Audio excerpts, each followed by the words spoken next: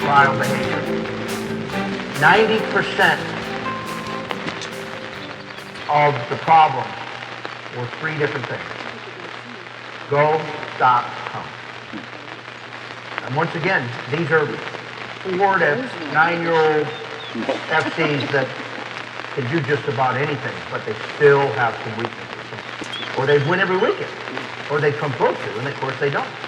You know, a good field trial dog is lucky to be like a baseball player. If you can get on base 30% of the times you're up, if you finish 30% of the trials you run, you're doing pretty good. So 70% of the time they did something that needed to be better. Go, stop, and come. You just can't get simple enough. So if we see some things that we're gonna want to address in the field, reviewing that segment of basics and making sure there's a clear understanding of what it means to be corrected or reinforced for that behavior before you think it's going to work in the field. Because there's nothing worse than trying to force a dog to pop and have him sit down on the force. And then you'll only reinforce the bad behavior instead of creating good behavior. This is going back and trying to clean it up and review it in the yard before you take it to the field. It's always a good idea. So, with that being said, let's walk down here. There's 5 steps to the force process on this. Number 1 is always identifying the task. That's clarifying where we're going, what we're doing. 2 is reinforcing with pressure. That's back, neck, back. Step 3 is removing the pressure. That's the free send after the force. Step 4 is applying praise. Sometimes praise deteriorates behavior. Sometimes it reinforces it. You don't know. Step 5 is moving praise. So you can stay right there, Danielle. I'm just going to walk up and pitch it to the pile. Up, up. All right, send him on his name.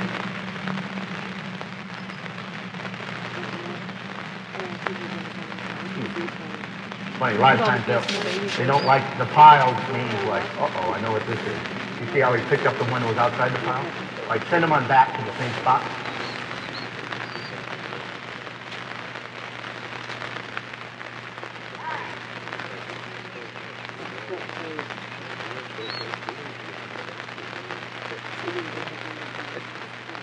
Next thing I want you to do is start finishing right here.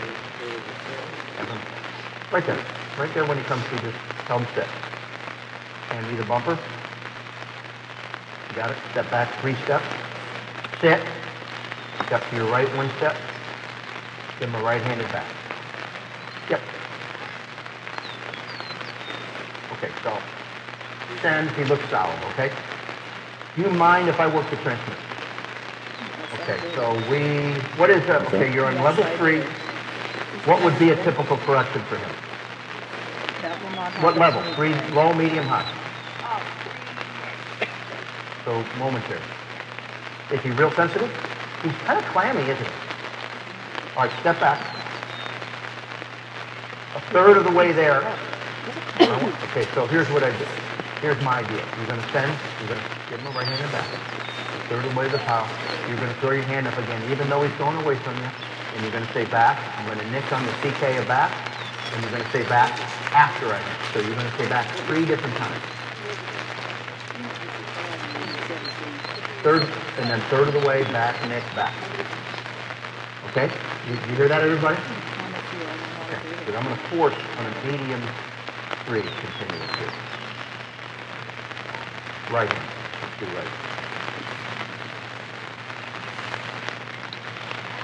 Right there. Back.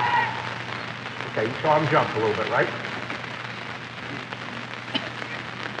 Hold up.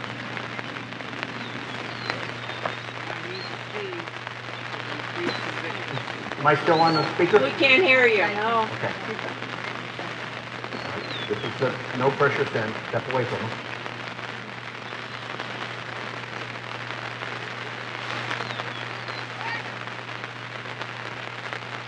See him So he was getting his hell out of there. See, he jumped the gun actually, right?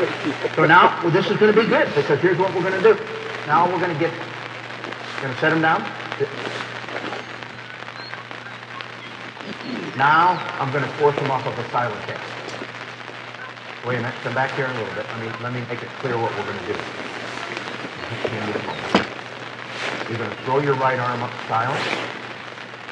Okay, now, don't do it yet. In your head, but don't say it out loud. I want you to, say that without saying that. And right at the CK of that, I'm going to force. And then you're going to holler back after it. So I'm going to force off of the silent cast. Okay, you ready? Go ahead.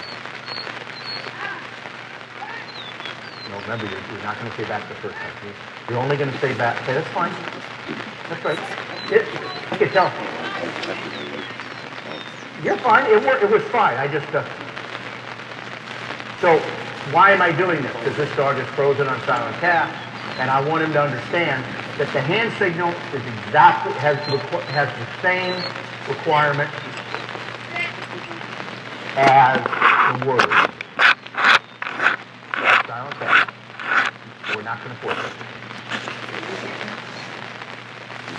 Good dog. Good dog. So I want to praise and root a little bit. Okay, let's move back further. I want you to send him from your side.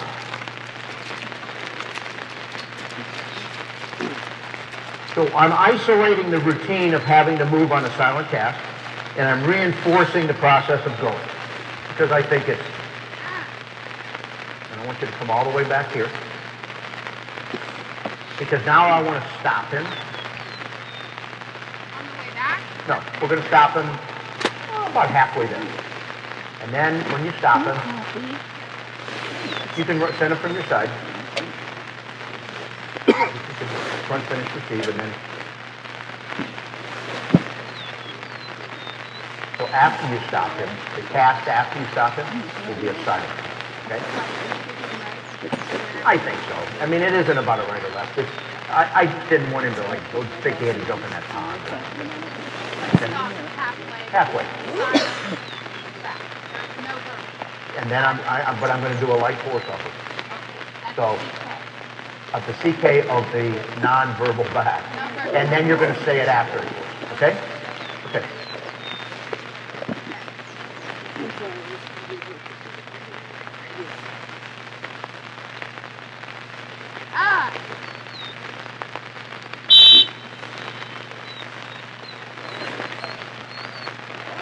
Back.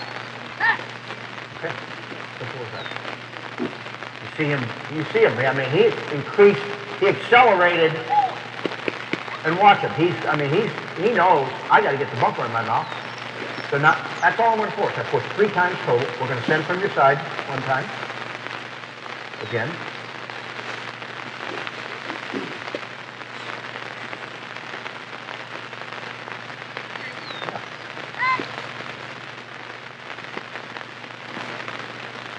Can flare that spot a little bit.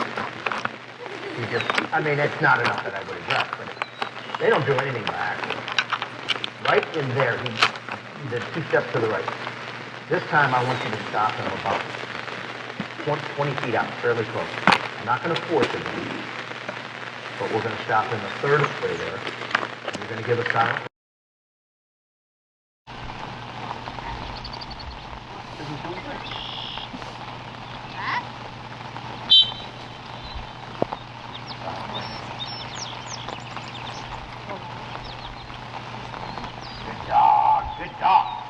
Good ball. Force here. Not when he didn't go, but when I knew he would go, because then I knew I was going to get a good response to direct pressure and a clear understanding of what it meant to be forced. Okay? So we use indirect pressure a ton because it's a little safer. Now indirect pressure has a degree of direct pressure to it because most of the time, there's 2 things, okay, there's probably 3 times we use indirect pressure. 3 that what we use was usually a sit, a whistle, Nick, right? You give a cast this way, and they go that way, and you whistle and you nick them on the whistle. You're using direct pressure on sit, but indirect pressure on the behavior that accompanies the sit, right? It's the cast refusal. If you send them from your side and they don't go, the typical response is not to say back and nick them, it's to say heel, nick. So you're using direct pressure on heel, an easily enforceable command, and then the immediate thing that you do after the application of direct pressure is the indirect pressure, right? It's go. It's a wake-up call to say, so you're applying pressure to something that you know they're going to respond to. Either here, heel, or sit. Those are the three things that you typically do. If they're cheating around the water, and you cast and they run, and you go, beep, no, here, and you nick them on here, and then you stop them, that's it. That's direct pressure on here. But the first thing you do after that is the indirect pressure. Typically, that's get the water, right? So indirect pressure is it's kind of that wake-up call. It's pay attention, and all of a sudden now they a little bit more serious, and then usually they're more compliant. But it always has some degree of direct pressure related to it. But when we use direct pressure and we want to force or get them to stop at a distance, one of the things is those dogs that aren't stopping well, I'm going to do some pile work and I'm going to do some stopping work with your dog near the end of those piles. And I want to see him stop. Will he stop on top of those white bumpers? Sometimes. It depends. He might do it in this setup. Well, and we'll see. Right. Yeah. So I want to see, if I'm working on the stop thing, I'm going to do some lining. I'm going to maybe stop them in close. I may apply, and again, I'm going to make sure I review the process of correcting if we're not sitting on a whistle. Just like I reviewed the process for that dog not going, I want to review your process for not stopping. Because I want to be able to work on sit. Who asked me, how do you work on stopping, getting control at the end of lines? It's sit up, put your butt on the ground. Sit means sit. It's got to be bomb-proof. When you blow a whistle, and no matter where they are, if they'll put their butt on the ground, 90% of the blinds fall apart to stopping mechanics straight up. And that's at every level. Senior to the 10 series of the National. When dogs start blowing up on blinds, they quit stopping. Almost always. So you can't get simple in it.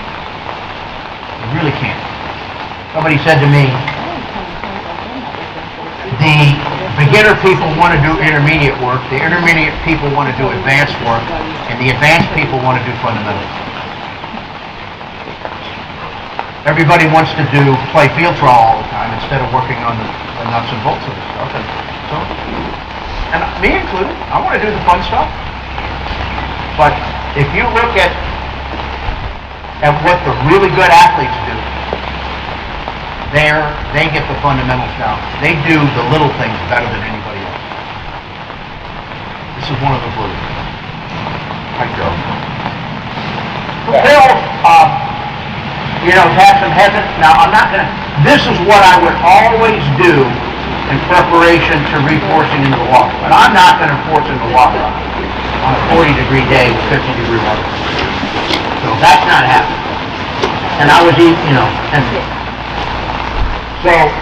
but I want to make sure we just touch up and see where he is on his understanding of forcing the puck. So we're going to move up close again, do almost exactly the same thing. The only reason I grabbed Danielle's transmitter, I want you guys typically to use yours unless you want me to do otherwise. I want you to kind of manage it. But there needs to be some visual sign of an increased urgency and commitment to go. For this to... Some people say, just because you pushed the button didn't mean you pushed it. I know. Got my speaker down to try to protect it and keep it from getting damaged. So let's see what I can do here. Try to pop this over. Is that working? Yeah. the antenna without getting this thing. Let's see if that should work. Okay.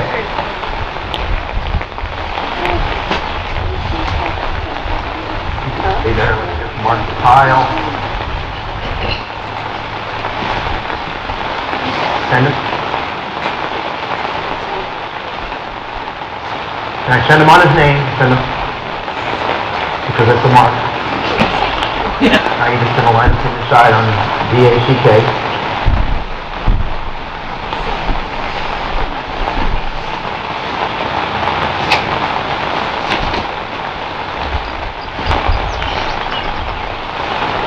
So this time I'd like you to front finish him right about where you're doing. I'd like to do some of my initial force off of a remote send initially.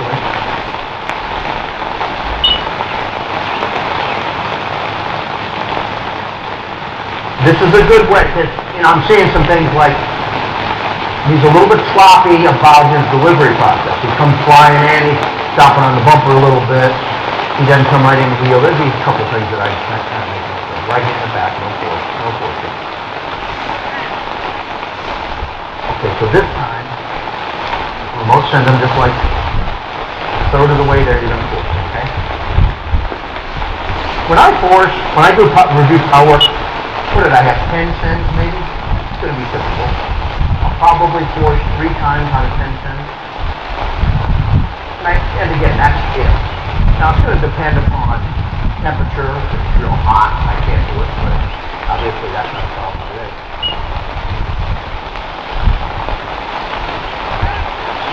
Back. Okay, so I switch to the head.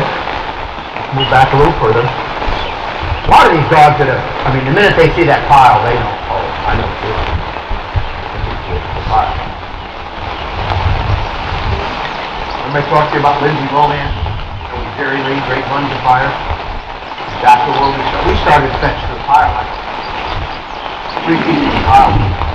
With the dog with the highest pointed retriever bitch in the country. That was currently running. We had 100 and some all these points, and we were doing 6-month-old runs. So, but it's been so long since she's been through it. Okay, so we're good here. We're going to send from the side. And right about halfway, I want a good solid force, okay? Yeah, okay, so, if it were me, I wouldn't let him free. I'd nick him on heel a little bit. I think, okay, the force process isn't just going. It's the discipline of the return and the respectful delivery is all part of the process. And when they do the little loop behind you, that's a little bit of an avoidance thing. So I think you increase a little bit of the demand about that, and I think everything becomes more soldier.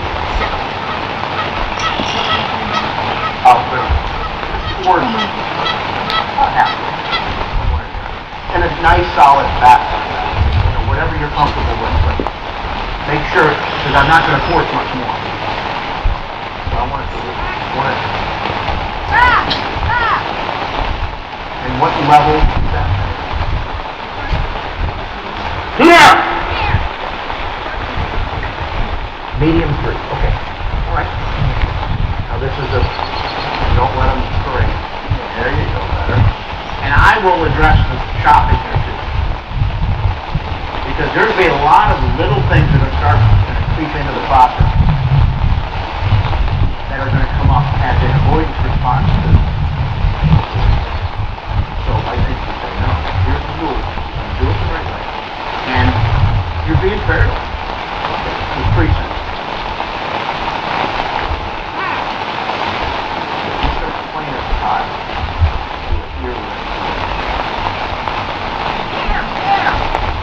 He does that little pickup and keep going. So I want him to come around and, essentially I want him to salute a little bit, right? Maybe. And this time you're going to praise him. With me. And if he happens to pop because you said good dog, then just happens.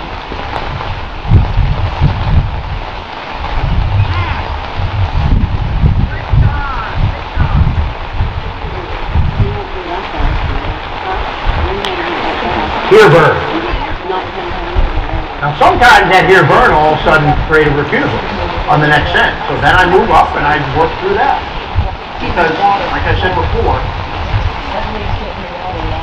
everybody comes up with reasons why they don't want to go because I did this or because I did that. Well, get used to it. There's lots of, the more advanced they get, the more rules there are in this whole game. So if adding rules causes them to say, I'm not doing it. That's normal. You better clean it up. It's a normal thing. He did the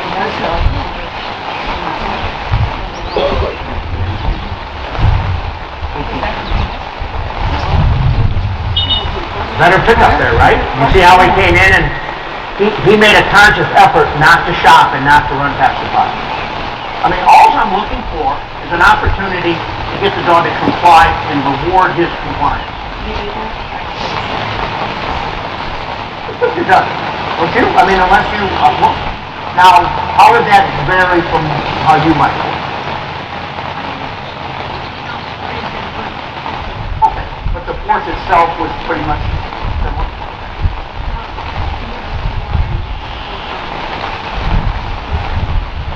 Okay, so here I'll ask, like, all right, how do I take this now to water?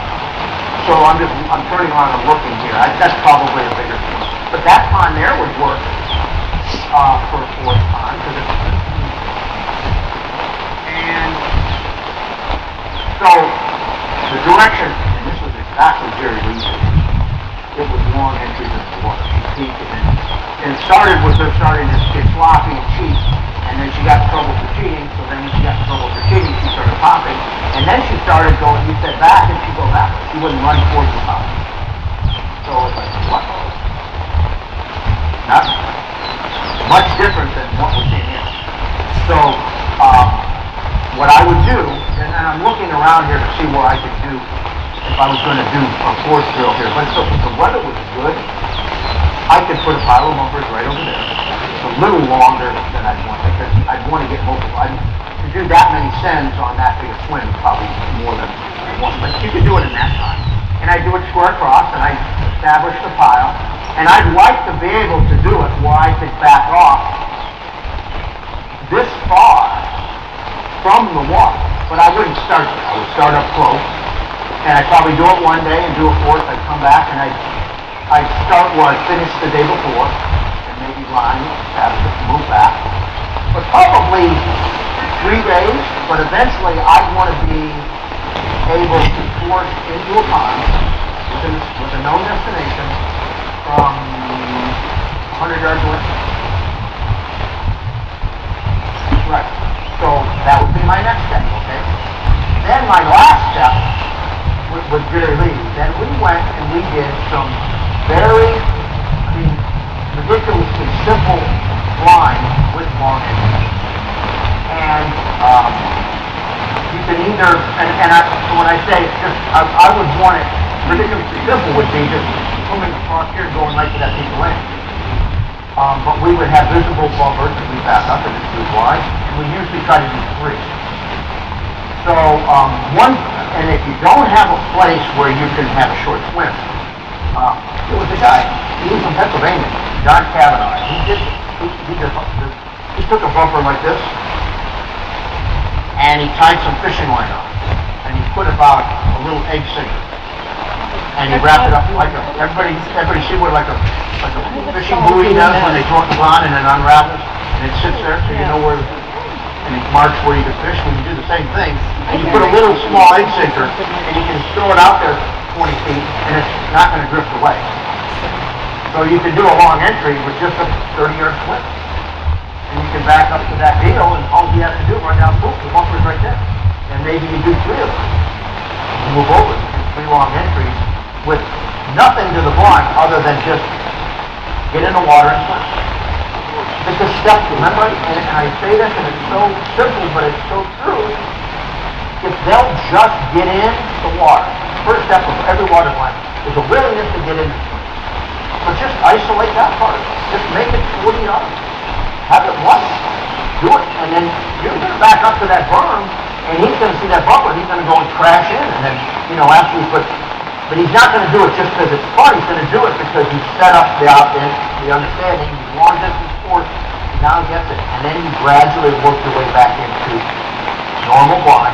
And I would do, I would do walk around sight lines with long entries. And then I'd come back and do them without doing them. And I just build upon it. But the key is probably to do the long entry without a complicated line. But that's the sequence of events that I would do. And that's what we would do. Even if it doesn't cure it, it's going to be the step. And if you did nothing more than increase his understanding of get in and swim across without trying to get back to all right, on the point, off the point, angle entry, all these other technical things. Just that, I just want you to understand the willingness to get in and swim. And we need to do more of that for all of us. They'll just do that. We can do most lines. You're a good handler. You can get through it. You can make up for Louis wants to grab shore by being a little bit more proactive. But if he isn't willing to get in and swim 40, 50 yards, you're in trouble. So that would be all I would focus on. But you can do that with that. It's sort of like you're thinking, how do I do it? I don't want to. If I get in and got to swim all the way across that lake, that's really not a simple line, even though there's not a lot to it. But if I just pitch that bumper out, sitting there, he can see it almost at the entry zone. That's really good. Yeah, he just swims in with it. It's not. It's the way it looks like that. It's just, he can drag it nice, but it's not going to get tangled in. If you didn't have a place, because sometimes these guys have places where it's a city park or something, and there's not a water line there, but there's kind of a long entry, but it's a huge piece of water. He would do it to kind of do out to sea look. So the dog looked at a big piece of water, but it didn't have to make a big swim. And it was like, yeah, it's a lot of dogs probably. Oh, that big water is really intimidating. Okay, who do we have? All right, so I need your thoughts. So what is one of our biggest challenges with this one? Lori. Yeah, she's thinking. Okay. Thinking the biggest challenge. Well, okay, so in relation, I know the answer. did you say stopping it? Yeah. Stopping and sitting square without an argument. So, was it you and I that talked about a way to get her to sit straight? No, but I've heard you talking about it. Well, okay, so let's work a little bit more. Let's do the power work, but our focus is going to be on stopping the thing. Now, this would be similar to a double T main line, right? It's about the right distance. Maybe, from my chair, it's about 100 yards, which is usually what my double T is. But I don't do all the, I'm not trying to do the stopping and intersection tasks. Take that out of it. This is simply about just going to the pile, and in this instance, we're going to work, and we're going to work on stopping. So what we're going to check and see how that plays out. And all I want him to do is, a crisp sit. So one of the most challenging things is changing. Yeah, just go ahead and hop up and throw it on that.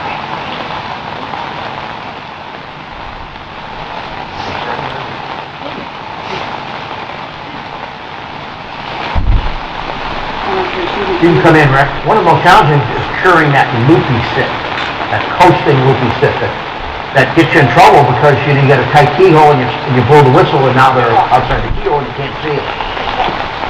But it's hard work stuff. Inside sit. Send them back.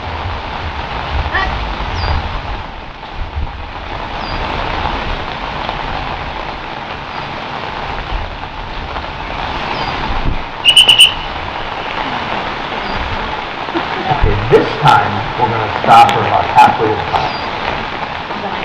Way up. Sure.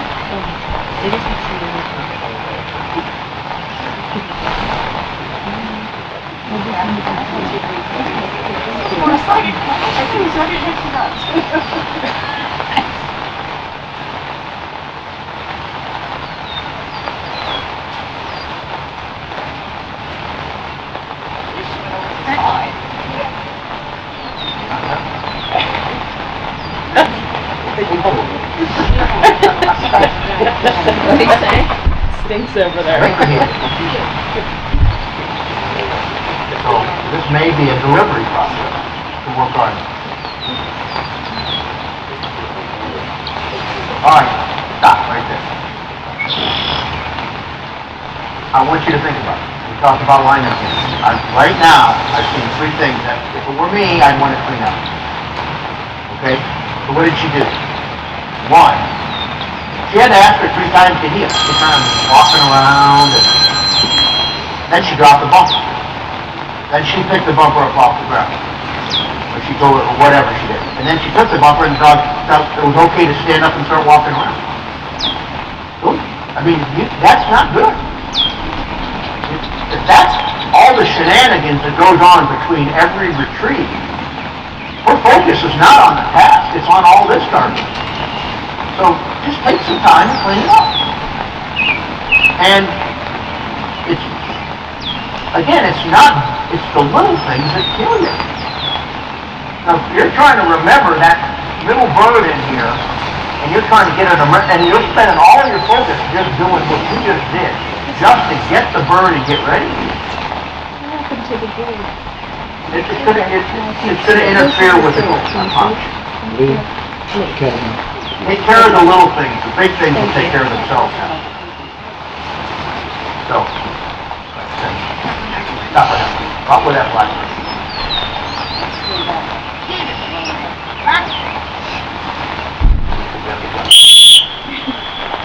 Slow again. Okay, so you nicked on the slow sit. I heard that. Okay, cast her and stop her in about 5 seconds. Back. 2. Okay. Follow her in. T. Stop her. Follow her in. Whistle with a nick. Cast her back. Stop her. Good. Good girl. Cast her. Let her have the ball.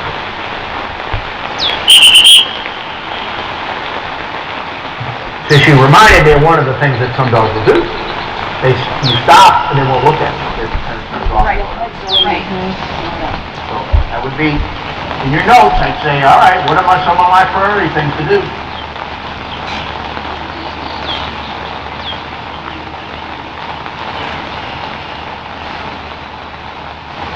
Under let it go over. Back.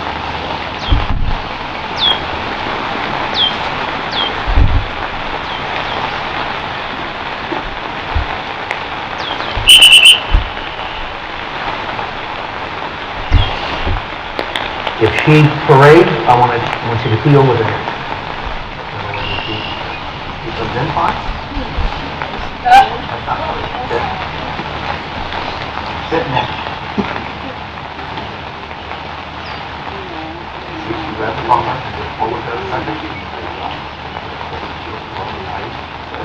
Get up. Dump the bumper behind you.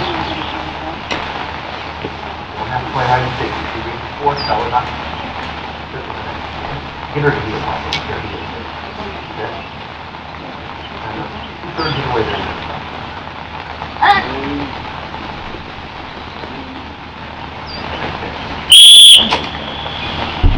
Shoot, neck.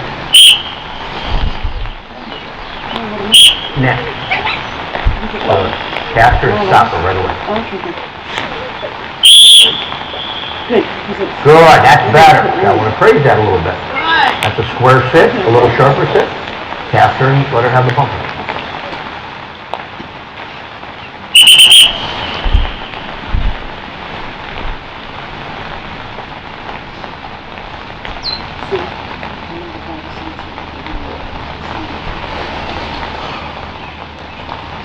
A little more respectful, I think. That's all you can hope for. Pet her on top of her head. Tell her she's good. Take the bumper and send her. And let her go all the way through.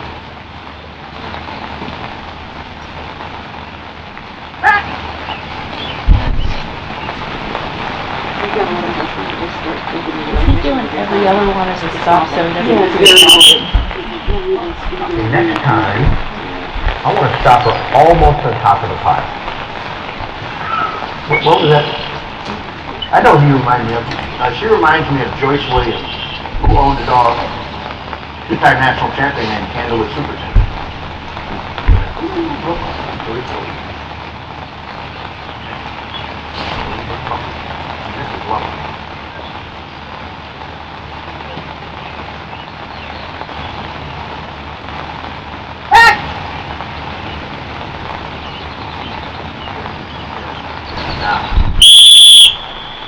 Good girl.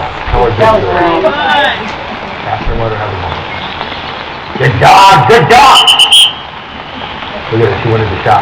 Good girl! Look at her, she wants to avoid that little spot where you've been stopping her. See? You're going to send her all the way through and you're going to be done.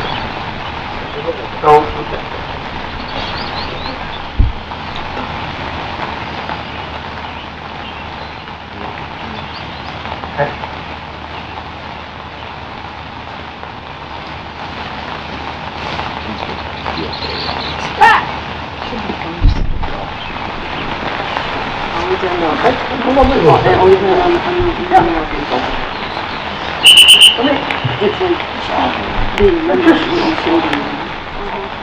Just review it. I mean, how long did it take? I'll tell you what.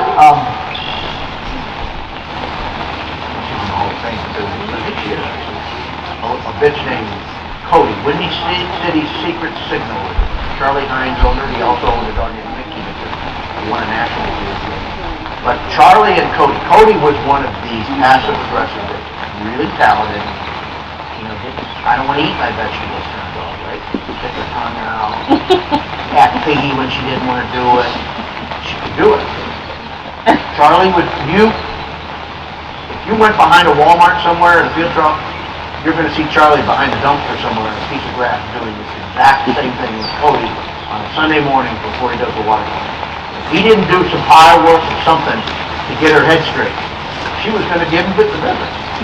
But if he just did that, and all of a sudden woke her up, made her a little serious, reviewed a few things, did a little either force or stop or something, because then she put her head in the game, she'd do the water blind, she was a tremendous water blinder. All 200 and some all-age points over. But a lot of it Can you do this one? Let's go. almost always a review of something like this Okay. in preparation. And you would think the dog at that level, why do you have to go back to that? Because it put her mind right, she started paying attention. Everything got better. Yes, you do. I don't know who is that. So, you see some of the dogs yawning and showing, getting a little anxious, which is to be expected, and they need to be. And people say, well, it makes them worried. Well, honestly, guys, you want to make them worried sometimes. And you want to show them how to respond. You're looking for the... You don't want to step in it, huh? It's actually very warmer. But teaching a dog, it's over here somewhere. Teaching a dog what to do when they're anxious and using mental pressure as a positive tool. I talked about sweating them on a, remember I had a dog that I waited. I said, wait, don't cast right away. And I wanted them to kind of rear up out of the water and get a little bit more concerned. Heightening their level of concern and making them a little bit anxious and using a little mental pressure to establish control and to get better effort is one of the most valuable tools you can have, because there's a lot of things you have to do to get control when they're excited and they don't want to behave. But but you got to teach them how to respond to mental pressure. And we just did.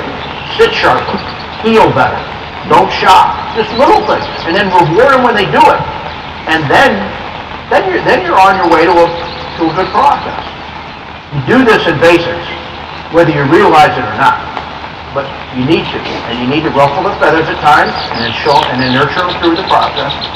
And so you don't have to spend your life telling me why you can't correct and train. I can't do this because they're going to do that. I can't correct them for stopping because they won't go. Well, then what are you going to do? Then you spend your life training in fear because you can't address anything. just do the homework and do it right and review it from time to time so that you're not afraid to roll up your sleeves and address an issue and move on. So, okay.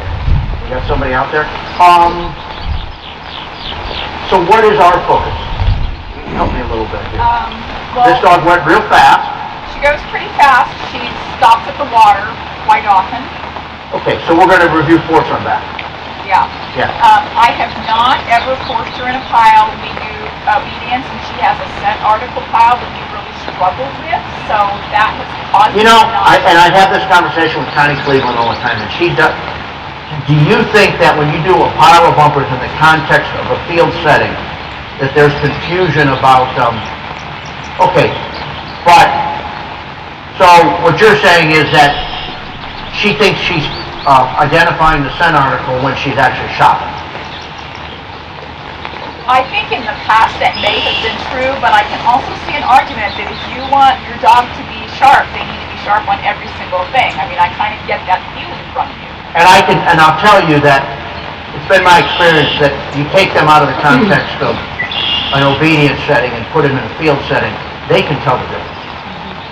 Now, and I think forcing her en route to that pile of articles doesn't necessarily deteriorate, but if you put pressure right at the pile of articles, so we won't worry about the shopping. Yeah, so I have forced her to it. I just haven't forced her while she's shopping. Okay. That's the only thing I haven't done. Oh, I'm okay with that. Okay. Because that really hasn't been the problem. The problem the thing we want to prepare her for is being able to force her into the water when she doesn't want to get in the water. So we're going to review forcing to a destination on land before we add water to it. Yeah. Okay? Yeah. That's my thought.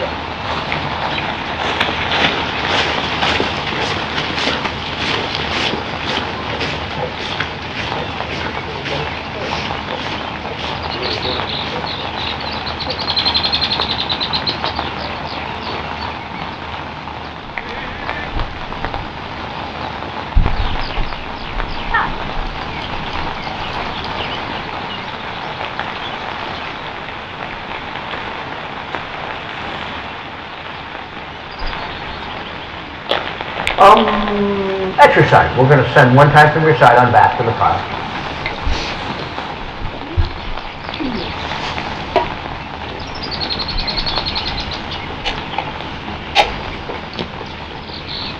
No, you're fine.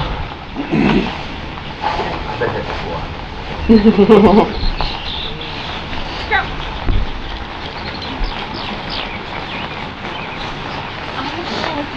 Okay, so you see where that darker green spot is here, about a third of the way to the pile? This right here, that's right. I guess we won't do any stopping. No, we're going to force her in route at that point. So,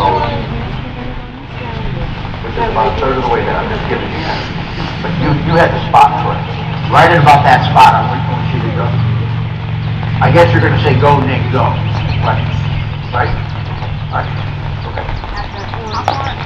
Yeah, right about where that dark green patch is. About a third of the way there. Go. Go. Go. Okay.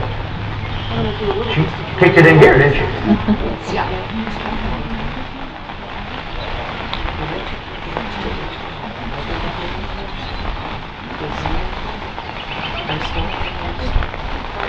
So in all honesty, there really isn't a scent article out there because she has none of her scent on any of those articles, right?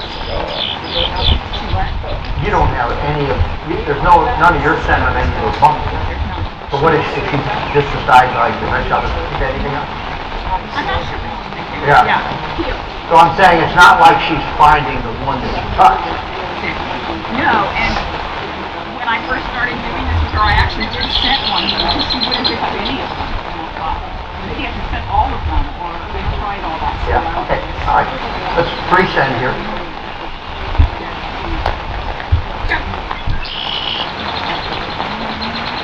And I want to see if there's any negative side effects from the previous force. That's what the pre-send does, not just... Okay, now I'll go up and receive her about that.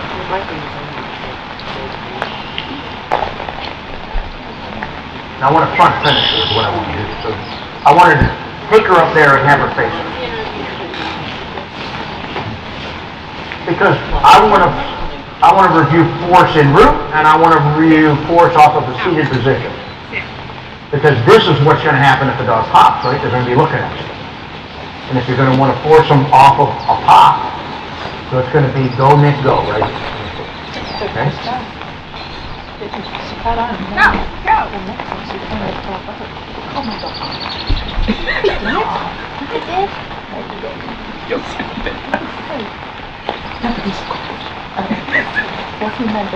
Got a real pleasant way about it, doesn't she? Free send here.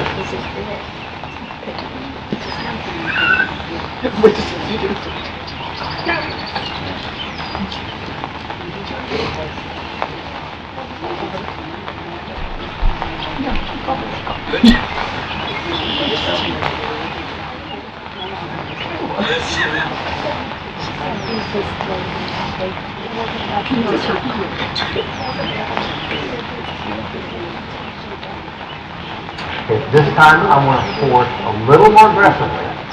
Like what level did you force? I was on a 2 medium. And 2 medium continuous? Yes. Okay. Let's do a 2 high. Just go for it, high. About halfway there. This will probably be your last force. And I'm saying go to Yeah, and on the O of the first go is when you're going to force, right? It'll be go, yeah. But you're going to consider one thing. Say, I don't want you to force right off the side, but about halfway there, go, burn, go. Just like you did the first time. You did it right.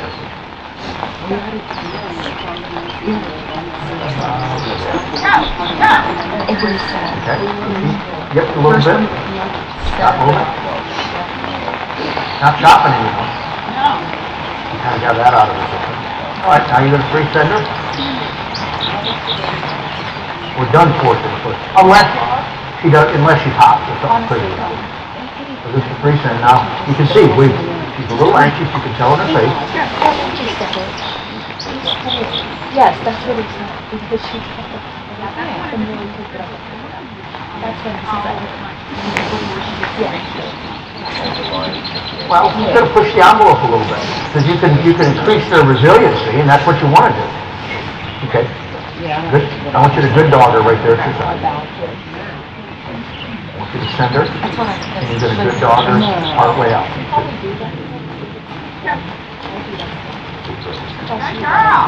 That. I didn't put pressure, but makeover. Good girl, good girl. Throw her a happy bumble. And then we're going to send her. Good job. Okay, send her one more time. This is a remove pressure. So we good dog her a little bit, loosen her up. This is just a little, and just 3 seconds. Yeah, I was trying to walk her to air her to keep her out of the water. She jumped in. Black. No, I kept her out. I didn't want her getting a crawl out. Okay, you're done. Yeah, she's eating her again. Now that looks me right now. But you can see, she's accelerated going and coming back. Her ears are back a little bit. I mean, she senses the urgency to do this. That's all I want. Yeah. And it's Okay. And then you wonder, like, why? Well, duh. Okay, so we're going to throw the mark and just going to send her for the mark. I'm not a hot person. Is this thing supposed to come? Yeah, that comes out. That's her pocket. It's kind of one. Unless you want to be a dork, put it back in. You know what? I'm just trying to be like you. Yeah, I get a lot of that. Ease up on it, like. No, the only Here. reason I know that Here. is I used to do screen printing on that. Here. I did. Gamble will probably stop once. You're gonna find out. I mean, Here. Here, Nick. Now, I'm telling you, there's plenty of times where I start here. Don't sleep talk her there. Did you see what he did? He started, come on, here. No, tell her to heel. Give her a command. It's a golden And then reward her when she tries. Don't bribe her by baby talking her. Right? Send her firmly on the back. she lean away from her more? I just noticed that. Is she I'm leaning not away going to be from him surprised if more? we're not up. Because they're both She's like, she's not buying it. She might be You see her, she picked up the bumper, she kind of coached it in there a little slower. Maybe not, I could. She's looking, she's kind of looking off to the side. Thinking like, how can I get out of this? Here, next. Now, I don't know if that collar was working. I saw no visual reaction to no. Now, I have to leave that. You don't believe that? No, because I tried purposely to stand straight and she still didn't. I could just watch it, she's like, I don't want to do this. Now, I'm going to force a third of the way there. I'm not sure what I'm going to get.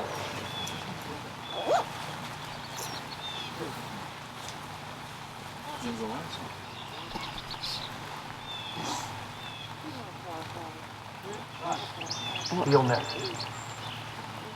Yeah, I want you to neck on the heel, sit neck. Okay, no. Put your hand down. No, make her sit.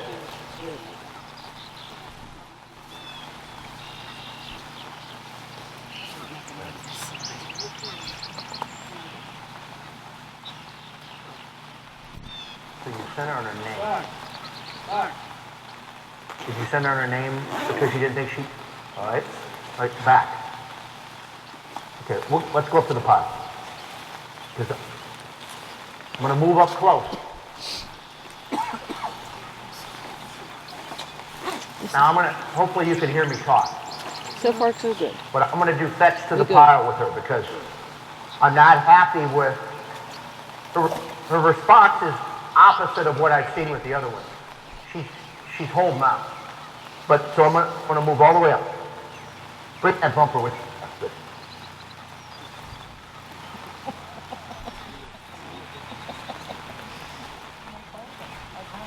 Can you still hear me? Yep. Good.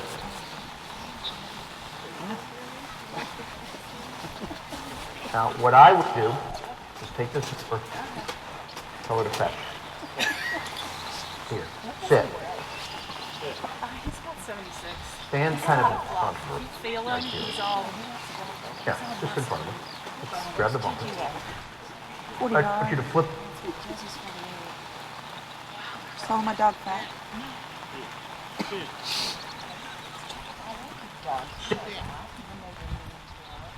Point at it.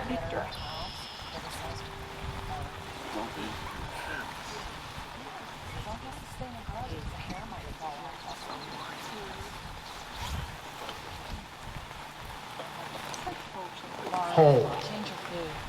Hold. Okay, like I was like... Take the bumper out of her mouth. Yeah. Flip it, just drop it.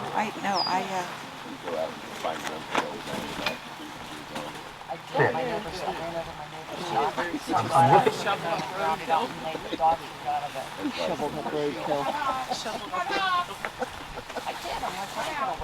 Opportunity to reward this dog. But, okay, just drop it again over there. I'm going to work towards that pile. Driving Go back ahead and forth to again. Harrisburg, picking up roadkill.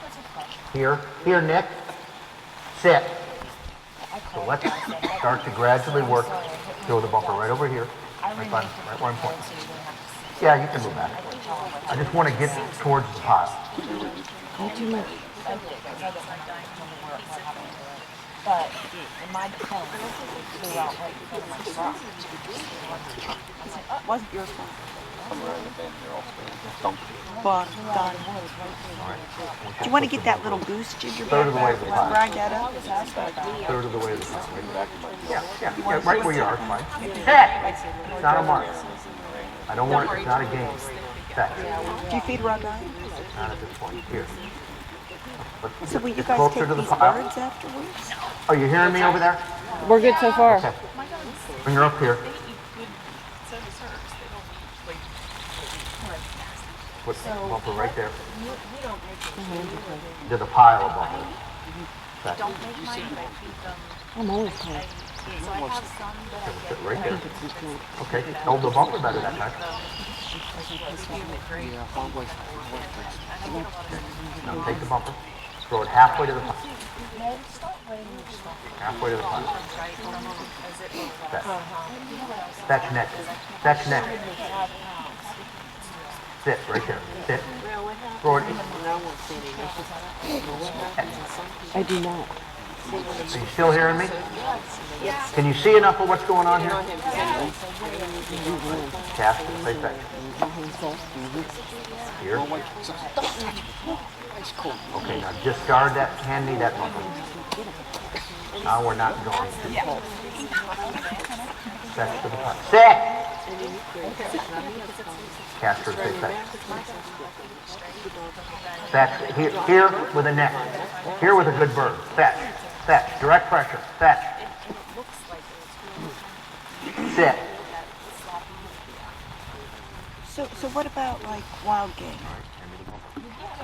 Cast to the pile again. Here. Oh, I don't plan on cleaning anything. So what level is it? No, well, my son shoots, everything, but he doesn't throw anything. Sit! I should. Did you say you just... You want to know, because I'm looking to see some sort of a visual response, and I can't see it. But go ahead and tap. And the collar's so loose. See how it's dangling real? I'm not sure she's even getting burnt. Fetch.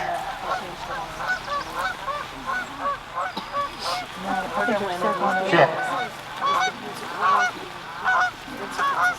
So let me just look at the cup. I guess it was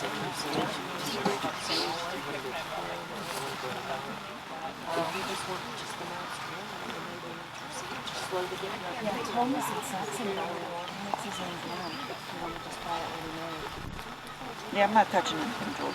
But I am going to look into it. Are you? Yeah, I am. Oh, I can't even imagine. I sweep every day.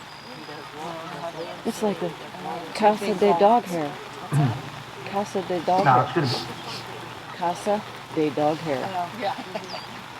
Dog hair Short emporium. doesn't matter, short one. See, that's another thing. Yeah, Gamble's you should always coat have the long electrode. looks Then you don't have to put it not in like tight. And it's field hot. Labrador's coat. It's like super fat. Sure with fetch.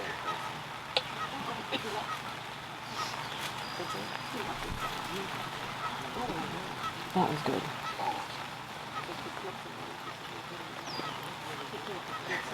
And you don't pick it up yourself. You are not picking this bumper up yourself. She's picking it up. Sit. She's playing you like a fiddle. Sit.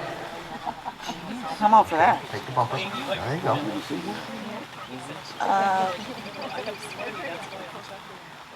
Royal Canin.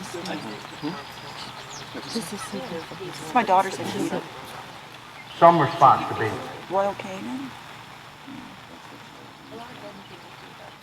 Yes, my daughter said that's the most complete long breed.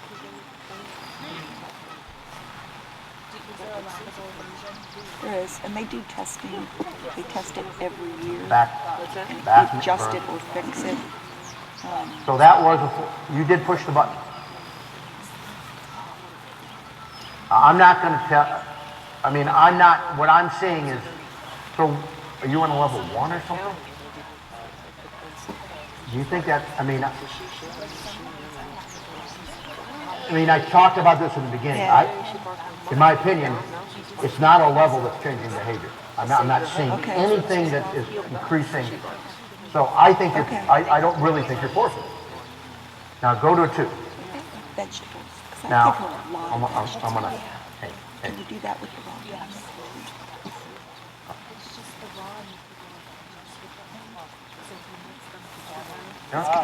Fetch. She's giving you every. Let me tell you this, my daughter's due. Okay. I sense that you're not comfortable with this. Okay. No, I'm just saying. If it were me, I have a lead and I do single bumper fetch, and I want her to go. I want her to be biting grass, doing everything she can do to do this. What? And remember, I think you told me how sensitive she is. I don't think she's as sensitive as you think she is.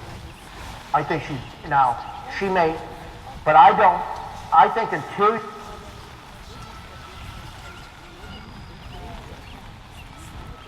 Uh-oh. No sound. No sound. We lost a little this. bit of a kind of a. She feels like she's got a little bit of the spoiled brat. Now, whatever you do with us, reviewing collar conditioning on heel, but I don't know if I want to do it right now just because I don't want to, but I'm going to encourage you to consider going up to a level that you see something increase her like, oh shit, I better behave attitude. So I would guess that level 3 is going to be the level. Now, are you on momentary? Go to continue. Okay? Because it's probably happening so.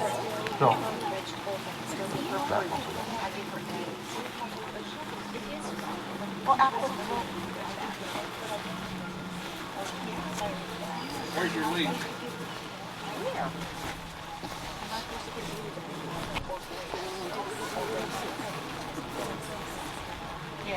You can go get your wear. Yeah, I have my wear.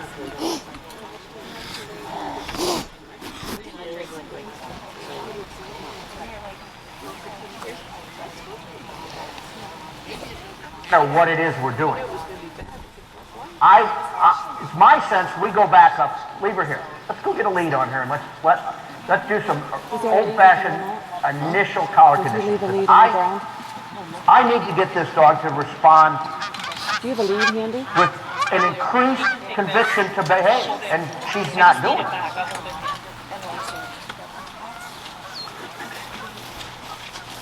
So just put a lead on her. Oh, okay, he's got a lead. He's got a lead. All right. So you're going to do heel, sit. I mean, you just walk her to heel. No, don't take, come on. Don't baby. I mean, I'm telling you guys, he goes heel, she doesn't want to heel, he goes, come on. No, tell her to heel and make her heel. So, I'm not telling you to be mean to her, I'm telling you to be fair to her. Say heel and walk this way. Sit with a bird. Sit. Okay, there's the first twitch I saw. What level was that? 2 what? And both buttons? Okay, so it was a 2 high. Okay. All right, go ahead, do it again. Heel. Heel, neck. Heel. Oh. Now you've seen a change in behavior. Sit. Okay. Heel. Don't burn every time. I'll tell you, heel. But heel now. Heel with a correction there. Sit. Okay, do it. Turn to your right. Heel, correction. Don't sit. There you, okay, now she rattled her a little bit. You could probably drop down level now. She yipped for the first time. Okay, walk with that little heel. Heel. Sit. Now, it's entirely possible, because this dog has been trained on such a low level, she's never really been totally conditioned. So turn this way. Heel. But she's different. Good girl. She's different. Did you see it? Mm-hmm. All right. Now I'm going to give her some praise wins because she's a little snappier. All right. Sit. But once again, praise led to disobedience. See that? He petted her and she got up. He didn't tell her to get up. She did it on her own. All right. Heel. Heel, neck. Move quicker, quicker. Heel, neck. Turn to your right. Turn to your right. Heel, neck. There you go. Sit. Come on, Scarlett. There you go. All right. Do it again without pressure this time. Here. Sit. All right. Turn to your right again.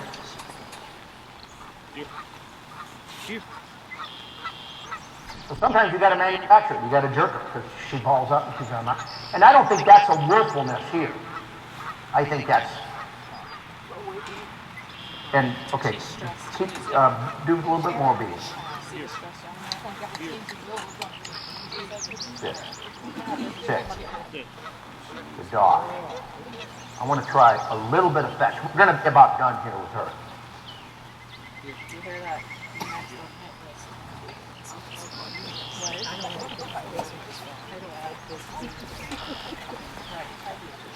Just do a little fetch out of your hand, like fairly close.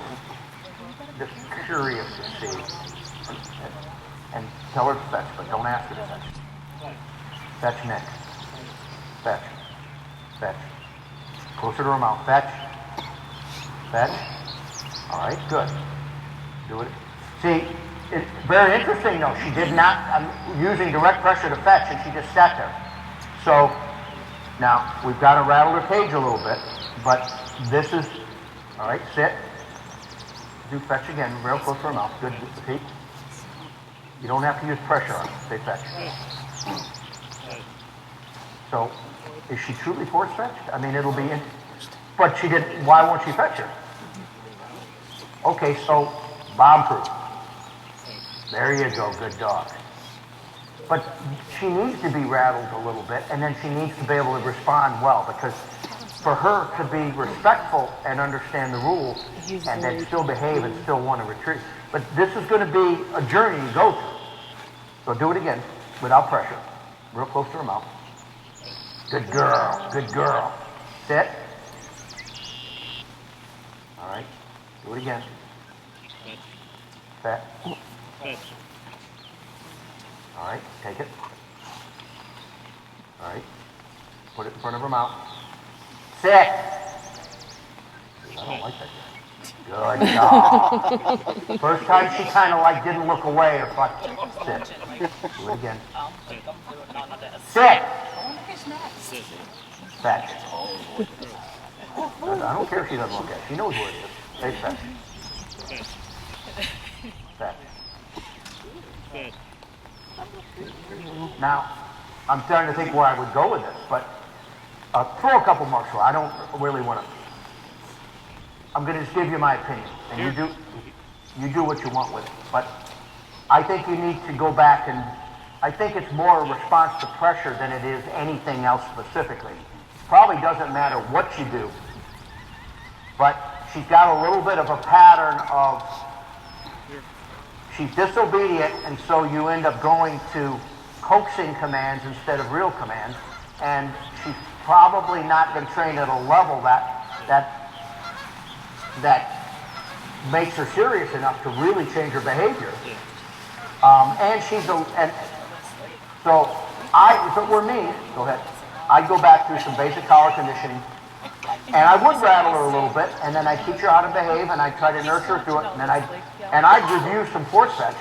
I don't know, did you do it on a table? Did you do it just on the ground? Okay. And did you do ear pinch?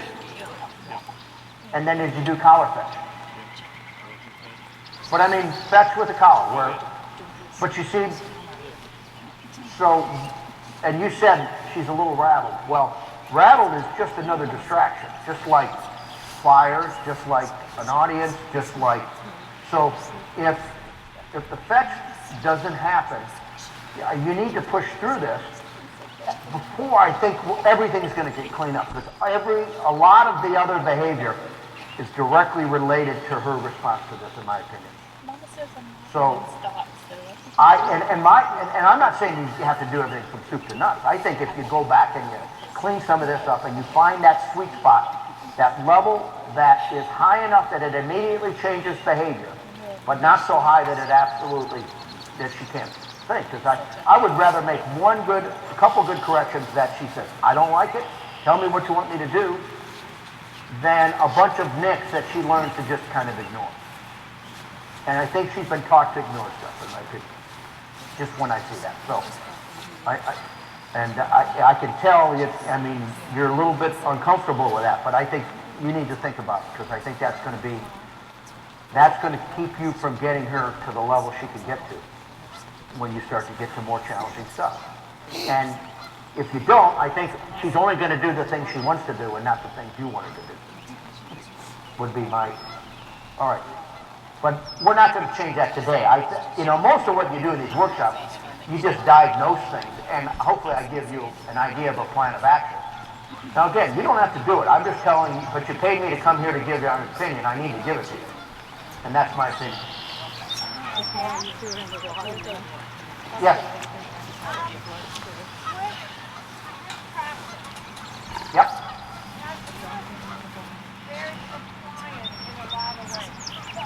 Give me one of them. I'm all here, but I didn't see what. Let me get close because I can't hear you. I am working sports vet with my young dog. And I'm saying she was compliant because compared to the behaviors I get, she was compliant. I'm getting all sorts of behaviors. Suggestions?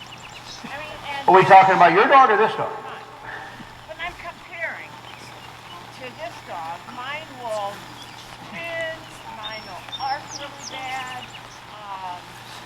So arc, you mean a loopy sit on the stop to a pile? I'm not even stopping to the pile. I'm just doing tile work right now. So maybe you see how I went from thinking I was going to line her to the pile to doing single bumper fetch that far from her nose? We've done that. He'll take it. He'll snap at that. He'll get that. I pat him on the ground. So Fetch. if you look at the sequence of basics, so you did walking fetch, directional fetch, fetch to a pile. And again, is it like rock solid? That was good. I said, that was good. When does it fall apart? Any force. What about when you force in that situation? Well, then I get behavior regardless. You get behavior. But I fight. You get bad behavior. What about when you do basic collar conditioning obedience with pressure? I'll get some behavior, but he's getting better with that. What?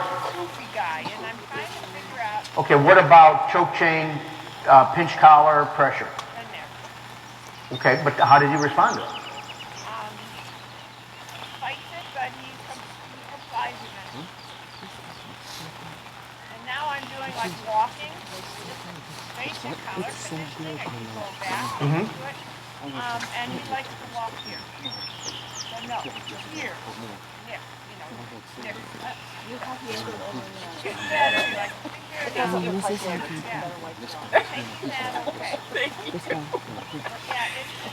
Because I was probably like,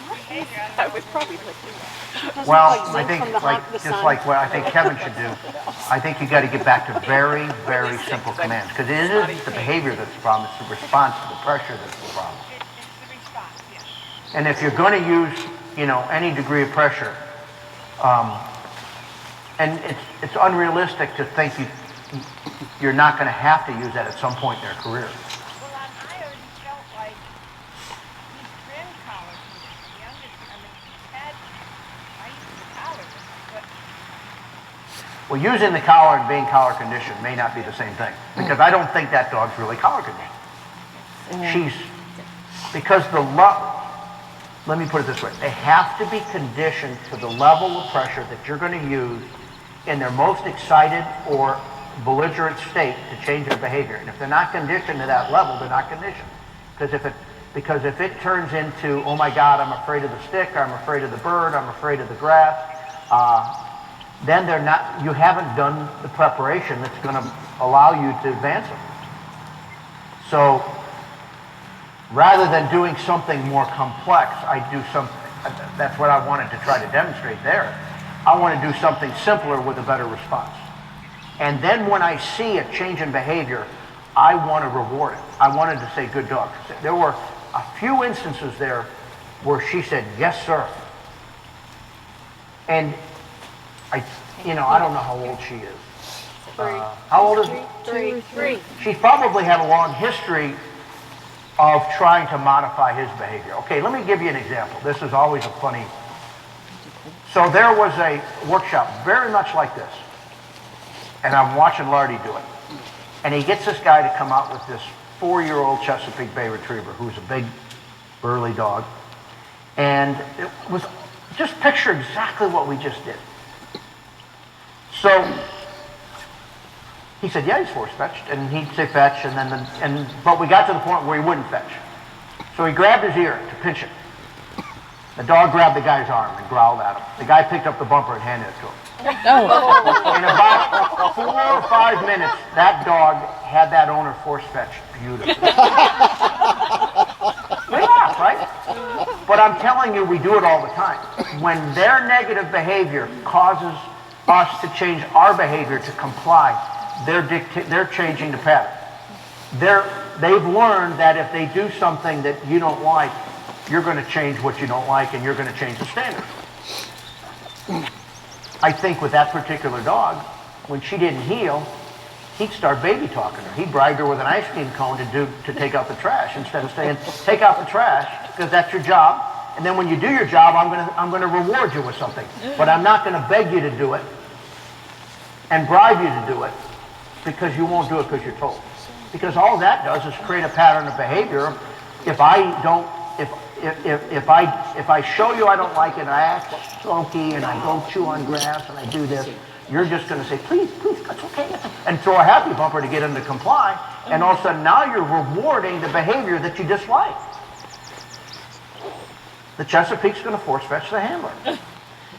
The dog is going to change your behavior. So go to a thing, make them comply, no matter how pouty or pissy they act. Reward it when they give you effort, and then you're going to end up rewarding good behavior instead of rewarding bad behavior. And it's hard to do, and it's hard to do with the sensitive kind of dog that you think is a little delicate. But sometimes they're the most stubborn of all. That's what I felt right there by looking at that. And this isn't field trial training. This is just basic animal behavior dog training. And when you find yourself in that, and everybody here laughed and said, oh, that was so funny, how would that ever happen? It happens daily with all of us. And I've been, and including me, that I have changed my expectations because the behavior was bad when I realized, wait a minute, I either needed to simplify the task and maintain the standards. Write that on your hand. Do something simpler, but make them do it and reward them for doing it. And once you reward the effort of trying, then they'll do a harder thing. They'll learn that it's the joy of compliance. But you've got to find the level that they're going to do it. Make them do it, reinforce the behavior, and then reward the effort of trying. And that's the formula that's going to change. Turn a dog that finds escape responses to hopefully change your expectations. And before you know it,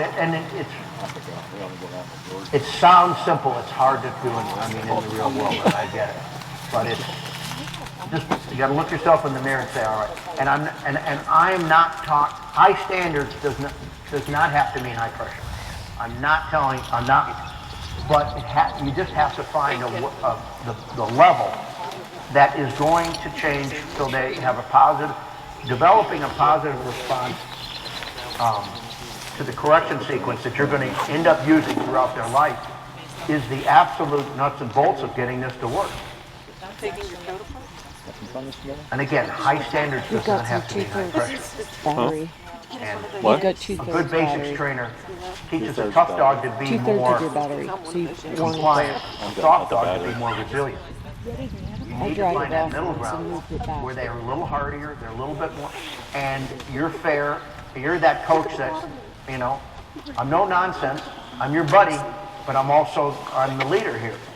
And if I'm that guy that your buddy to the point that you really don't have to behave if you don't feel like it because he's really not going to call you out on it, then you're going to get and not getting what you can get.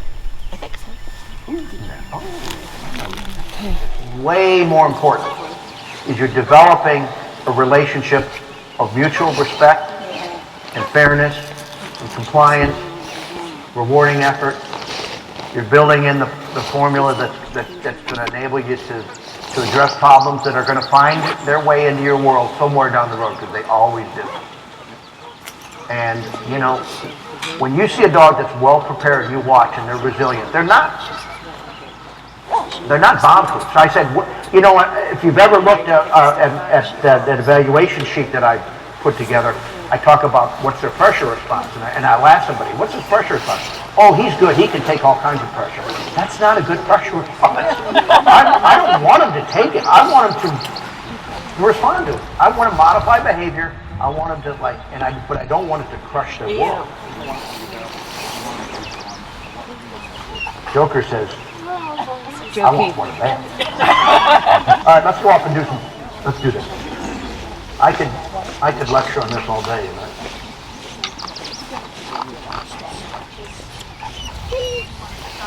I would say you're probably there. Somewhere in the middle there. I mean, this is typical of what you've done, right? I would assume? Okay. Yeah.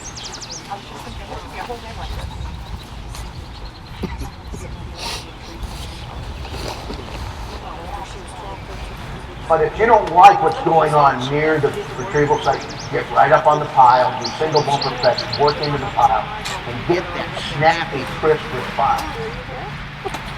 That's really what it is. You want an instantaneous, totally compliant response to a command. That's where it all starts. All right, go ahead and holler.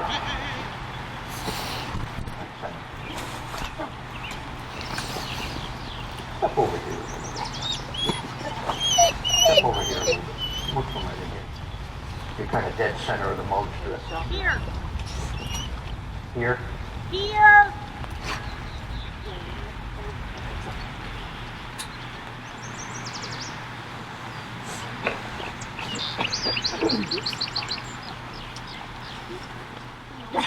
He's interested. Hair distraction. Move about 10 steps towards. Okay, so take the bumper. Send him on back. I don't care where he's looking, send him. Heel. Step forward, neck on heel.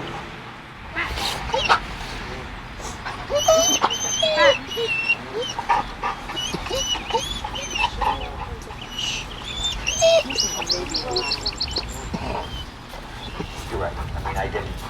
These aren't remote control keys. I didn't bring it in on purpose. Doesn't he look like What? Heel neck. Okay, so maybe this is just going to be a healing exercise. That's hilarious. Get rid of the bumper. Get rid of the bumper. Sit. Sit next. Your hand out. You said it. So it reminds you. I'm telling you the best. How many times do you get into a training session and you got something in mind and something else comes up? Those are, and I sometimes ignored what came up and did what I wanted to do to begin with, and I've regretted it almost every time. Oftentimes the best lessons are the things that happen. And this may be just this. Don't go that way, go the other way, go clockwise. So this may turn into a leash and a healing exercise. No, I want you to step forward. Next. I mean, I love the fact he's hurt, but he's still got it. No, don't laugh. Make him heal. Put that leash on. You have leash in your pocket, right? It's right there on the ground. All right. Let's do a healing exercise. Let's do it. It's only, this is an opportunity. This isn't a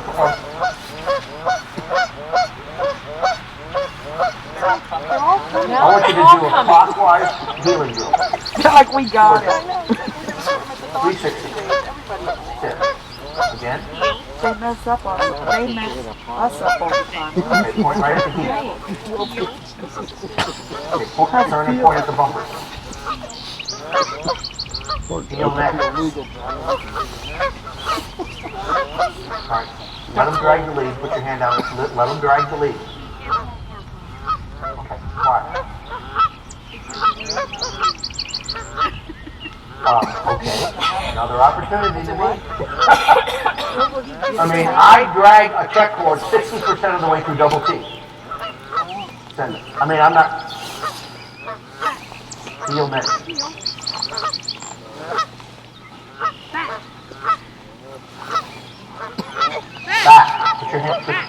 So what? So, so it's another distraction. But if you're going to work on stopping mechanics, and you have to manually stop him, he's going to have a lead on, because that's the only way you're going to stop him. So we better get used to it. So, what was going to happen? The Chesapeake was about to force fetch the handle. He was going to take the lead off because he didn't like it. Well, so what? Dude? No, keep working on it. This is a very cool little dog. And I love the fact that he's like, oh man, look at this. This is... All right, then. Back, next back. Back. Okay, good. Back. Ignore it. Absolutely ignore it. It's not your problem. Have the front finish. Can you have him sit right there? Good, perfect.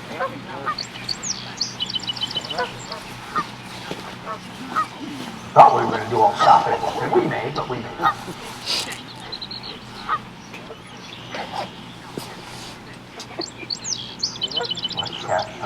Step away just a little bit so you're not right in his lap.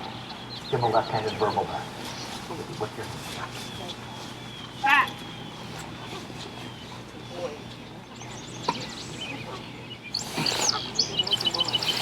Good dog. Why did I say good? Because he ignored the lead that time, right? He just went, oh, okay, I guess this is not going to go well. Tell him sit.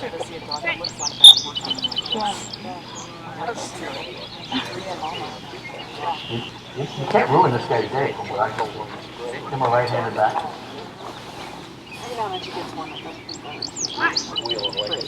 Stop. Give him a right-handed back again. Two. Goodbye. Okay, make him sit. Blow again. Blow another sit whistle. Okay, call him in.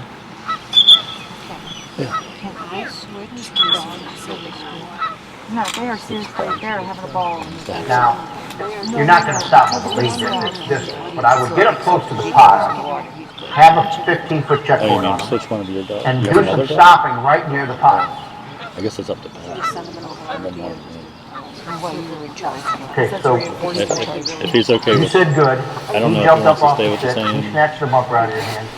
dogs or not. But Not good stuff. So just, it doesn't matter to me. As good as you guys are. Whatever he wants to You're do. going to be sloppy. They're going to be sloppy. Just get your fundamentals down. Sit means sit. You take the bumper. He sits like a gentleman. He doesn't voluntarily jump off his sit. He doesn't reach and try to grab the bumper out of your hand because you praised him. Sit. Be slow and methodical. Sit.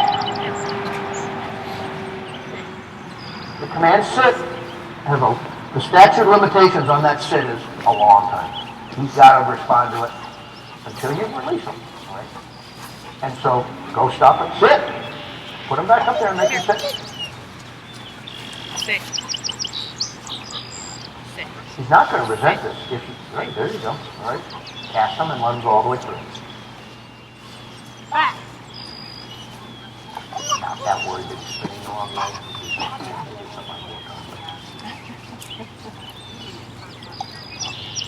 Here.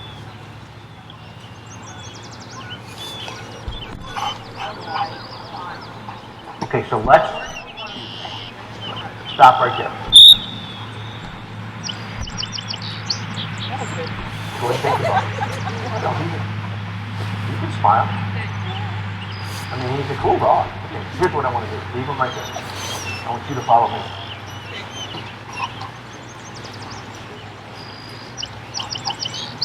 I want to work on a little bit of stopping mechanics without a retrieve involved. So we're going to blow come in, or say here, one of the two. Here. Stop him right there. Sweeten it. Oh, not so good, is it? So, okay. Well, all I'm doing now is I'm diagnosing. So, all right, let's do it again. Come over here. Now, what we can do, what I would do is, and does anybody have like a longer check? I have one 15 in the foot? truck. Yeah, I got one in the truck. I got a got here. the truck. Is he getting it? Is your Nick there? Did she want it? If you're Nick. Yeah. Do you want it from the truck? Yes, please. Okay, tweet, tweet. Here. Tweet. Now, I want you, let me tell you when to say good. I think you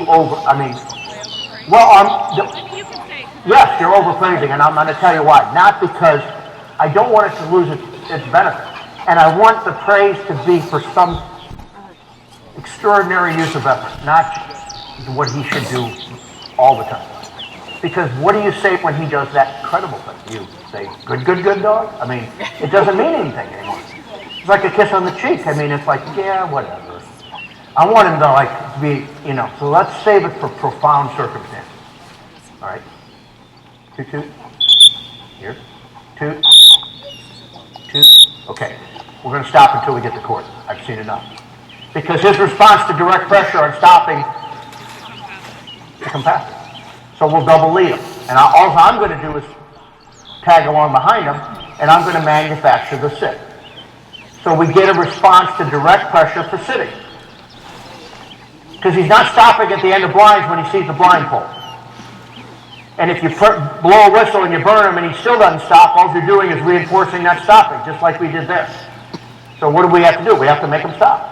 I'm not going to use, I think the amount of pressure is adequate, but the response isn't. Yes. Hey, Marcy, have you ever used Wake up in the front row. collar to reinforce come command? Yes. Yes.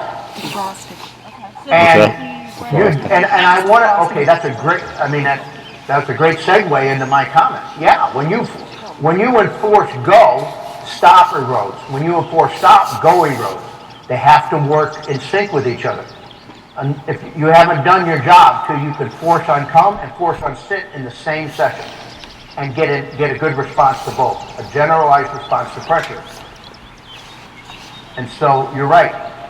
Maybe he just thought, you know what, if I just come to her, I can turn the pressure off. But when you're telling him to sit and he's not sitting and he turns the pressure off, then he's just reinforcing not sitting. So it's like, that's the challenge of direct pressure.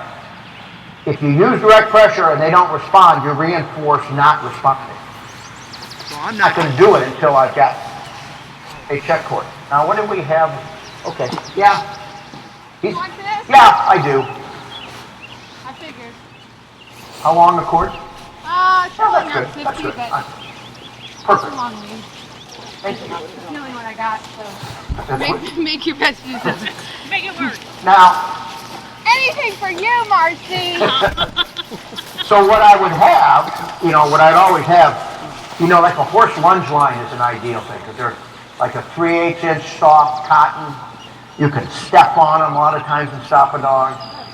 They don't burn your hand as much.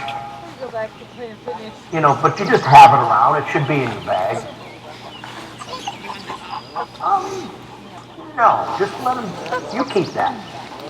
Or you just let it, put this on.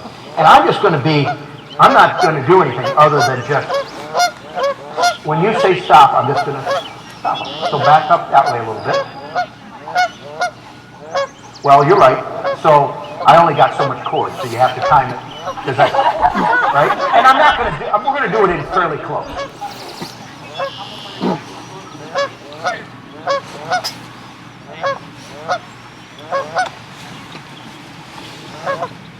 You could do this with them tied to a fence post in close if you don't have enough. But it's better with another person. So I'm just going to be, but just move. Well, I'm going to stay closer. I don't want him to really even notice, to be honest with you. So halfway to you, stop.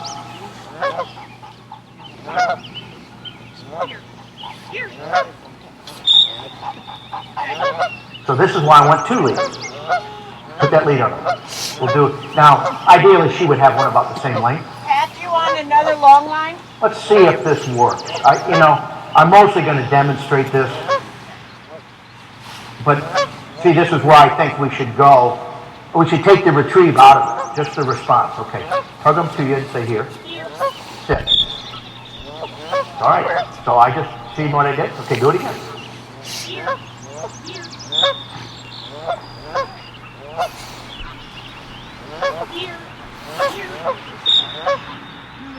See, I didn't stop that time. I didn't stop a little sharper.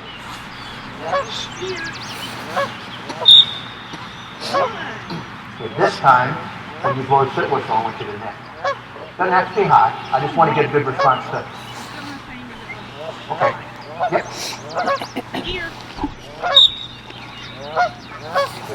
Okay, let's turn and go this way. I'm just gonna. This is typically part of my basic collar conditioning thing with all dogs. Here. He's got to sit. If he doesn't sit, you nick him, and then I'll hold him until he does sit. Okay, so every time if he doesn't sit, I'm gonna nick him. Here. Good dog. See, I thought that was a little better. He seemed to try a little harder. Here. So do here with a little bit. Here. I want to see if nicking him on here aggravates the sit. Here. Good dog. Now, good dog. Good boy. So I should wait for you to tell me when to praise too. Okay. Here. Good dog. Here. Okay. Here's what I want you to do. Let's move a little closer to the pile.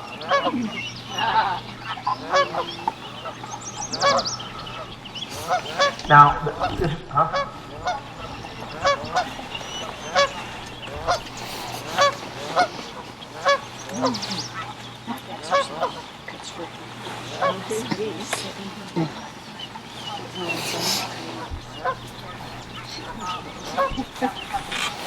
Okay, come to sit.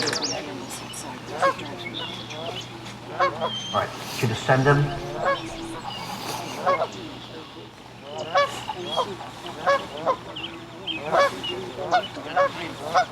So don't drag me off my feet if you can help it.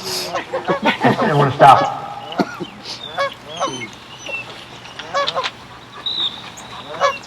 Yeah. Shoot. Okay, move on. Be straight.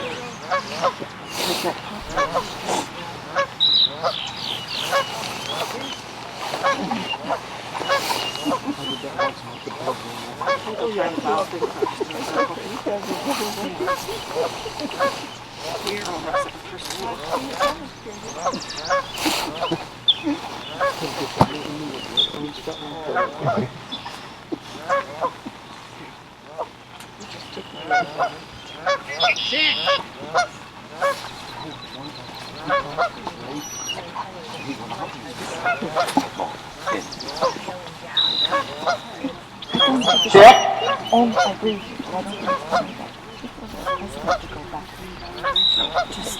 Sit. Good dog. I have to agree Like, with you. why would I do that? Because why would I go? But sometimes you gotta go back anyway. I think. All right, send them all the way through. I think we're going to end the session here, but I think I know.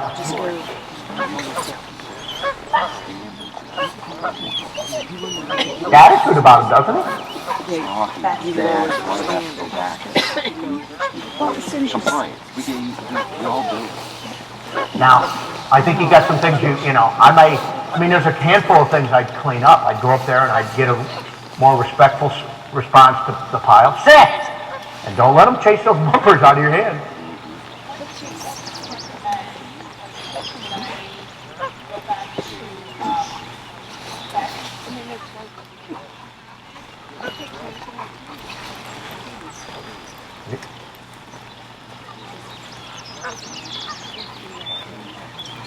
You know, can you We lost you. It's 50-50. hear me? What now? All right, I'm just trying to get this cord. No. Pasta. Yeah, good. She asked about the shopping thing. So, all right, set him down. Sit. Send him. Tell him fetch.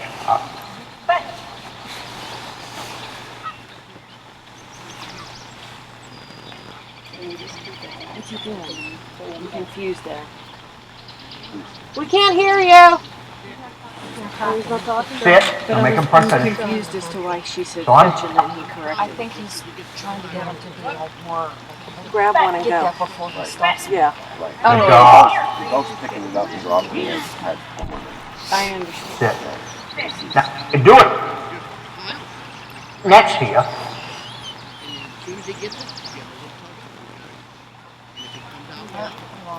Now you can't hear any of it. Come out again! I said, let's go back over here.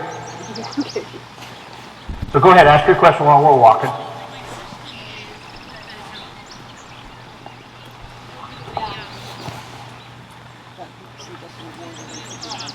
Yep.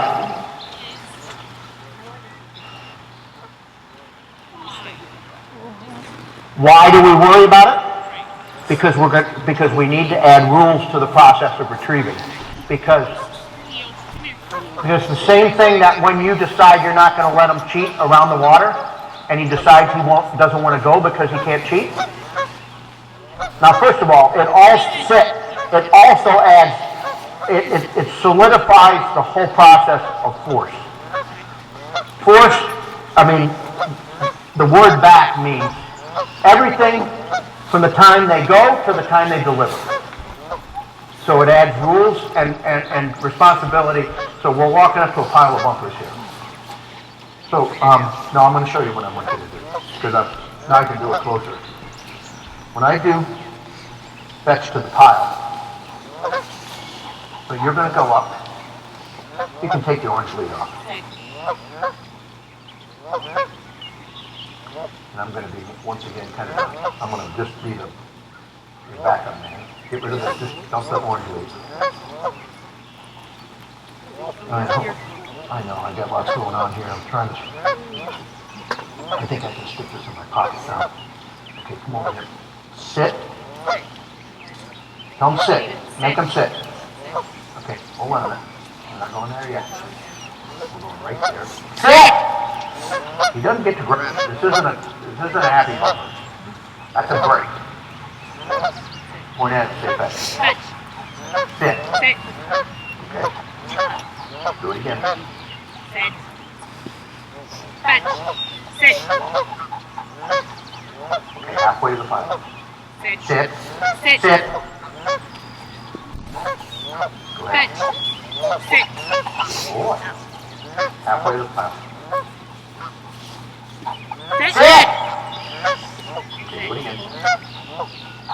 Fetch. Sit. Okay. Into the pile. That's fine. Fetch. Nick. Fetch. Fetch. Sit. Okay. Okay. Sit. Sit. Any body you need. Throw it over here. And discard. Discard pile. You go to that pile. Point to it and say fetch. Fetch. Good. Good. Sit. That's it. Make him sit though. Don't just snatch it out of his mouth. Get rid of it. Do it again. Stay right there. Point at it and say fetch. Fetch. Fetch. Sit. Discard pile. Fetch. Sit. Discard pile. Sit! Point it. Fetch. Now he's not coming away with it, is he? I give him a little. Sit! Sit! No, he needs a. What did she say? What'd she say? I'm doing it to him so you don't have to do it to him for 5 years. Here. Here. I'm going to dog them over. We know they're dogs. Sit! Fetch. He handled it better than I did. Sit. Sit. Yeah, that's better, quicker. Milk toast. Floor. He's trying harder now. She said, don't do that to him. No, but what did he say just now? He said, see, he's not a milk toast. Quick.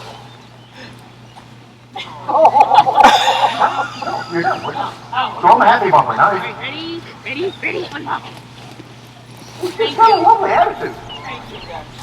Even Leo, my dog at home, gets that. So I mean, he gets a good jolt every once in a while when he does sit. Okay, we're doing verbal language. Go ahead. I'm up for any questions. Pat, when you get, I don't know who the right dog would be, but when you get one that you think could you demonstrate the circle, like with the bow to show the sit? Oh, sure. Great. I learned better visually. What dog had a chronic loopy or not straight sit? Oh, I got a side. Mine does. You got a side. Okay. Yeah, we'll do that with you. Sorry. Sometimes. Absolutely. Thank you. At least once. Oh, that was like sloppy sitter, sloppy sitter. Ty is your young dog? I'm good. No, I really Oh, the one that No, I'm really good. that has had the problem. Oh, we're gonna have but I'm gonna demonstrate how to do this and then steadiness drill. I don't know what our fire gunners here. They're on their way. They're almost done. Yeah, so I mean, do we need to like use them the minute they show up? Because we're okay. They'll We're probably gonna go do a set of marks, and so yeah, Rick's gonna pick up some bumpers here. I think we'll do it over in this direction. It's about the right. We're gonna work on stopping mechanics near the end. Now, what may happen if this dog beats us and runs through a correction and picks up the bumper anyways? He's going to think a bumper's down. I may tell him walk that way, but don't put a bumper down. And I may handle him to the zone of where the bumper was, make him comply, reel him in a little bit, then ask Rick to toss one out without the dog seeing it. And when he complies, cast him to the bumper. So I'll do this a few different ways. So Rick, walk in that direction, angle back. We're going to get near the tower. Just pretty close to the tower. The spot I'm looking at, just left of the tower, about 5 or 6 steps, there's a dark little clump of darker green grass. I think you're what?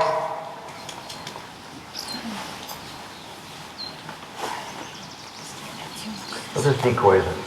It's just here, right? Okay. Okay. I didn't know if there were any holes here. I was just. Yeah. Put a white bumper in that dark clump and walk 5 steps that way.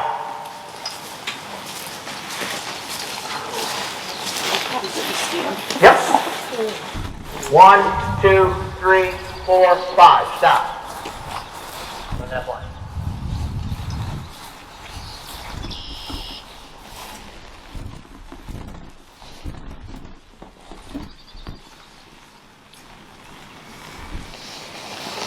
Okay, that's fine. So he obviously.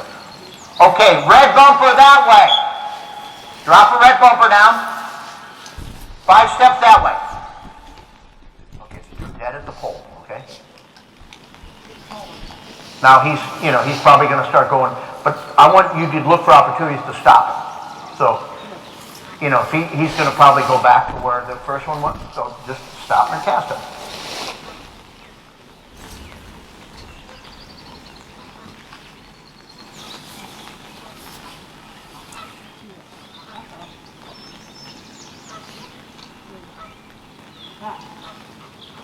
Stop him. It's dead in line with the left-hand pole. Stop him. I want you to keep. And did you blow that? Okay, that was pretty. Okay. All right. Cast him. Stop him. Got a pretty good stop though. Might have been too much, but okay. Cast him. I don't care. Give him a right hand back. Stop him. All right. He's starting to not want to stop. Blow come in. Cast him to the right, not towards the bumper, to the right. Stop him. Tweet next. Next. Blow again.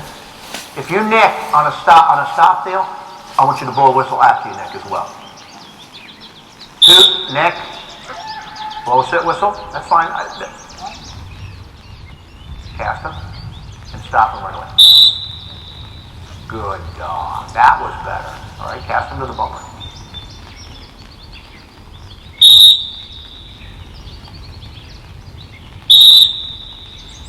Okay. 2, 2. 2,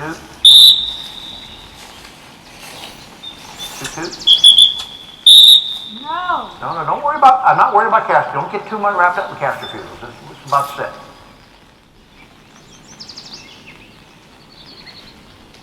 Red bumper that way. Walk that way. 5 steps. 1, 2, 3, 4, 5. Okay. Heel. Make them heel. No parading. Yeah, or whatever it is. But make them sit on delivery. Okay.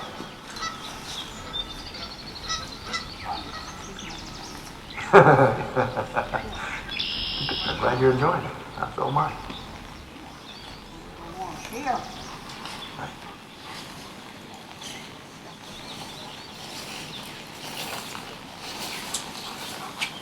So we're seeing some bugging, all right? Sit.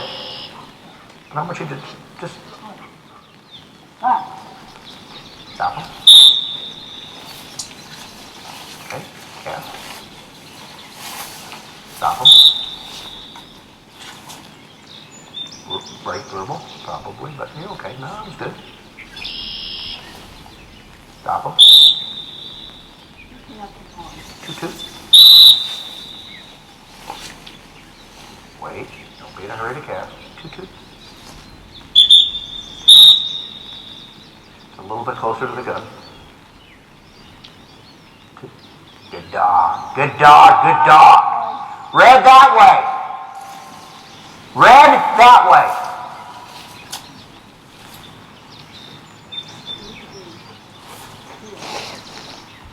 Now, normally I walk in a bigger semicircle. But sometimes it's all the whistles in one area that's it. We're just trying to focus on stopping mechanics at the end. It's very simple. And I think he's improved already a little bit.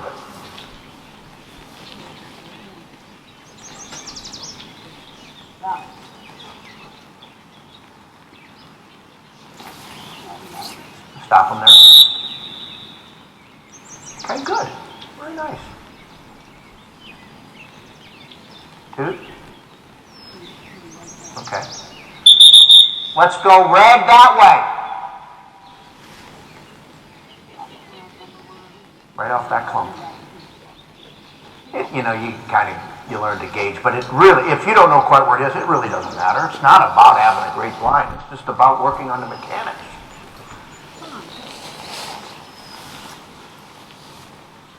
Okay. No, I don't.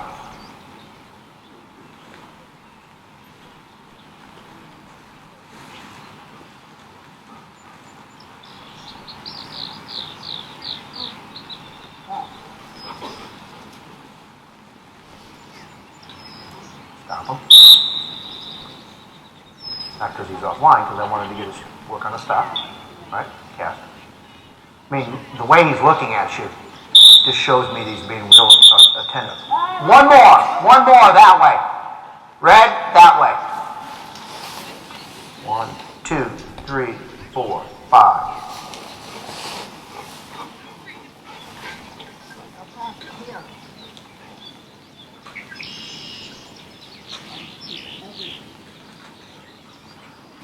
But we've only run 5, but a lot of times you can run 10, 12 bird boy blinds, and so when are you going to do 10 blinds in a 15-minute session? Not very often.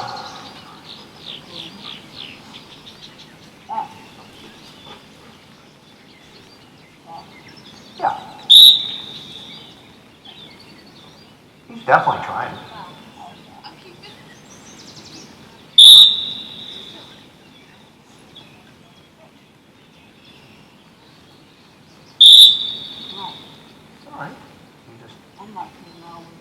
straight behind him.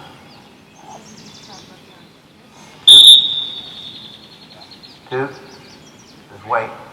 If he looks away from you, blow another sit whistle. All right, come on in. Oh, that's bird boy blinds. I mean, more often, I guess, you'd walk in a broader circle, but it's that simple. Now, sometimes it's, like for Danielle's dog who was freezing on cast, this sometimes with all those whistles in a short area, it'll create anxiety and tension with the dog, and sometimes some of that behavior will come out and you can work on it. So if he all of a sudden wouldn't move on a silent cast, for example, then you could do a light force off of that and then stop him and give him another one. And go ahead, Danielle. I had a question about direct versus indirect pressure when he's freezing.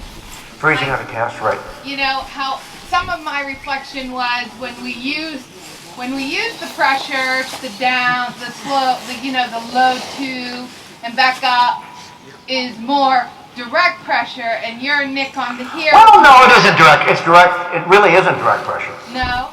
Direct pressure would be giving the cast and forcing off of the cast. With the heel, with a back nick. That would be direct pressure for not moving. Okay.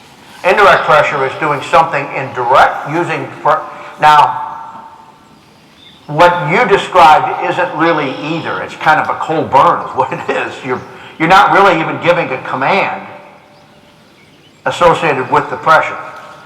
Now, if you blew a sit whistle and did that, then it would be direct pressure on sit, indirect pressure on not moving. Usually what works better is here with a light nick and then a stop and then the cast again. But I will also, because if you've gone and done the force to the pile, I will, if I give the cast and they don't move, I'll throw my arm up and say back and force them right there and use direct pressure on it, get them to move a few steps, stop, and give the silent cast again, and they'll usually connect the dots and get the hell out of there and move.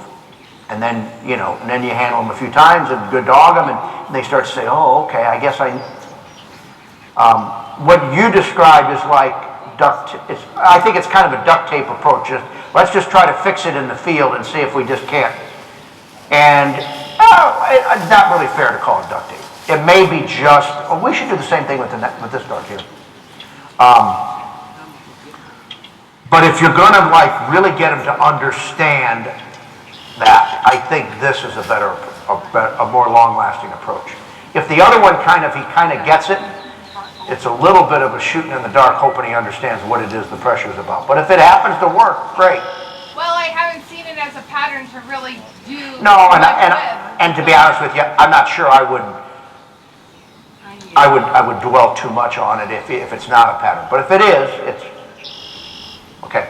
So we have a dog here that has some stopping stuff, right? So let's do another round.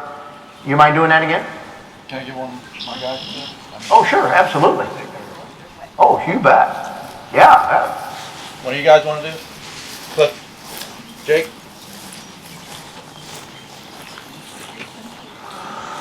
You saw what I'm doing. I'm just telling. All you need to know is what color and what direction. And you're going to take 5 baby steps because your steps are bigger than mine. So you can go roughly there's that little green clump of grass just left of the poles is where we'll start. Yes, sir. That's No. it really doesn't work that way. I know. I mean, it's almost, it requires, and it doesn't have to be a skilled person. And it doesn't take very long. I'm just saying if you don't have it. Right. No, I've done multiple blinds. It wouldn't be the same thing, but you could do some of the same stuff. It just I wouldn't call it bird boy blind. Right. Because if you had multiple deals out, and would you have like 6 or 7 mannequins? No, Yeah, it would be just multiple blinds, and it would be perfectly fine to do it. It just wouldn't be I wouldn't call it bird boy blind. I'd call it. What do you think the effect of the bird boy being out there is on the Well, initially, some dogs get phobic a little bit about doing blinds close to guns. So initially, it was kind of intended to get them comfortable going towards a gun. I mean, in relation to has Christian that says... Well, because you can change the pattern based on the behavior So it's about that you've seen, so you can, right. as opposed to what it does. Right. Yeah. Okay, come towards me a little bit. Yeah, that's a different clump. Come straight towards me. Keep coming. Keep coming. Beep, beep, beep, beep, beep, beep. Keep coming. Keep coming. There's a little thicker clump, a few more steps in front of you. Straight towards me. Yep. Put a white bumper right there. In that clump, or white, that one's fine. Whatever you got in your hand. Yep, drop it. 5 baby steps that way. Okay, good. Thank you. All right, come on up and run that blind. Let's see where. Just. Yeah, sometimes a dog gets bugs. I mean, anything that you want to repeat, do lots of reps. This is helpful for.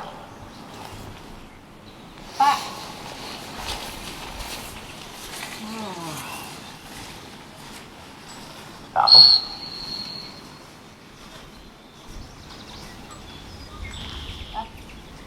Two. Good. All right, tweak, tweak. Red bumper and walk that way. Drop it right at your feet.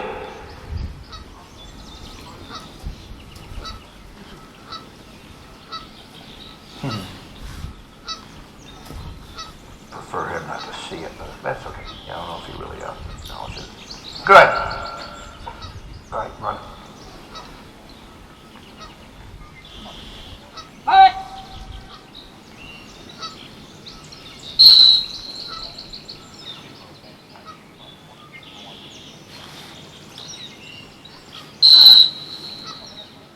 Okay, verbal. Left.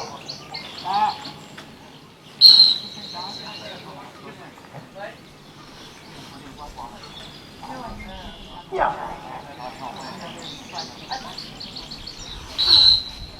Two, Nick. Okay, now, because he thought he was going back to the old blind, he didn't stop, right? Cast, and stop him right away. Two. Blow another whistle and burn. Here. Here. Stop him. Correct him. Give him, all right, now just relax a little bit. Give him a left-handed back and stop him pretty quickly. We're not casting towards a bumper. We're just casting into a random area. Two. Okay, give him a right-handed over. Stop him.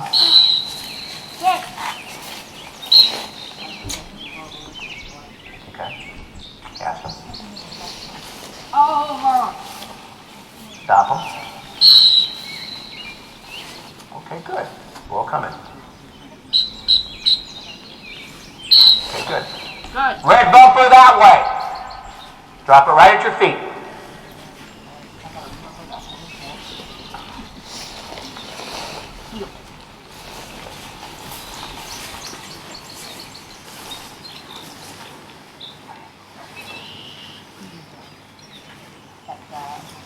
Yeah, it's right at the right-hand power pole. Just. So right hand. Yeah, right in between them. Okay. If you get them that close, we'll be just fine.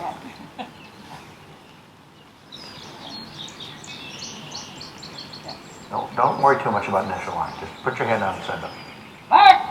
Heel. If he doesn't go, heel with a neck. Heel. It's all right. All right, and then send. Put your hand down and send. Heel. Sit. Yes. Hand down and send. No. Yes. Where you go? Okay.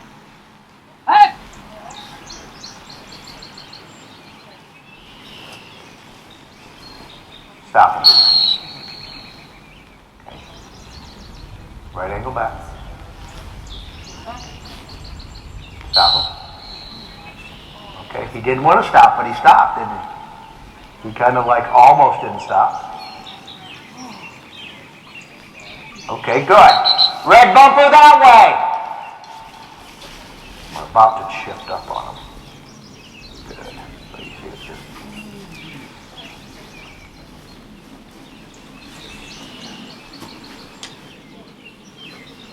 Yes.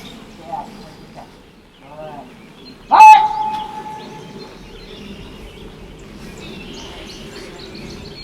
Back.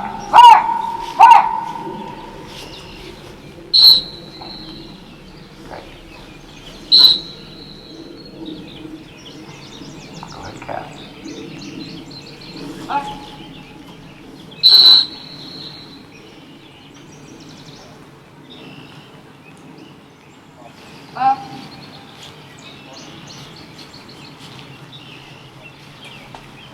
I'd let him get it, I think.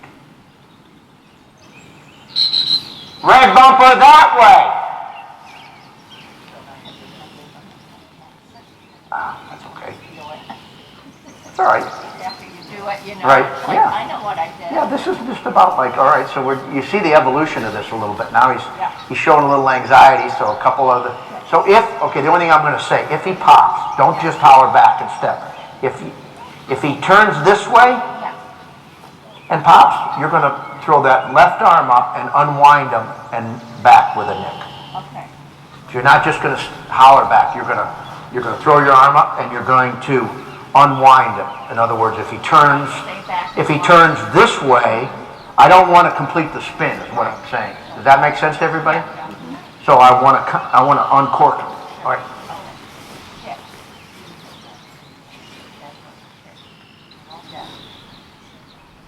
I don't care that much about that. Okay. 2.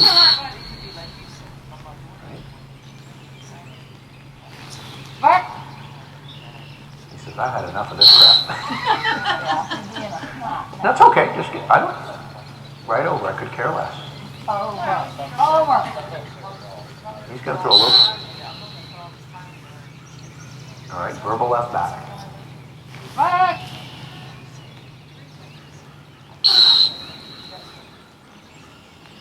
Right angle back. A what? Right angle back. What? Right, stop him. And he's almost, will come in.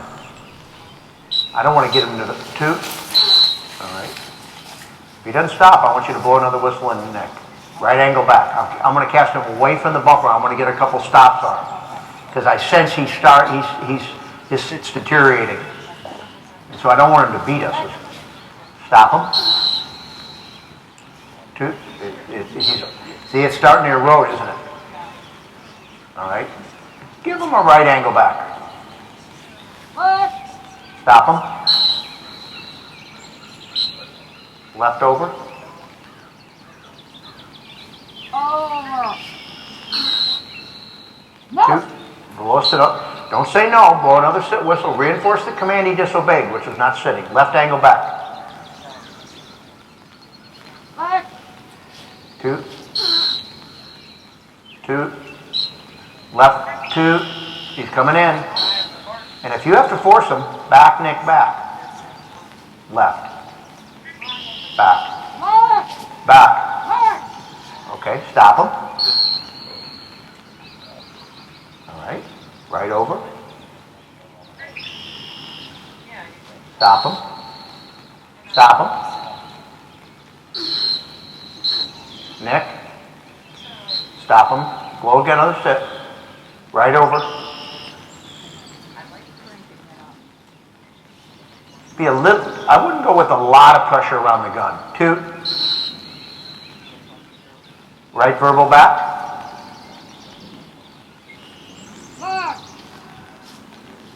Stop him.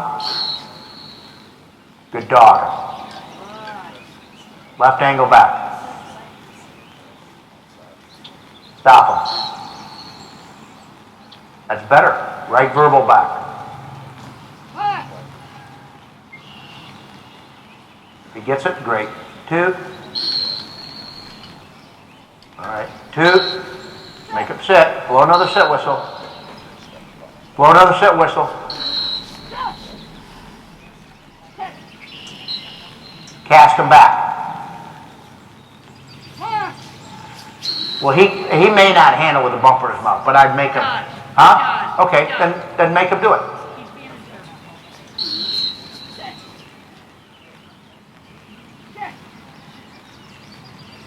Because sometimes just getting the bumper doesn't mean you don't have to sit anymore.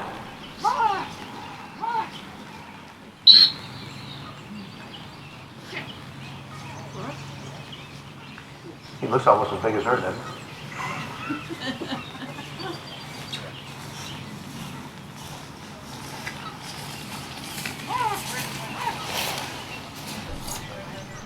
All right, take the bumper out of his mouth. Leave him right there. Walk back. I want to back Nick back now. Right here? Yep.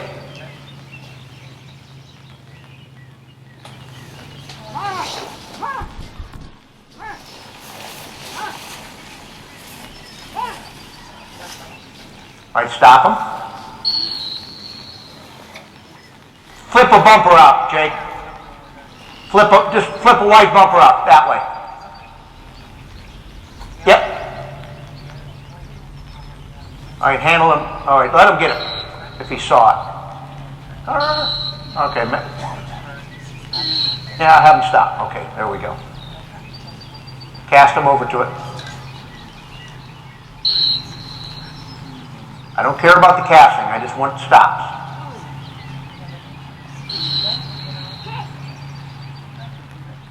Go ahead and cast him. Stop him.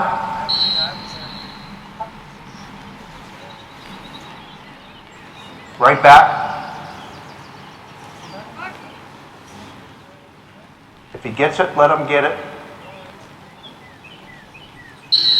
Okay, that was a good whistle. 2, nick him for not stopping. You can see you're going to get a lot of opportunities here to work on this.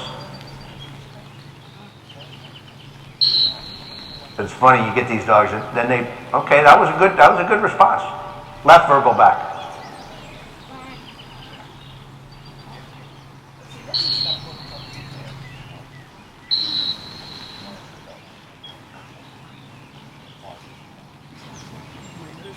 Go ahead, cast to the bumper.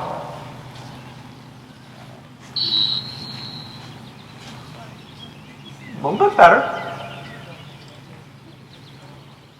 You know, one session isn't, okay, all right. I think you quit. I mean, I'm thinking like we either take this a lot longer or not much longer. I think she's biting her whistle. Like when you slap my wrist. I'm gonna break. I'm biting the end of it off. You're either biting it or your lips aren't around it because I hear a lot of. All right, come on in. I think that's our, yeah. We're done here, Jake. Thank you. You can see as he gets it sounds like the lips is coming out of her here. Well, you're right, and it's a combination of. So you had a lot of things come out. Then you had a little bit of popping, and then a little bit of a few other things, and then it. But I think I would do a few days of that. Okay. And I think you would, and you can see. I saw episodes of effort, and then deterioration back to old behavior, and then an episode of effort, and then like, I don't like this, so I'm not going to go, and then you made him go, and then I think he throws a towel in a little bit. He's like, he could be like alfalfa here with his little, you get a little, I like that, you can spike it. Yeah, and then he elevates me, and when I get elevated, then. Yeah, you do have to kind of keep your, right. Yep. And, and I think that is worth doing a few more days of. Okay. Okay. And I think you're gonna, and then you're gonna go out and do some normal stuff, and I think you'll see better behavior. Okay. You usually do. Thank you. You're welcome. We hope. Yes, sir. Here. Got a question. Yeah. I got a junior title when I was going into senior, and she was not real great on blind. Okay. She got to a point to where when I'd say back, He'd run around behind you. right around, so I went to fetch the pal, try and get her to understand that she has to go, and then I started putting out blinds and cold blinds and trying to run cold blinds. She went right back to it. Is there another step past? Yeah, that's a good question. So let me ask you, what the information I didn't get from you is, when you said she didn't have good blinds, what was her biggest problem? She would have loopy sets, real bad loopy sets, and she would get frustrated after so long. I think that because her sits were so bad, And, I would have to. and you were correcting her for the sits? Correcting her for sits, and I would have to cast her multiple times before she would get there. That she just got to her. I mean, she got frustrated and she threw in the towel. Right, so if you went back and did pile work and did a lot of stops, would she end up no going there? No, she'd go right through it. But she would, if you would stop, now would she loopy sit on pile work? Yeah. Yeah, and I got that Cleaned up? cleaned pretty good. And then you never got any no-goes in that situation? Correct. So, If she saw it, well, I would do because this. I used white bumpers, you know, and she could. Right, pretty she much could see the where it was. destination, but you if never there got was- a refusal Correct. when you addressed the loopy sit on the pile. Correct. She continued to push through all that. Yes. But then I'd go and do some bird boy blinds, Okay. like this. And then if I got no-goes, I'd maybe turn and force to a pile, and then I'd do, or I would create one of the bird boy blinds as a pile, and I'd force to that pile, then I'd come back and redo it, and I would address the not going, and I'd turn it right into a drill right in the scene, at the scene of the crime. In other words, if it only happens in the field.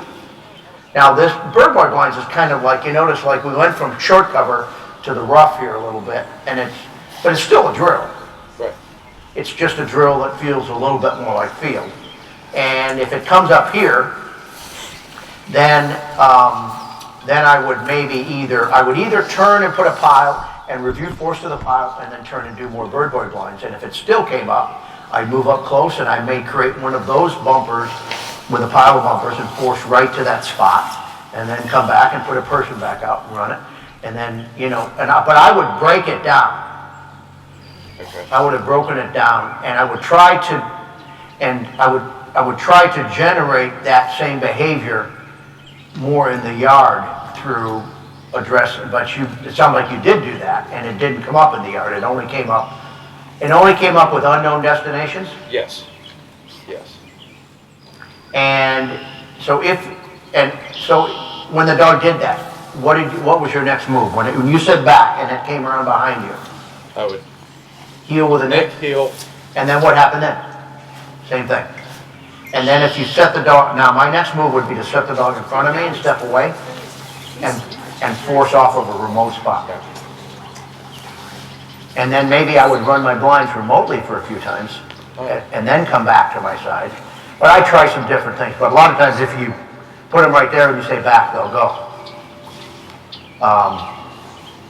But again, that would be the evolution, and I'd experiment with some of those things. But when I didn't get a go, I might put a pile and force to it, and turn and do that blind again. And I try to do it right there, force, and then set. And then if I got it, I'd good dog her, and maybe I'd even let her watch the guy plant a couple. That's why I had white bumpers. So I try to create some episodes of success, so I could say good dog, because she probably balled up, and it isn't just a total defiant thing. I mean, it's probably kind of, she got this little emotional wall that she just couldn't function on. Yeah. Yeah, so you have somebody out there in grass like this that she can see it put down. Right. But she doesn't see So you the see it bumper. from the line, so Yeah. I would play with something like that. That's why I had big and small white bumpers. If I got into some of that, I might have let them watch it and get some momentum going again, then not let them watch the next one, Okay. and then sometimes they're intentionally going right back to the blind they just picked up, even though it's not the same blind. But it gets you started, it gets you a chance to handle a little bit, and it kind of works through it. So there's a little bit of unknown, but also a lot of remembering. So it's kind of a hybrid of cold blinds and sight blinds and show me blinds, and it gives you lots of sends and stops and that kind of stuff. Okay, that sounds Okay? good. Okay. So let me just get a read on how many dogs have we not worked? We got Christy we haven't worked. Huh? How many dogs do you haven't worked? You haven't worked yet? Is that? Four, I think you got. So after me, you have three. Four total. 4 total. And who, remind me who they are? Yep. Okay. Yep. Oh, Ruby. Yeah, because we haven't done a steadiness drill. Thank you. And who else? Ruby? But if you want a dog, another dog to demonstrate a steadiness drill on, I have a second master dog in there who could really. Let's do 2 dogs on a steadiness drill. Let's do this dog on pile work, and then we'll work on the crooked sits. That'll be our 4 little deals, and then I don't know where we are. How are we time-wise? I haven't even looked at anything. It's 11:04.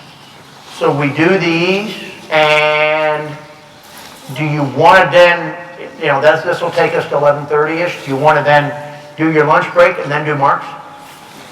I think that makes sense. Could you help me with the pumps? Okay. Could be. I'll let them know 11:30. Yeah, well, I'm saying 11:30, I think we'll be done with this. Then I think we eat, you're going to let the, We'll let them know that we're going to eat. that we'll eat after we do these 4-yard dogs. What did we say it is again?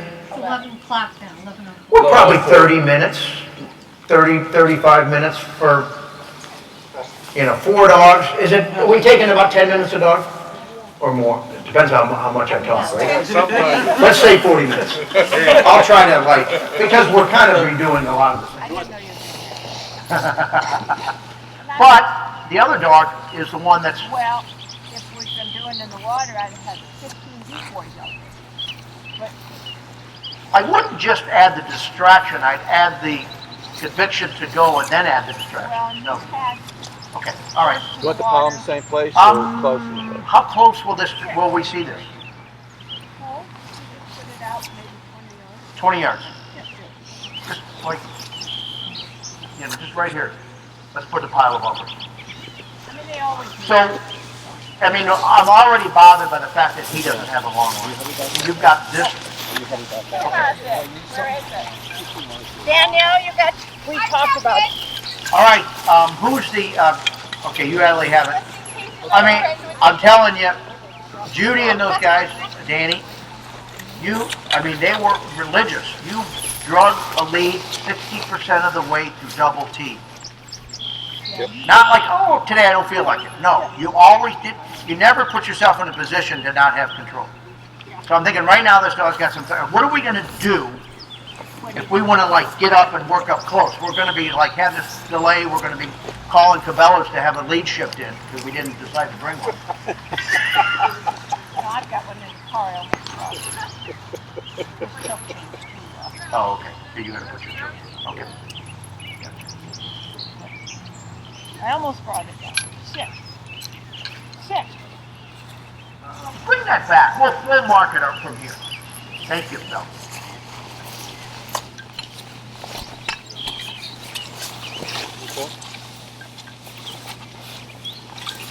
So many times we're really working, the problem is different than what we think it is. Like I said, we think it's a pile problem, but what I thought with Kevin, it was really a response to pressure problem.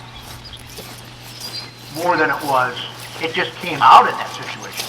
You could see it in a lot of other areas. So if that's the case, I want to identify it in its most basic level and deal with it in its absolute simplest form. So sometimes it's all right, what we're seeing is just the symptom, not the real problem. It's just the cough, it's not the cold. The cold is and lack of understanding to the pressure that is going to be required to change behavior. Maybe, I don't know. Okay, you throw it to the pile. Are we going to see it on the first end?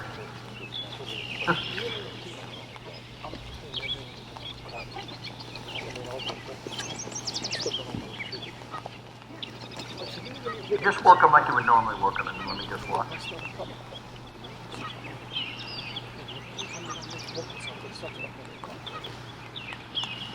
So he started to, okay.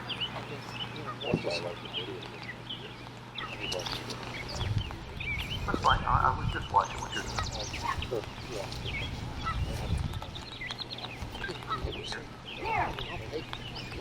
Front finish.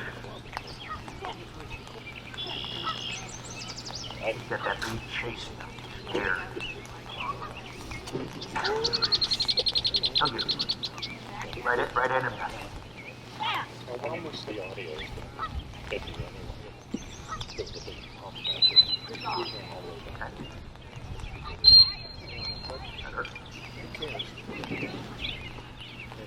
the sound or something. Left hand.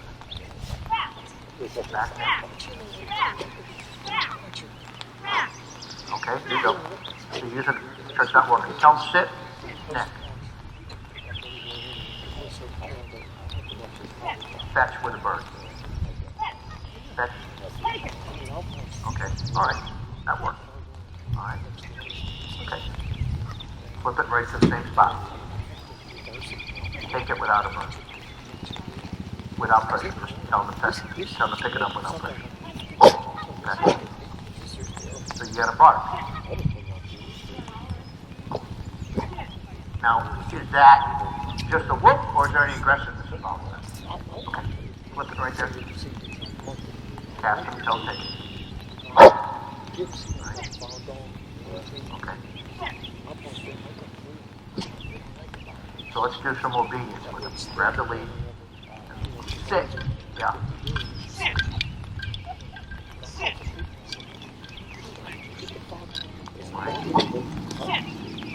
Do some walking obedience. Put some. Sit. Sit. Here. Sit. Don't be afraid to put some pressure on reinforcing some of this. Okay. You did? Okay. All right. Come back this way. Okay, good. Do a little bit more. Not barking anymore.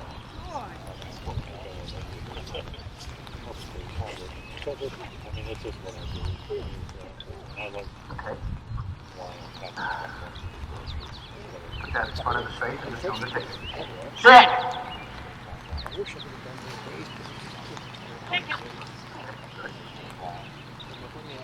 Flip it on the ground. Good dog. Okay. Now let's make him be obedient with the bumper in his mouth. Sure. Don't take the bumper. Do some walking heel. One through over. Here. One down on over the Sit. Then you run behind all the way up on it.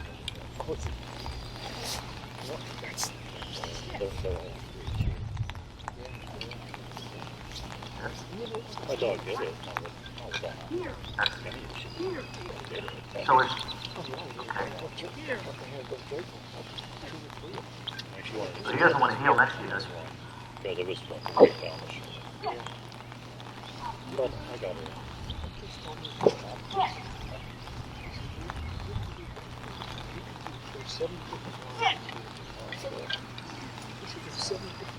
Sit. I wish he had the map. Did he have the map of it? How old is your son? Okay. Take the bumper. Yeah, but we're not going to fetch. We're going to do flip it there. Walk towards the 10. Side set up on the honey's worth just the next 20 minutes. I wish we could do that. Leave him right there. Come right here. Tell him to sit and walk away from him. Cut this.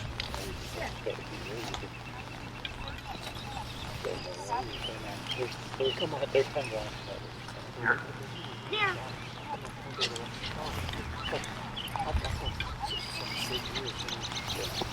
Sit. Sit. Stop him halfway to you. Here, sit. Okay, good. Here, sit. Now I'm coming to the heel position. Here.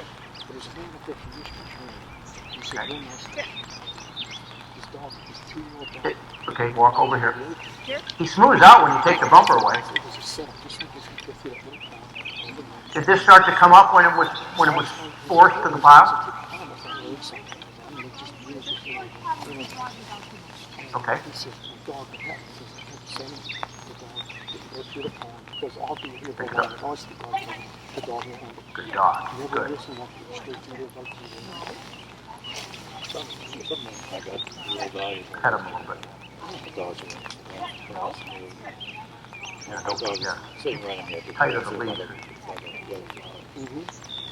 It's a bump. Stop it right at the feet. And the blind was like straight back. Well, what cast? What I know. His feet, but don't let him pick it up until you don't. That's called the back of the truck. Yeah. Because every dog will basically throw behind him.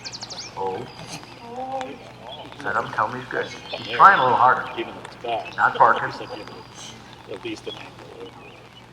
Okay. Still goes and still going to back, but then you don't lose the dog. Over to the next road and back. So just remember that, you know. I thought I wouldn't have thought that stuff.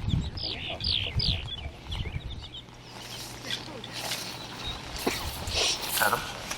When he's settled, you gotta do it without taking. Okay. It's a bumper. I want you to. Now, tell me what you have been Trying to do this the whole time.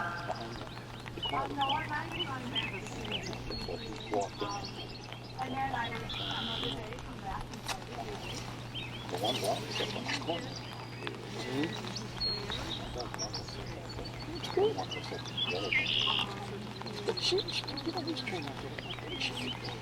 You know, and at first I was wondering, like, is this dog going to get aggressive? If you really dug into him, would he get, but I don't, and I'm not sure, I don't necessarily think to generate that, but I was like, is he starting to, like, is he going to try to bite you? Okay, all right, that's fine. I just, what I'm trying, and again, he's in a pretty settled state right there. I don't want you to pick up, I want you to walk away that way.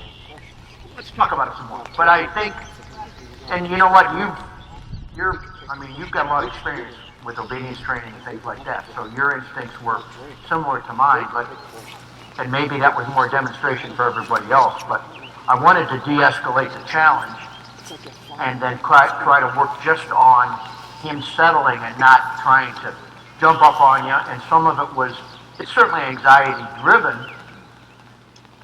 but I thought if we would have stayed with something more complex, we'd have spun our wheels, just like the guy with the van up there. We'd have been in the rut going, and we needed some help, so we needed to kind of figure out, like, all right, how are we going to get out of this?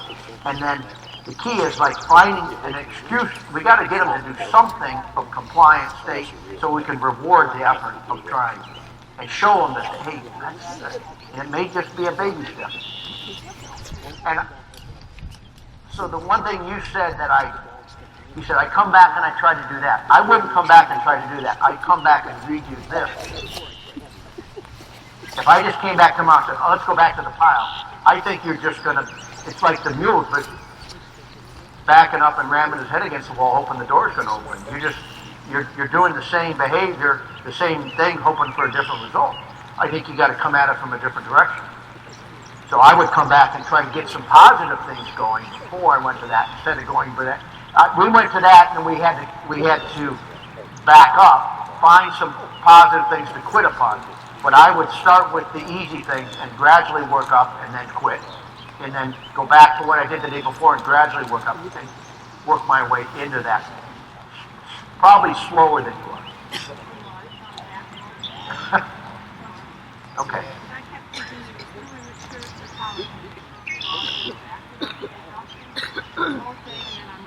I don't sense that's the case. Now he's, again, he just may be a challenging temperament that's going to be right.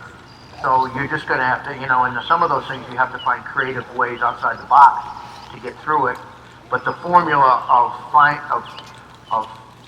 finding opportunities to reward good effort and then show them what that is, because I think sometimes they really don't know what that is. They're just And you know, I can think of a lot of dogs that have, and I'm going to work with one next week, that looks like he has a lot of talent, and you feel sorry for him because there's some interpreted bad behavior that you think is just being ultimate disobedience, but it's just a psychological block in that particular dog, and I think there's maybe a little bit of that here.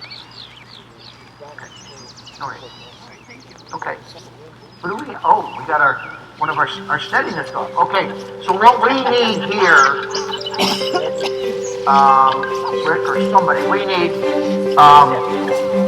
a boom tube. We need a gun station. About where the first one. What number are you? 14. Dog 14. Dog 14 is going to come right about here. We'll throw that way. So when I wave, you're going to blow a duck call, throw and shoot. Got it? All right, dog 14 to line, please.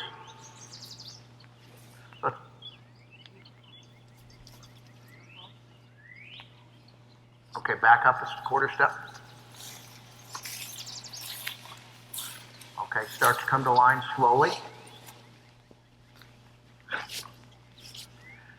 Just turn without saying anything and go back towards the blind.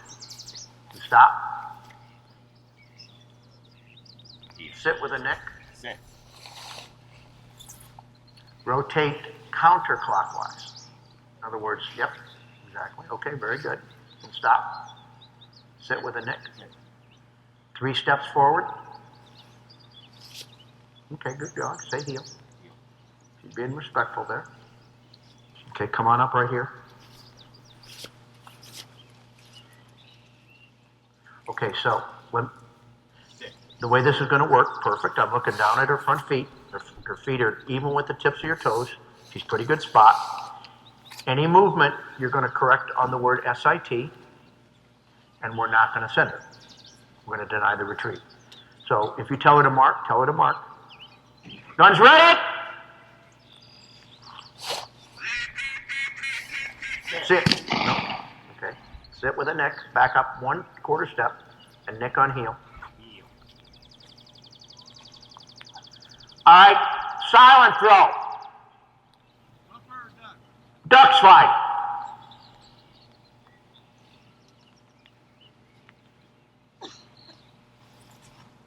Sit. Did he throw? Sit. Sit. Red bumper. Anytime we correct, back up and say heel. Heel. All right, sit. Sit. Red bumper. Not sit. Okay. Have sit. Say sit. Okay. Make her put her butt on the ground. Sit. Sit. Wait till I signal, okay? Do it again. Well, I don't care if she's relaxed. If she's tense, but she forces. I'm looking at her butt and the front 2 feet.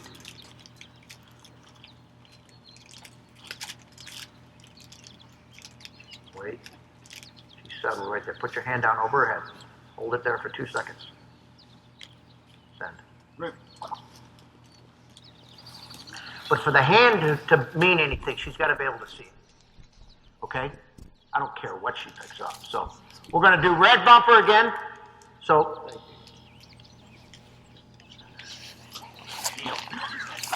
Ruby never had a bad day. Heel, heel.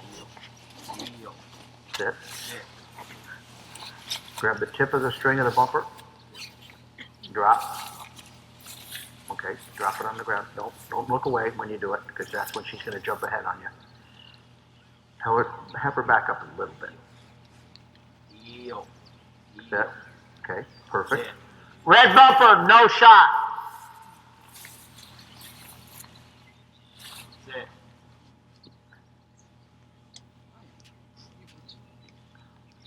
Red bumper, wimpy throw. White bumper, wimpy throw.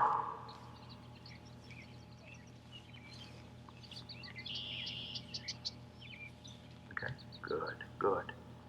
Send.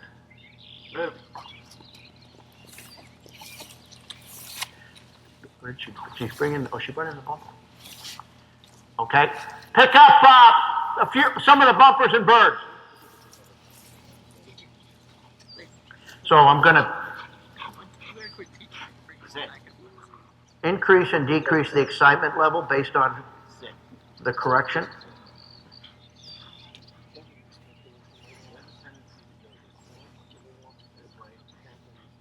When she, and we may not get be able to get zero movement, but if we can get an increased effort not to move, then the idea is that we deny the retrieve, and we correct, and then we reward with the retrieve.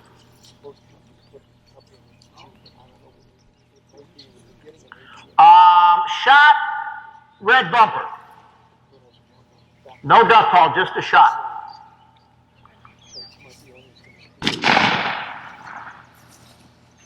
Just wait. Put your hand down over the tip of her nose.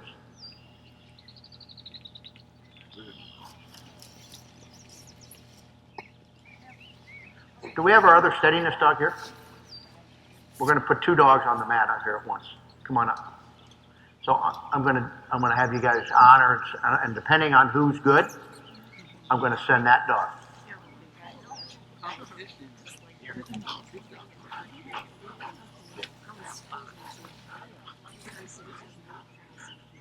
We started doing in day school. We may have 5 dogs out at once. Do the kind of the England style thing where you have multiple dogs. Okay, hold on a second. We're going to go to a shot and a throw with a bird. Okay, come on up. Why don't you come to right here. I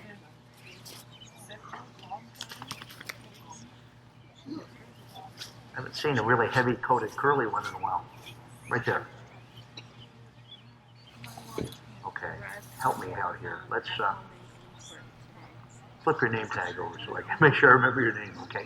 Ann and Eric, okay? So if I say your name, I want you to send them. Okay? I don't know who's going to go yet. So just depending on the behavior. All right, ready? Here we go. Ann. Now, part of it in the movie didn't really see it in the air, but that's okay. Yeah, but see, I got the wine, which is the beginning for him. Okay. Okay, duck call, shot, and a throw. If you got a bird, throw a bird.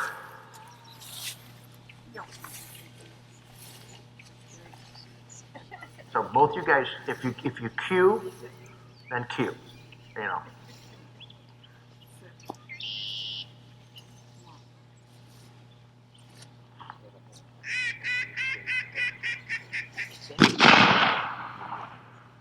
I liked Eric.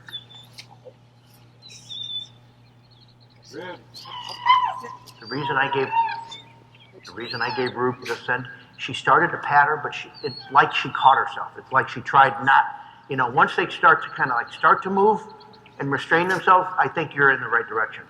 So he whined on the, so what is he apt to do? Does he have to move and creep, or does he have to make noise on the scent? Since he's a very experienced dog, he started about 6 tests of really two things. One was he was broken twice, typically on a flyer and something. And then he has been misbehaving on exactly what he saw. Whining and stamping. All right. Oh, so duck, if you got a duck call, shot, and a throw. If you do. So on the areas of breaking on and on. Okay.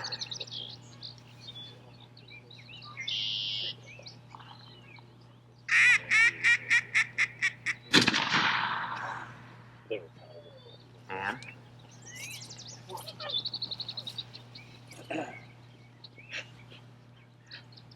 now it does go a little bit against if she's good, she should get the bird kind of thing. But I'm just experimenting with the 2 dog thing a little bit.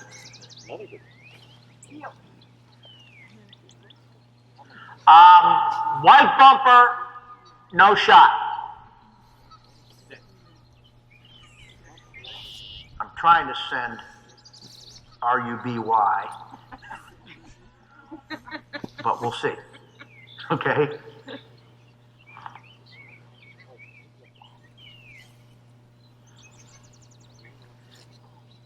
Well, I'm going to wait till her butt goes back down.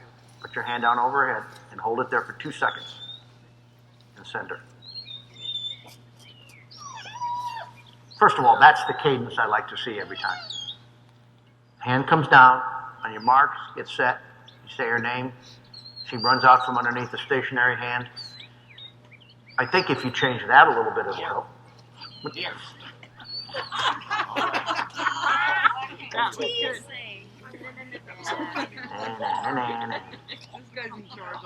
Same thing. Or red bumper if you got. I don't care what bumper.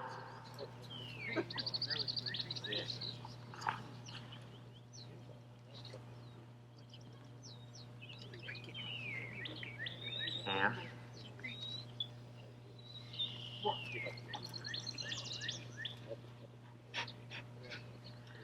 now these aren't, I mean, they're not intended just to get him to move it. They're intended to create episodes of success and failure so that it's not just, well, what I don't like, I call it the whack and send. In other words, they move, you clobber them, and then you send them anyways. And they just think getting hit or corrected for movement is part of the retrieve. And it doesn't really change the behavior. They just think they get corrected, and I guess I like birds and I like to retrieve, so I guess that's just what happens. It doesn't change the behavior. He's looking for a bird. Flip another bumper out there.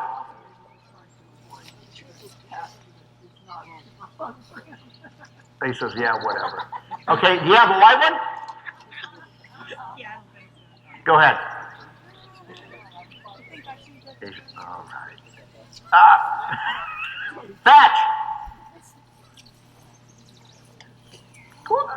I wonder if we want to make him pick it up. I do want to make him pick it up. But here. He said, this is a bunch of crap is what he's thinking. What do you got in there? You got a bird? Do you have a bird? Throw a bird. Duck call, shot, and throw. Lots of duck call. Because I'm a...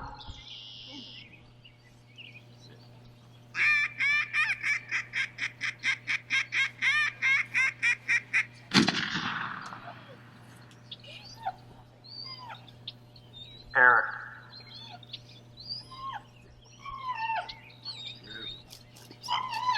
Correct him a little bit, yeah.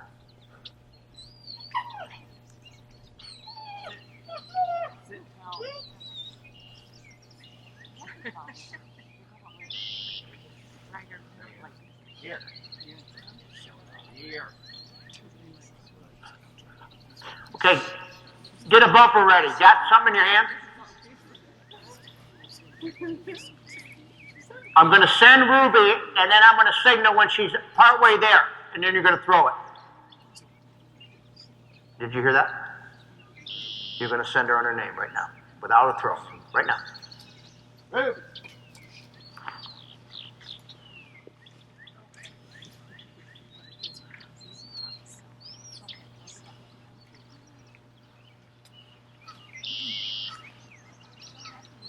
So that's that go and throw. That's that second thing. But I mean, I'm just saying if you're, not that she needed it, but I like changing up the routine a little bit.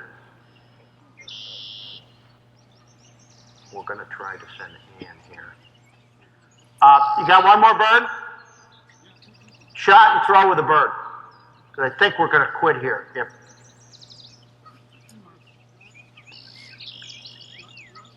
yeah, go ahead and do the whole shebang.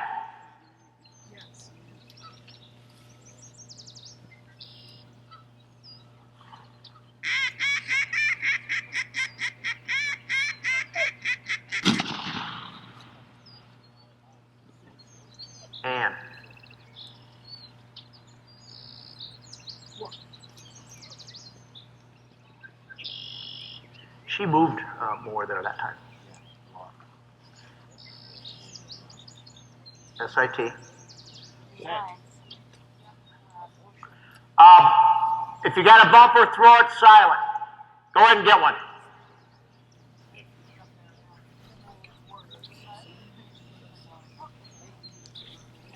Walk halfway back. Halfway back. Turn and just make a little tiny throw to right where it was. Without a shot. Eric.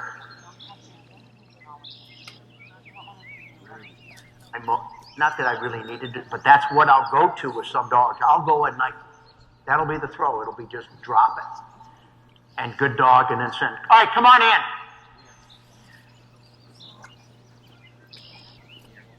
She wasn't perfect. She wasn't perfect, but I think she's pretty intuitive and pretty smart. She started to kind of to do, and then she put her butt back on the ground. But you know, to have the self-discipline when you're doing a test and training, to deny the retrieve, pick it up, change the throw, use the routine of that. It can be annoying to your training partners, but it can be one of the better ways to deal with this. And I liked how she responded to the hand coming in, holding it there stationary. I bet you if you add that to it a little bit with her, and I think it'll help settle her. And again, it adds a rhythm and routine and sequence of events that lead up to being sent. It's not like they're on waiting for that first breath that come out of your mouth. They're not like, they know it's like, boom, on your mark, get set, Ruby. She said, let's just keep, I'm having fun, she said. No, why do we do it? Good. Okay, thank you guys. That's good. I mean, steadiness drills aren't, but they're a good thing to do. And once, I tell you, they're especially a good thing to do when you're trying to establish a new and higher standard of line management. So if you're, and you're kind of teaching them what no movement is like. Because really what happens with us, we say, well, that's not so bad. That's not so bad. We'll let them go. I want to do the triple today, so I'll let them go. And then we allow that behavior to get established, and then all of a sudden now we're going to say it's like you can't ever do it again. It's really not that fair. So you kind of teach them what the new standard is, so you can see it.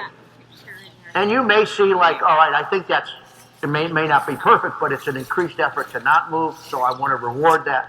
But the idea is the retrieve is the reward, the correction and the denying retrieve is what you do. You don't just correct and still sit. That's probably the biggest thing about that. Okay.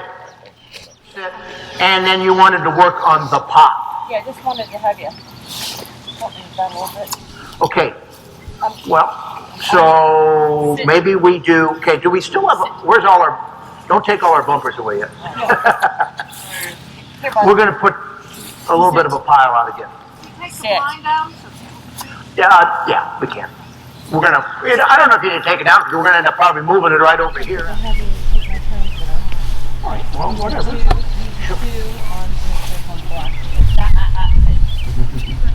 Well, let me just, okay, you're on a constant 2. Yeah. And what would be a normal correction for him? It is, today, that's a 2, that's a 2 low. And what did you do that for? Improper. But I wanted to also treat it. Well, he responded to that. So that we'll go for 2 and only on occasion.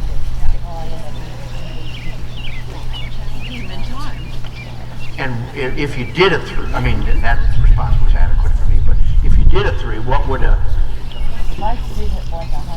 would he would go, okay. All right, let me just, Yeah, sit. Sit. What are you working on? Well, it may be a little bit, here? Here. Well, maybe working on fetch in the pile, I don't know. Here. Yeah, no, I gave him a neck after 2. All right, tell him to sit right there. Sit! All right. Go up and take the bumper from him.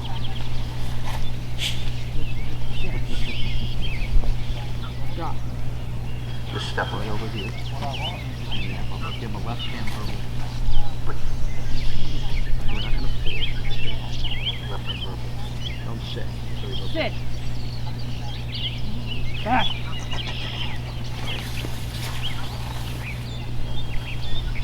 here. Here. Here. Put him up on the spot. Just go walk over and receive him. I want to put him in the same spot. Right here. Sit. Alright. We're getting cockeyed already. Okay, well, go ahead and take the bumper. Drop. So just step right over here. You have to stay here. Here. Sit. Sit. Now, again, we had two kind of priorities here. Well, I'm saying if we're going to do just this, we're going to, let me grab this. If we're going to do just this, sit, then I'm going to go like this. I'm going to go sit. Sit. And if I'm just going to, initial stage of this, sit. Sit. Sit. This is a true shortcoming. Sit. Sit. So. Sit. And I dip. Sit. Sit. And I wouldn't mind even having a picture. I'll have Sit. one on my phone. Here. Sit. Sit. Come over here a second. I want you to do it. Let me work this thing. All right, so I want you to sit. I want you to get a little cockeyed to him. I know, sorry, it's like an old term. It's a real old term. All right. All right. Probably from back And there all the way. dip and say sit. And tug him at the same time. Sit. Okay. Do it again. I'm going to put a little bit of overlay some little collar pressure with it. Sit. All right. Do it again. Keep going around the circle. Sit. You started to anticipate it a little bit. Did. Okay. Do it again. And don't tug him right away. Just do a visible dip. Give him a chance to. Yeah. Dip. Sit. Okay, tug him. All right, come on. Come this way a little bit. I've had this posture. Go ahead. Sit. Okay. Do it again. I went high 2 there. Okay. Sit. Ah, he started at least You started to turn. anticipate. Oh, wait, do it again. Sit. Sit. He's a big. He's heavy. Here, Yeah. yeah, he's not straight though. Sit. All right. Do it again. And tug him again. Okay. Say sit, dip, and unstraight. Manually straighten him up with the lead. Go ahead and do it. Sit. Okay. I nicked on the SIT. Do it again. You did nick him? Yep. I was going to say, I too. he felt a little lighter. Yeah. Yeah, He's like a pretty sack of heavy. potatoes. All right. Sit. Okay. I had to step Do a it leg in. Keep going. Yep. I mean, I want him to kind of. Oh, all right. Sit. Sit. Good dog. Good boy. Do it again. Good boy. All right. Sit. Good boy. No pressure at all. Sit. Good boy. That's better. Definitely an effort to kind of understand. Sit. Good boy. Better. Okay, good. Pay attention. Sit. Okay. Boy. I did use a little pressure A there. little bit there. Yep. I can't hear you. Is he I did use a little pressure right there. Is he reacting to the bow or just? I did. Yeah, I think he's anticipating what we're going to do to make him square up. So I want him to react to the bow, but to get him to react to the bow, I had to Sit. Now he's being real attentive to her movement. Sit. So go ahead and turn. I was gonna Do 90 degrees. This way? Get 90. Oh, full 90? We could, but let's do it. Let's do a full 90. So I want you to get over here. So let's. Sit. Good dog. Good boy. All right, come this way then if you want to try this way. If you want to go the other direction now. Sit. So that's how you start. A little overturned, but no, that's good. I mean, now he's. Sit. Now what you're going to have to do, I mean, I would do enough of this so you can he really starts to get it. And then I would kind of make over him a little. Sit. Good dog, good dog. All right, do a couple more. I mean, I think that's about all we're going to really try to get today, but that's where I would go with it. Now, if she were to sit him and then walk away and call him, If she were to sit him and walk away, and then call him like a here, and then, you could turn all the way to her? well, I'm really trying to get him to just acknowledge squaring up when he's not square. I'm identifying the task, right? Just like the pile. I'm identifying. I owe it to him to show him what that means. I can't just assume he knows.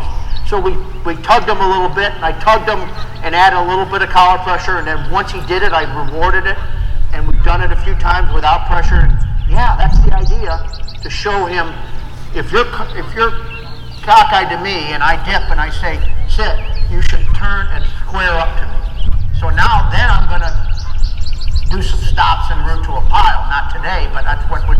But I do this a little bit till he was like really, and maybe I'd even throw him a bumper when he squared up, you know, and give him a reward marker of some description. And I would do that till he really got it. Reinforce it with a little bit of pressure, like dip, sit, neck, boom, square up, and then now do a little bit of pile work. And then when he turned and he wasn't square, I dip, sit, neck, get him to square up. And then when I blow, sometimes I would even dip as he's turning and do it. And to get the square sit to be right off the bat. And good dog him and, you know, and then go to bird boy blinds and work on lots of multiple sits. Use that technique if he doesn't sit square. Reward it when he does.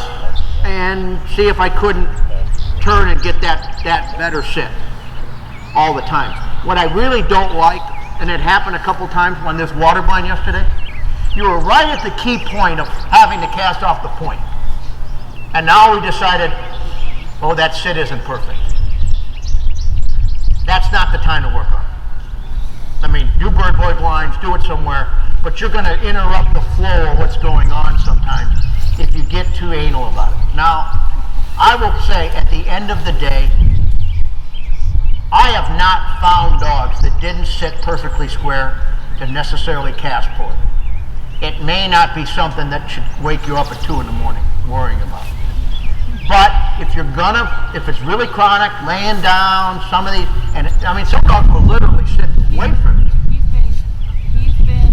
You know, or if they're 90 degrees, but if they're not perfect, but if you're going to do it, this is how I've gone about it, and I've gone about it in the T and early basics to teach them, you know, how to sit square, how do you work on the correction sequence for not sitting square, and once again, identifying it, adding some pressure to reinforce it, rewarding it with praise, and that's kind of the pattern. And so somebody asked, how do I work on that? This is how I started. And that's the flow of it. Now, did you end up needing to add correction, like in the level of? Actually, I went to level 3 a couple times. Okay, that's fine. And then there is an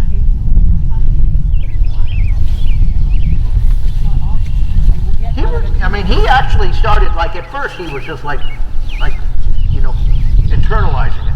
But once we got him moving and I got a few of those and we animated, he actually said, oh, I got it. It was easier for me to do without trying to do that. Right, and I was kind of going with your lead, so.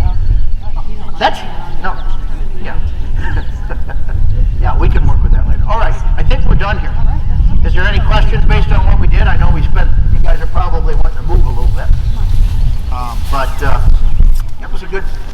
yard sessions, and we did a little bit of something with every dog, and spent a half a day doing drill, and I thought that was helpful. Some of which were more responsive than others, but I think a lot of times you're trying to identify some of the things. I'm trying to give you my insight, and it's food for thought for you, and you can come up with a game plan, and if we want to talk more about it, we can, but hopefully that was helpful. But that would be things that I would do with dogs from the most basic level to the most advanced. If I wanted to kind of like, all right, I don't like where we're going with this, we need to, remember, we take the behavior that we're looking at, we take it back to the early stage, we find that segment of basics that addresses it, we work on it, we re-identify the behavior, we re-identify the proper response, we reinforce it with some pressure so that when we want to, because we're not thinking necessarily that a couple 3-yard sessions is going to cure it for life. We just want to make sure that when we correct them in the field for this behavior when it comes up again, we're being fair to them because we've showed them how to respond and we've prepared them for it. That's, I think, the key to it. Instead of just all of a sudden out of the blue correcting them for something that they haven't been really corrected for and hoping that they really are going to respond well. You have to, and you can see pretty quickly sometimes, a dog that's been forced a year from now, when you try to force them and they haven't been forced in a long time, a lot of times it doesn't go very well. So you have to kind of review it. And I think it keeps you out of trouble more. And it usually works better. And it makes you feel better. And some of it is, we get out of practice on how to administer it and get the timing right. And so to be able to know when to force it, how much to use, if you practice and you review it, it always goes better, in my opinion. So, okay? All right, why don't we take our break and you can walk around a little bit, and I'm going to mosey over there. First throw, and this is a big throw on the left. It lands over here. And it's really a nice. So the decoys are there because there were a few little holes there. We've walked down through here. This is where the dogs went through yesterday. Some of their stuff. So it's going to be fun. This would be a configuration I would do pretty routinely with older dogs. Where you go along and you come down and you do 2 check down underneath. One conversion, one hip pocket. Now, this will be can be done in a variety of ways. One decent way to do it is to, do a double and a single. One could throw 2, delay one of them, come back and pick up the other one. But I like to double up on the checking down. So if they do here and they race out to the flyer and you have to handle it back in, now you get to practice it again. So that's the theory behind that. So the theme of the 2 dead birds complement each other. They're similar in that they relate to the flyer, but they're short of it.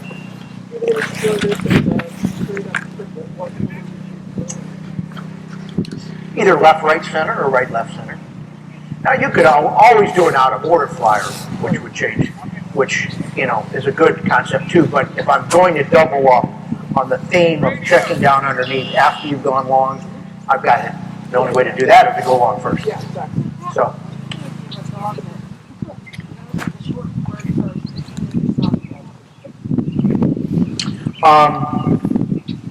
Well, when we did like that long single first deal yesterday, where it was the only bird thrown, that certainly points your finger at you. You got to go for the longer bird, even though you're looking at other birds. Now the other birds haven't been thrown, but that's how I would start that.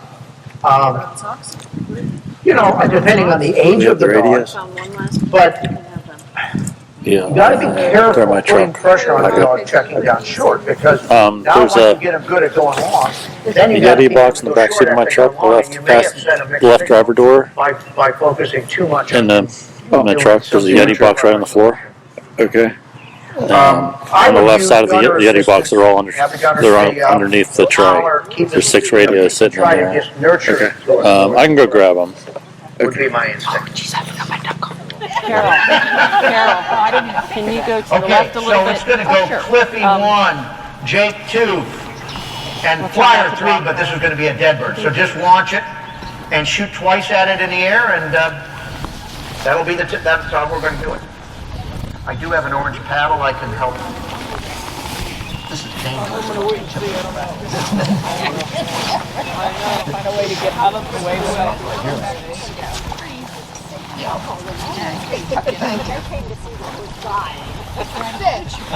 Here all the time. Line will be right here. Okay, guns up. We're ready. Again, Cliffy 1, Jake 2, Flyer 3. If you have a duck call, I'd love for you to quack prior to you shooting and throwing. All right, test dog. I got so much clothing. Yeah, it's always hard to sit down. I feel like the Michelin Man. I do. I'm back here just a little bit. Oh, right. Right in there. Oh, perfect. Here. I see that. Here. Here. What am I marking? That's the second third shot, so. Yep.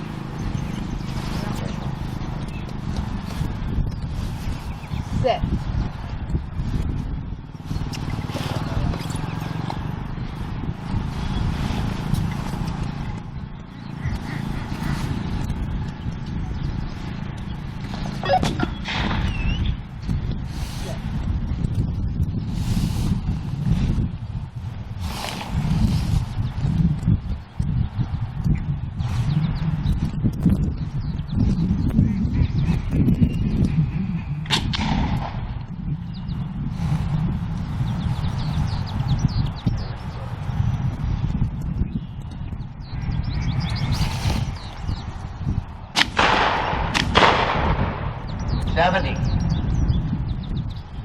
Lane.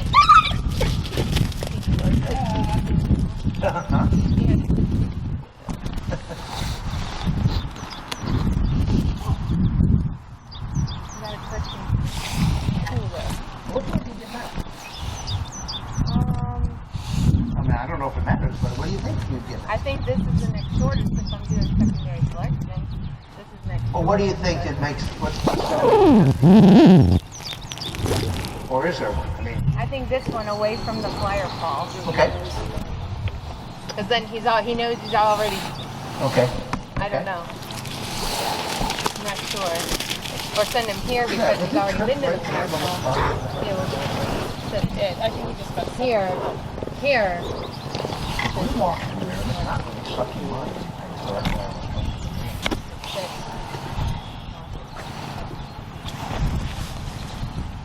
Hey.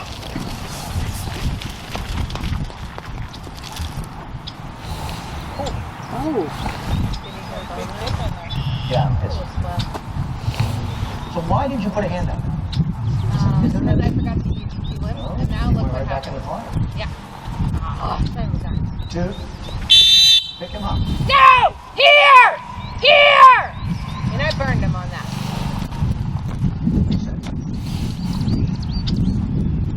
You don't do that. Here. Now eat. Eat. Here. Sit. Eat.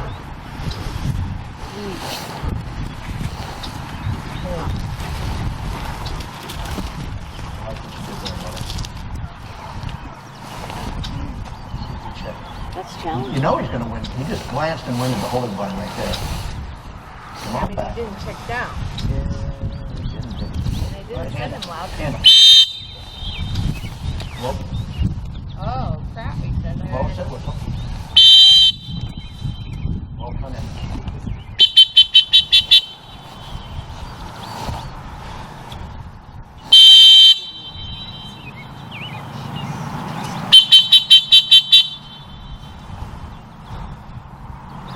Guess we're not doing enough short birds.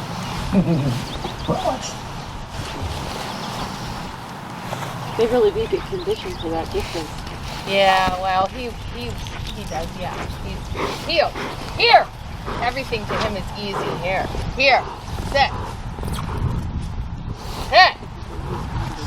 Easy. This one's even easy too. Sit. Easier. Discipline, but ease.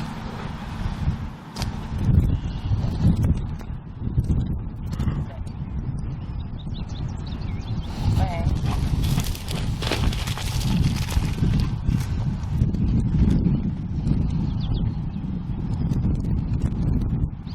Once again, the path of least resistance puts them upwind and spurs.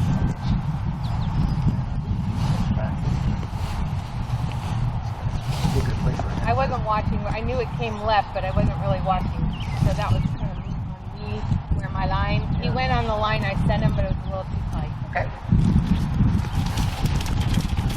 Heel. Did you win? Cut it tight? Oh no, we got this. Sit. You got regular? Okay, you're good. Okay. Medic. He cut his hand on the winger. Oh. That's not cool. I don't interfere with your... Heel. Heel. Don't worry, we still got heel. Heel. Heel. Oh, you doesn't like the right side? Oh, you've got another number. He will return to the right side, but he doesn't like to heel. Heel on the right side. Sit. Gotcha. Sit. Good. I don't Sit. have pillows.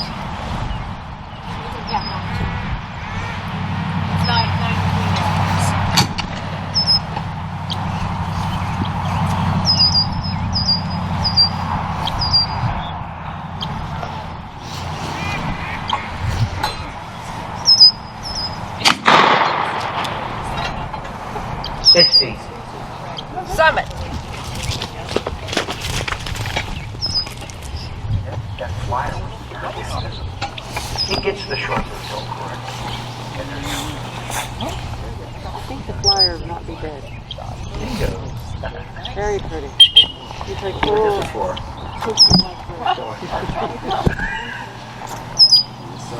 So you could do bird and mouth here, if you do that.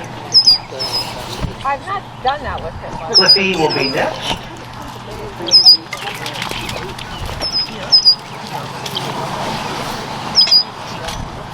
Heel.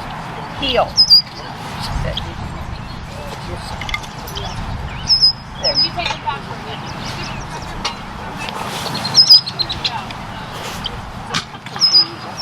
Not yet.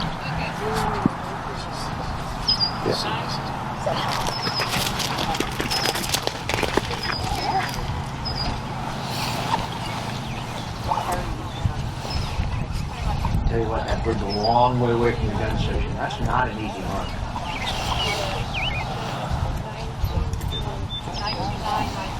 I'd love to let him sort this out. He's doing a good job.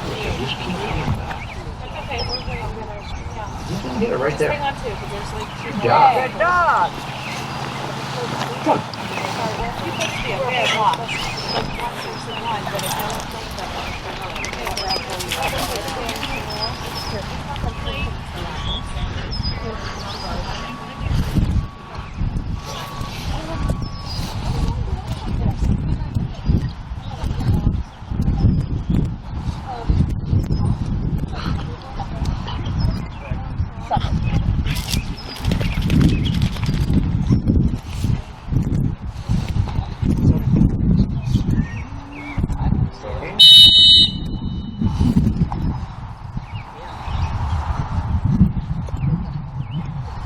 different options there. Well, there's probably two different options. One is what she did, the other one is it's a no, recall, and have the gun stand up and work on the send, but I think that's clean. The dog actually did almost pretty much the same thing he did the first time. He came up, and now the first time he was going for the flyer. The second time he just missed he didn't go back down in that cover and put him upwind of it. He was going to go back into the flyer. Okay, Chris. You ought to honor him. I would think. So I would just stand right there. All right, so let's talk about this. I want to point something out that I've looked at when placing this left-hand bird. These birds that are just part way up a slope like that. Just left-hand bird. You see, it's not in the mode, but it's just in that little slope.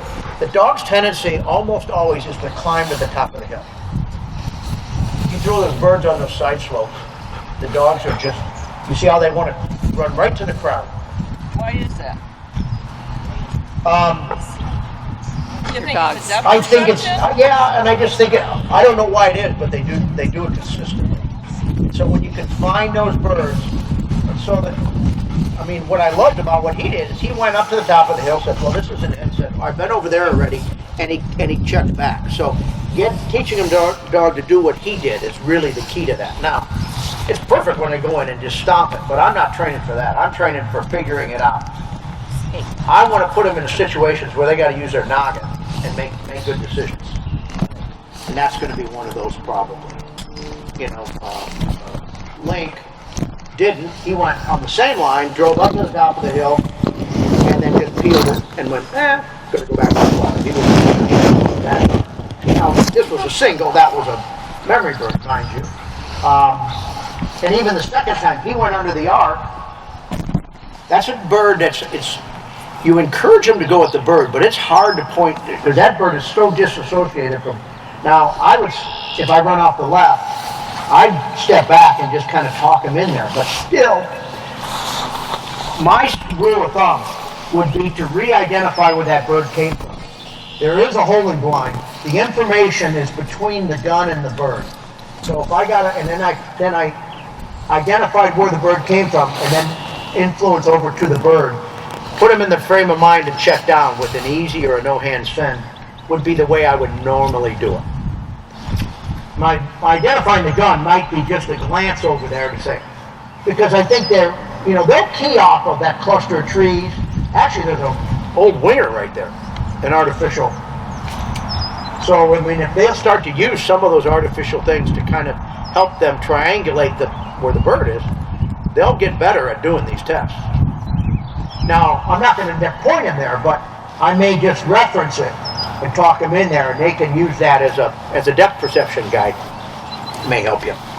So, okay, so do we do singles? This is Slate. I want to be productive, but I don't want to do it. Tell me what you think. What do you think about doing a double with the right-hand double? Flyer being the go bird, and the guns will stay standing. Yeah, it was like they're not going to be in white. Yeah, no, that's okay. We're going to do, but what we can do, Jake, we're going to have you stand it off. This is the one dog. So you're going to be one. Flyer will be two as a double. And do you have to bend over to launch it probably? But just when your bird hits, you can sit back down. You're going to be number one. Flyer will be two. Would both flyer guns stay standing while the dog's doing this bird? Because this is the non-hunt test dog that got kind of weird about this situation. So flyer guns will stay standing till the dog's out near the fall area. So Jake 1, Flyer 2. Here we go. Is Jake the right or the left? I don't know. Right. Okay. We'll do the left as a single. Okay. There's a spot here, a little more to your left. Into that bear. Oh, this spot here? Yep. That's perfect. Sit. Sit. Sit. Mark.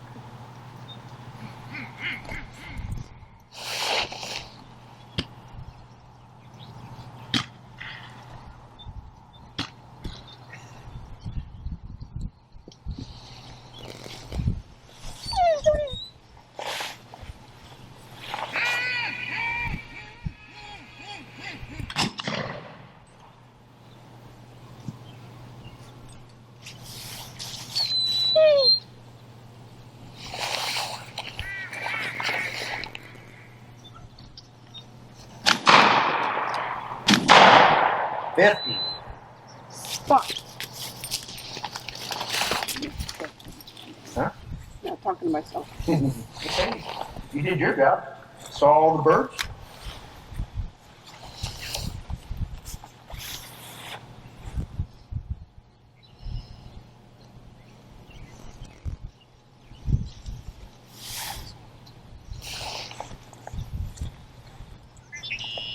Okay. Rerun done. that you're going to test. What has he been scored? And on anything yet? Good.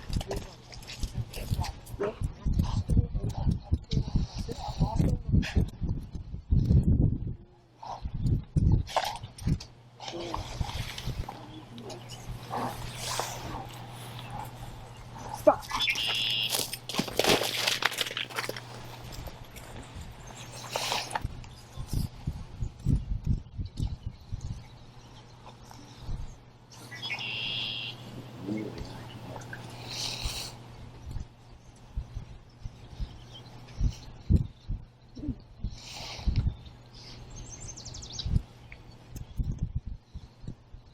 That'd be a good hen pheasant throw down in that little hole there. Anytime you throw hen pheasants after you pick up a duck, it's hard.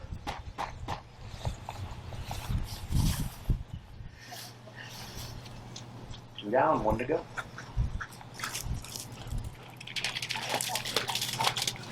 Sit up there.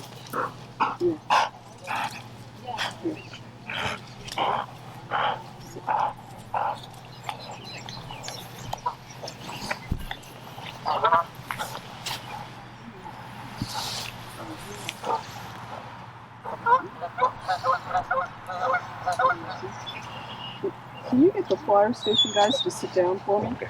Flyer guns, you can sit. I'm sorry. As soon as the dog gets your bird, you guys can sit. Easy.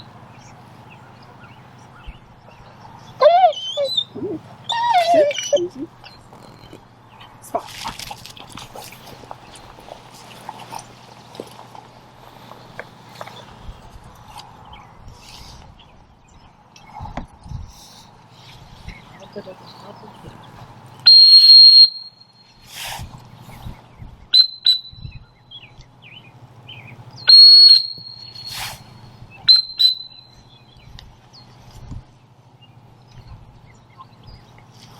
Okay. That's a hard little bird. I'll tell you, that bird is the hardest when the wind is blowing from the bird to the flyer Yeah, station. and I actually think he probably would have gotten that, except Yeah, that he- those guys were standing and up he- and he and was he- looking over there. And you had to go in there. But Yeah. you did a good job, and you got him over there as best you can. I'm sorry. Good. That's okay. They were just going on until my I looked up to see why he was back on the flyer station. Sit.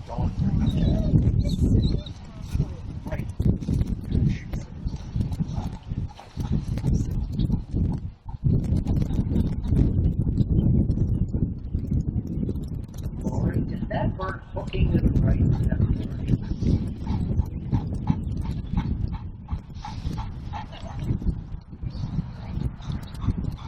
And the reason I asked him, Mike, Jake, Hold. single Jake. Hold. Out. Sit. Thank you. The hook. This one next? Yeah, right hand. Hope Jake is wearing khaki. Come on.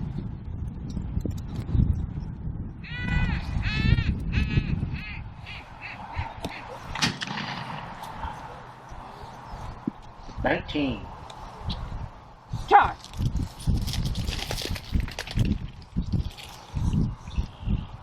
Good girl.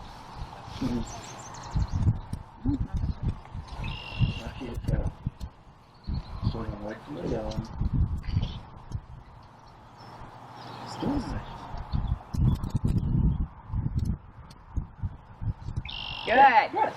On that first one, I wasn't sure she saw the flyer, but then She obviously she did. was really just head swinging to the other station. Oh, okay. But she was moving more than I liked. Okay, So, single. Sit. Sit. Heel. Heel. Sit.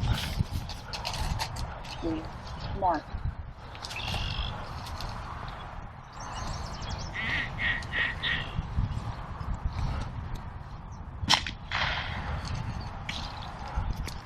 Sit. Good. 60. Toss.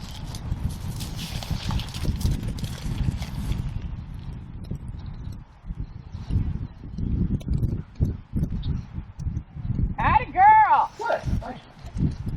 She did this messy stuff pretty well. Yeah. I was worried she would try to go around it or something. Good girl. It's you know, when you walk down there, it's not as choppy as it looks. You're coming up. Just give me your first instinct. I think triple. Well, you can do a triple. I mean, that's not. We're not going to ruin her. Yeah. I'll try it. Okay, triple. Yeah. Clipping 1, jig 2, flyer 3. 1, 2, 3. Left, right, center. Oh, left, right, center. Okay. Left, right, center.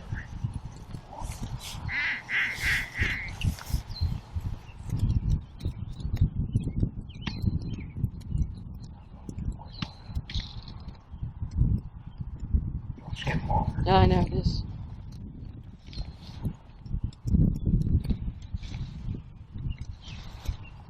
Okay. Jake.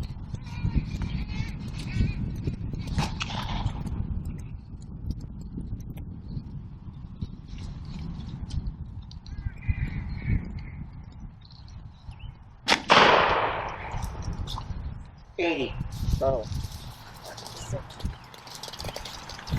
Yeah, that flyer is perfect. It's just a little safer. Yeah, that flyer is perfect.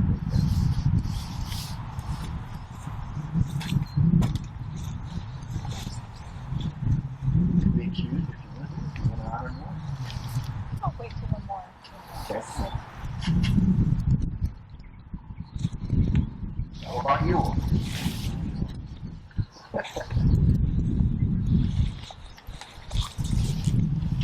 Very interesting.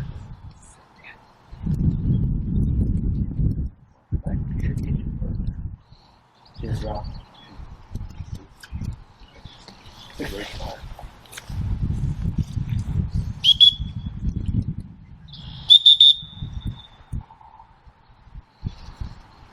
Come on. Don't.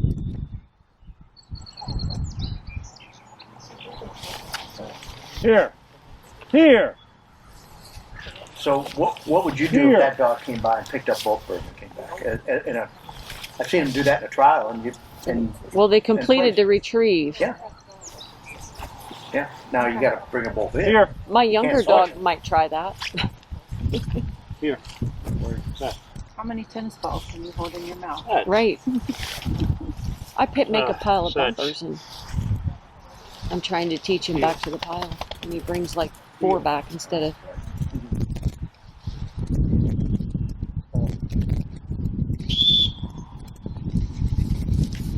Start over. Here. Yeah, you sent a little quick. He just started. Here. He just started to look there.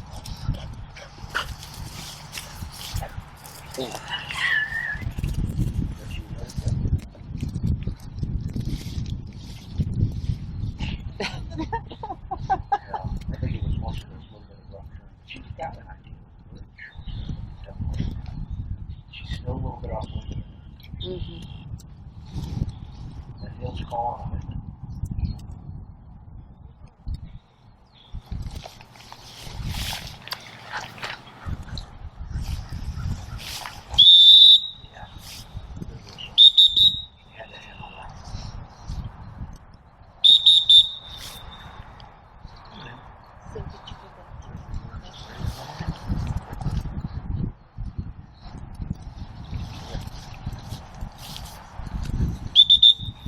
How that one dog came, it actually moved this way. I think it keeps changing. Yeah. It is going this way, but sometimes Here. it's that way. Or Did you Here. see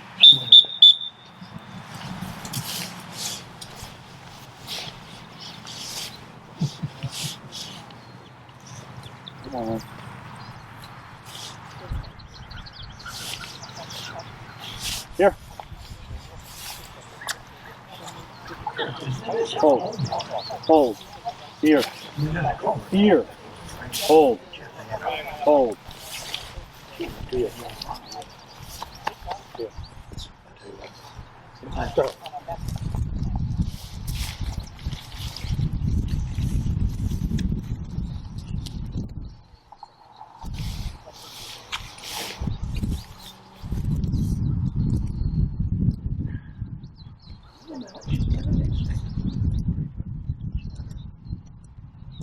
Jake, how? Hey, Jake, hey. Yeah, hey. Now you can help. Stand up and hey, break the floor.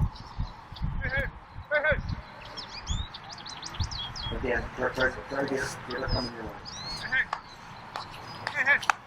There's times, I'll tell you why I helped her. She made a little bit of a move not to go back to the flyer, but I thought she was, and I was trying to keep from having a handle on too much.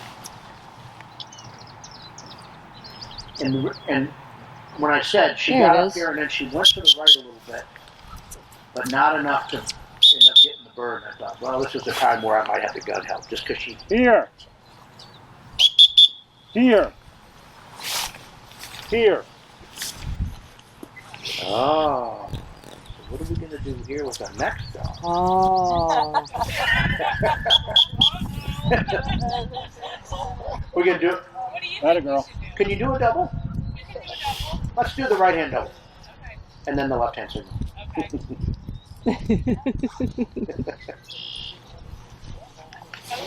Okay. He's a really cool dog. He is really cool. I've known him since he was a pup. Yeah, he's got He's got a great attitude. Somebody here. Here's what I got to have. Oh, it's going to be get involved. Okay. Am I in the right spot? Yep. You're in exactly the right spot.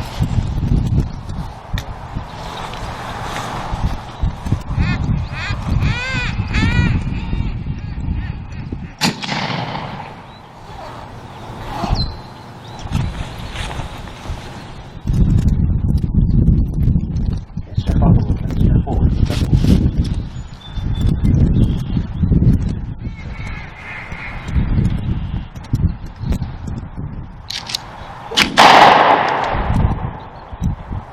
60. Joker.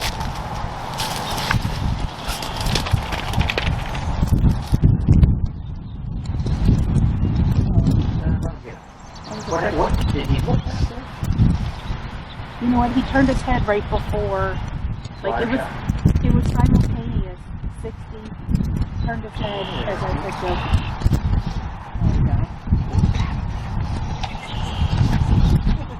I don't know how well. I'm it not looks sure like how he didn't well have a shell in the chamber. Did you hear him? I heard him rack it. Yeah. And he didn't shoot twice, so. He came down with it, but I didn't see him pulled up. Looks like he's gonna get it. He's in the area. It's a little bit, slightly deeper. He's putting on a good hunt. We might have just went right there. Come on. Oh! Oh! More for your money, Jokey. Woohoo! Fun stuff, bud. He's a mom. Look what I got. I think that spices it up for them a lot. Yeah. Attaboy. Bring it alive one in, buddy. I'll come over and you can hand it to me right away so you don't have Attaboy. Ooh, he's smiling big. I want to give it up. Here, heel. Don't you care. Heel. Heel. But I found it. When I do this, I ask the judge to take it right away so I don't have to press one. Joke. No, we're not going. No. Here. It's one thing to pop Here. out early. Here. Jake, step out of the blind. Here. Step out of the blind just towards the bird. Towards the bird. Heel. Towards the other side. Heel.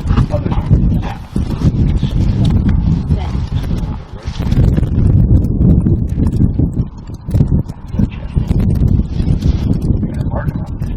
Make it throw. Joke. Much better.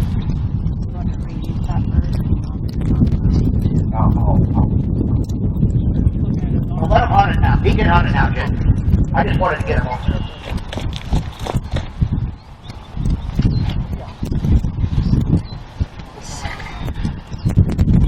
What if he goes over there? That puts him downwind. See how you got him? Let the learning begin.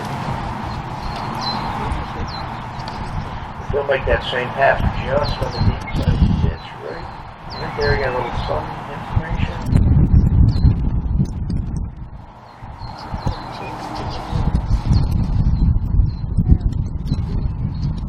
No, I wouldn't. Now, I would say that I broke his leg. It's going to drop it.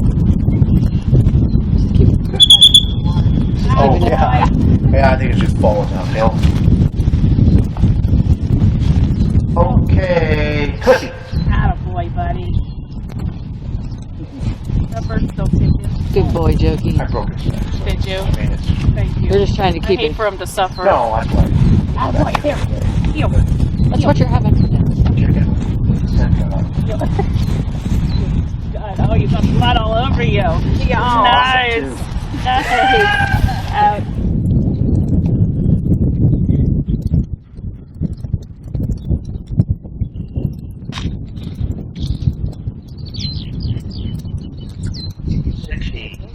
Joker. When are you throwing further, or do you think... Oh. He's all right. He tried to clear that. He's so nervous. Huh?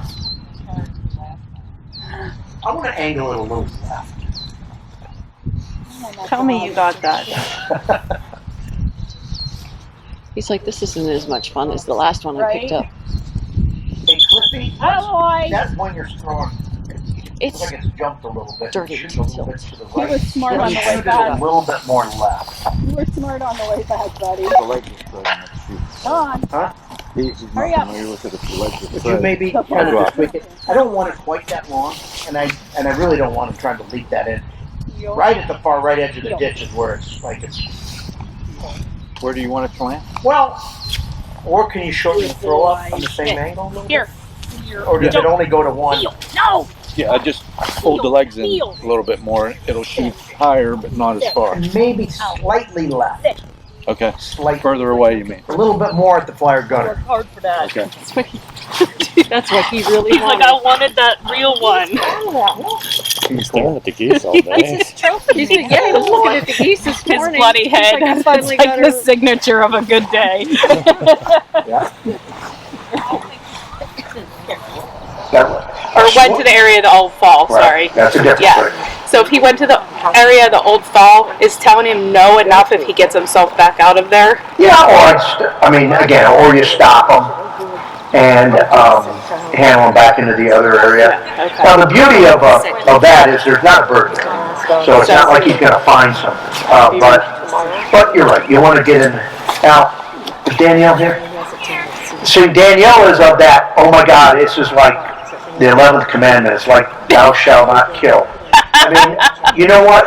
In the world of really advanced dogs, they've got to be pretty comfortable about Old Falls. They can't be afraid of them. And if you overreact, especially, the reason I was really careful there, because, first of all, I think he got the right-hand bird, not realizing he got the right-hand bird.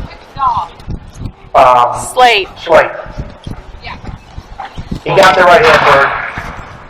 That was a He got the right-hand bird, bird. not really realizing he got the right-hand bird. And he was left going for the flyer, and he was going pretty much right at the flyer. The flyer was long. So when he went back in there, it was not like, I want to go back to the bird I just got. It was a little different.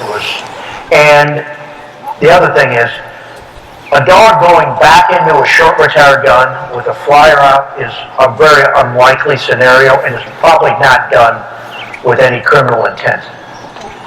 The unintended side effect could be overreacting to that and making a dog afraid to go into a short retired gun, period. So I would say just don't overreact to this. Get him out of there, or just have the gun help or handle him. But it wouldn't be that situation there was too unclear for me to want to correct. He's so excited. I did, Greg. We'll see what he does when he gets to Rerun. Yeah, no, it's true. It's true. No, absolutely. But I'm talking about you and your mentality of training. Well, I was trying to figure out, like, when I handle him, what factors did he not? I did. It was a confusion. I promise you, it was a fortunate confusion thing, because now I'm gonna need to see a chiropractor on I that. had a client in North Florida. You know Valerie Marks, real nice lady. She had a dog. She's got a dog now. And Coach, he had like 60-some derby points. He was a fabulous derby dog. And I remember he was 3 years old, real compliant. And we did a crazy quad. We did something with it. And he went back into a short retired bird. And she killed him. I mean, she really hit him hard. But the dog wasn't good at check down birds in training. And I said, Val, why? Well, he went back to the old ball. He wants to. I said, this dog had 60-some derby points. I guarantee you this dog does not have a go back to the old ball problem. What you may create is a afraid to go in short problem by overreacting to it. And I would tell you the same thing. Yeah. Listen, here's why I want him not to go back to the old ball. For one reason and one reason only. There's not a bird there.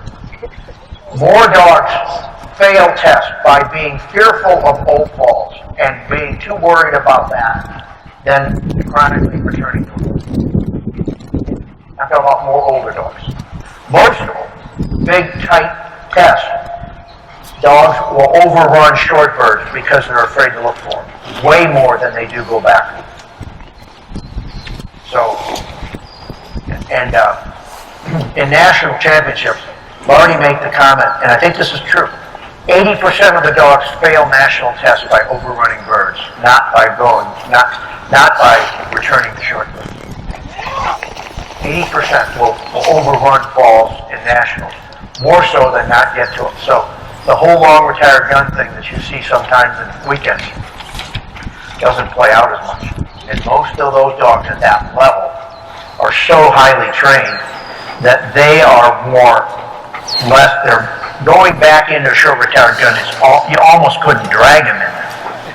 And that's not likely to be a problem. So if you overreact thinking, he's going back to no fall, I gotta burn him. No. You may be burning a dog for going into a short retired gun when he's uncertain. And now when you talk him in there, you want him to trust you. They don't trust him. So it's just one of those, when in doubt, just handle them out, get through it, move on, don't overreact. Because that's why I'm talking to everybody.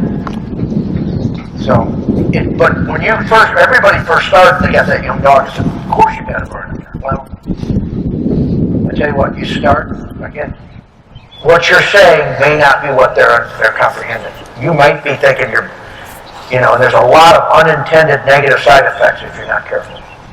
And that would be one of them. You get a dog neurotic about checking down on short birds, you're in trouble. That's hard to overcome.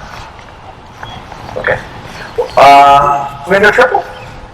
Okay, triple. Sit. Stay. No mark. No bird. No mark. No bird. No bird. Sit.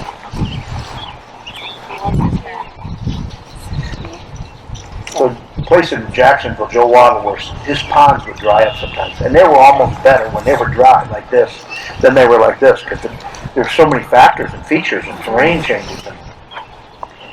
And every now and then I've trained on places where the ponds wouldn't hold water. I said, these are better dry than they would have been wet.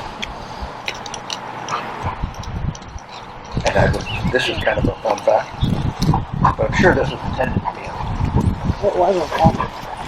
Well, I told her I hear that water's going through, so I'm sure if you put a water control structure in here, you probably hold water. Here. Here. Pay attention. Feel. Left, right, and left, right, center. Left, right, center. Yes. Here. Left foot first. Are you ready? Just give me the signal.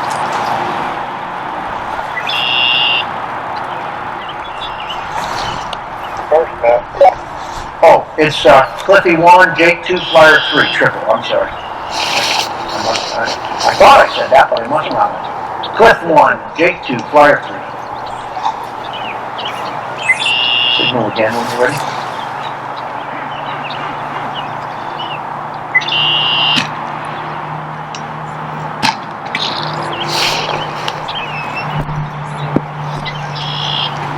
Not much different, but it's just another one.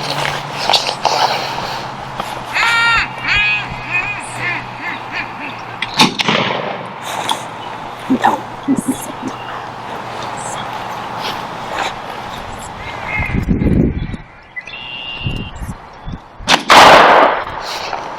66. Wilson.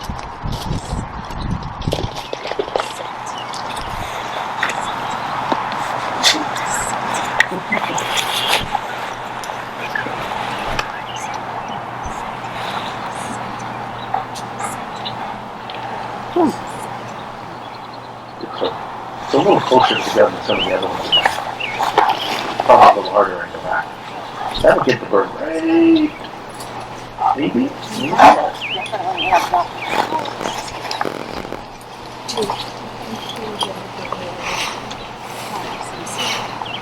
Don't you dare go chopping that bird.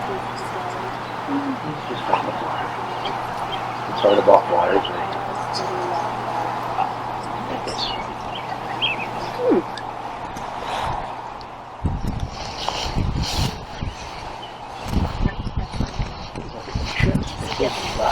Ever so slightly. That should be that way. Yep, see a window right there? Just a little deeper than we thought.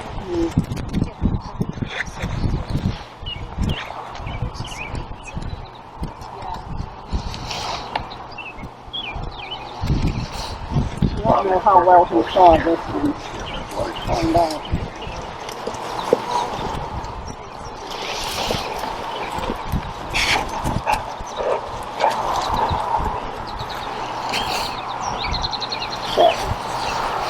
Set.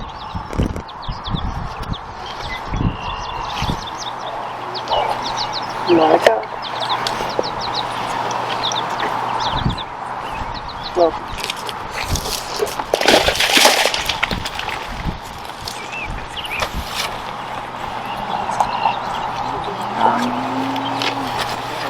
Just as a whip, you might get it, but you're not going to get it.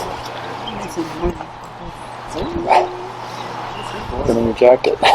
He knew, you could tell the way his body was. He had an instinct that there was something right. But Yeah. I didn't, there was a bird that flew when that went out. And I like didn't the know if blackbird he you saw plowed it. across. He got the bird. Good dog. That was a good recovery. I mean, I thought he was in trouble. So do we have to replace Lori so she can run her dog at some point? She's running wild. Well, I think they have 3 people out there. Yeah, maybe they can figure it out. Yeah, and whatever.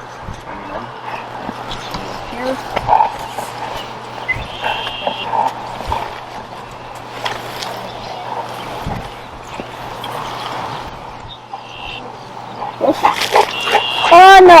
Here. You didn't do a great job. Here.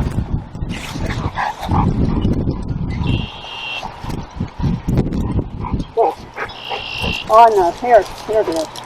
Here. Just take your time. Okay. The first time was probably bad you, the second time was probably bad him. Oh, you're fine. I just came over here and hit a look at the bar.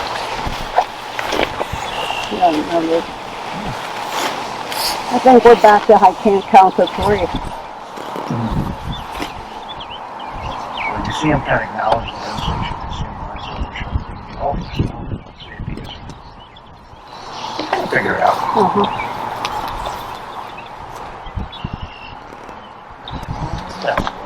Come back. Third time's a charm. Yeah, but he wasn't getting away with running down the bank. Right. That's lovely. Yeah. He's a good looking one. Yeah. That's what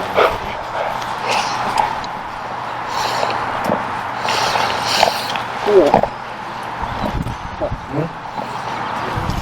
Yeah. Okay, very nice. Triple. Okay, here we go, triple. Heel. Sit. What did he do? Did he want to lunge ahead of her? Was it healing? I'm excited, Mom. Heel. And I want to creep forward a little bit. Okay, here we go. Triple. Cliffy 1, Jake 2, Fire 3. Who needs radios?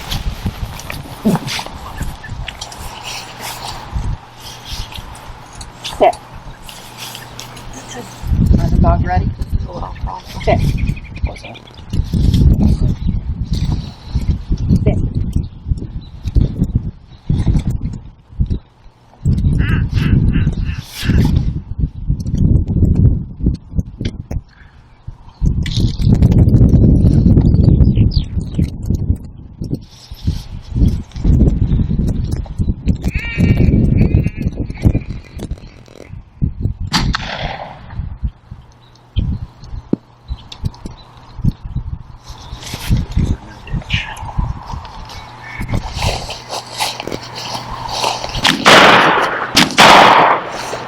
66.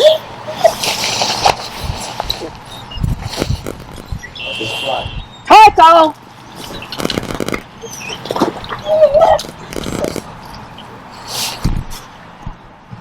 Don't do anything with this sentence. It's gonna get. I know that you gotta go, but it's just not the right time. What are you gonna get next? I'm gonna go get that flyer because I don't want it running. Oh, okay. Okay. I don't think they will. Oh, but what would you do if it wasn't running?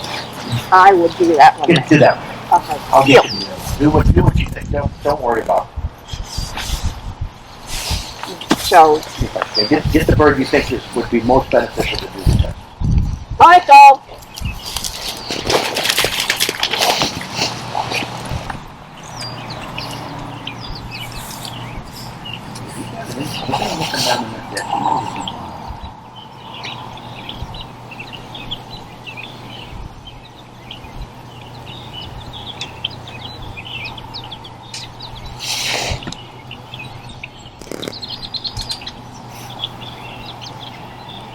Where is it? Just a little further down to the apartment. Oh, okay. Now they'll get it right there. Oh, okay. Hold up just a little short. He could smell it, you could tell. Yeah, well, I think he had an. He was running on the edge. He was kind of looking in there, as if he.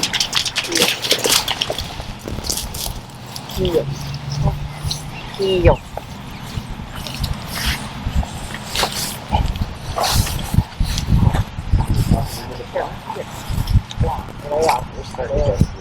Michael!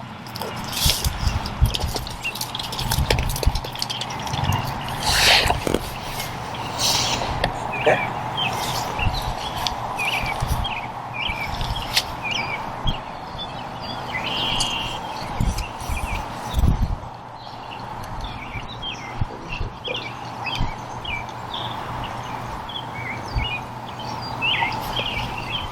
And I honestly don't remember where it went. It's right up there.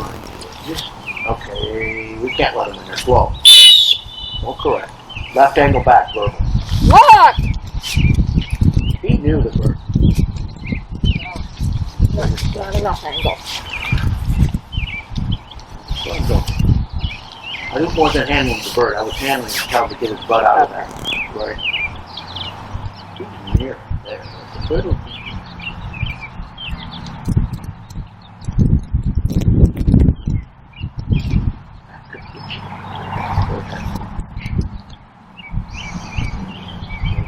He's in the center of the ball. So. That could be it right there. Yep. Did he get it? Yeah. Yeah, it's still alive. Yeah, it's still alive. He's used to getting pheasants alive at tower shoots. Oh, I don't okay. know. Well, that's. So that's a help. Oh, good. That's He got himself in trouble, didn't he, by selecting his own birds? Well, Kind of he or got not? up there the second time. I mean, he was like in position to do a really nice job, and then he just didn't stay with it. Hold. Sit. Right. Very good. So what would your critique be on that? Would I, anything I should have done differently? No, I thought, you know what, the only thing I thought of, and it looked like it wasn't going to be a big deal. Here, no! Here, you're not getting that bird. Here. Here, leave it. Going to get enough. Leave it. Good, leave it. I thought you sent fast on the flyer. Okay, should have waited and let I him think lock in on it a you know little what? more. Because you sent for it, he got this, and he tucked in there. You got to let him kind of sort things out in his head. And let him And lock we'll in. say that we use the term. You got to let the Polaroid develop. Okay, okay, You got to kind of let him catch his breath. Don't just get the first look and cut him. okay. You know, if it's too good to be true, it's probably too good to be true. So I would have just let him settle a little bit, you know, and not sweat him. Right. Let him just catch his breath, kind of acknowledge where he's been a little bit, and, you know, maybe tell him mark a little bit, put your hand in and send. You just sent like 2 seconds too quick for me. Okay, okay. So maybe counted like 1. Yeah, I just two, think I would three, want him, you know, three. kind of read him to kind of really, because he kind of looked up there, but he hadn't really settled into it. in my opinion. Hadn't sold him yet on that. Yeah, Was that's what I exactly thought. where it was. Okay. I mean, if I'm looking, but Yeah. I meant to say that right away, but I see him going up there. I said, well, I guess he did know where he was Okay. going. But at the end, he really didn't. Yeah. What do you think? Yeah. Well, I'm taking double. Sit. And I'm not sure which left the right bird. I think probably, as it turns out, I think the right bird and the flyer are better. I figured you would have watched enough to know. Okay, double. Jake 1, flyer 2. Then I'll come back and do that as a single. Did you have to jump in the pond to get the duck? Here. Almost. Here. I'm sorry. I just, if you're in their neck, they just start. Here.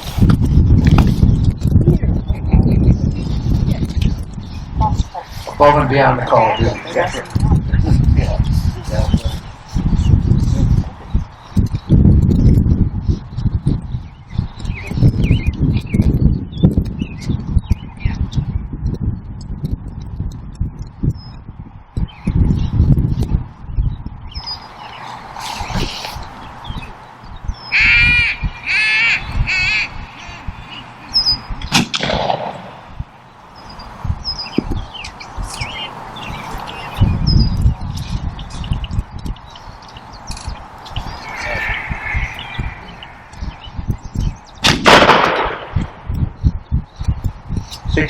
Take it.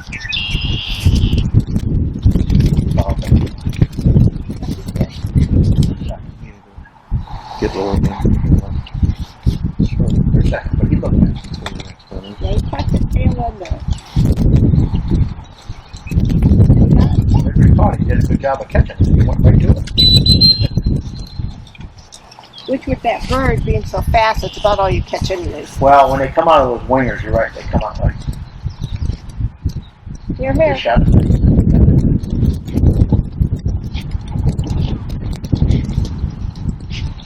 Here.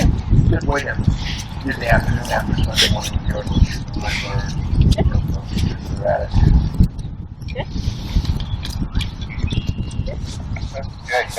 Thank you. Okay. Take it. I was trying to see.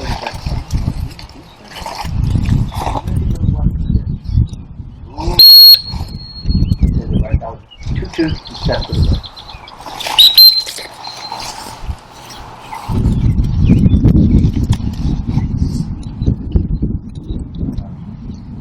In this sense, obviously, Oh, not that one.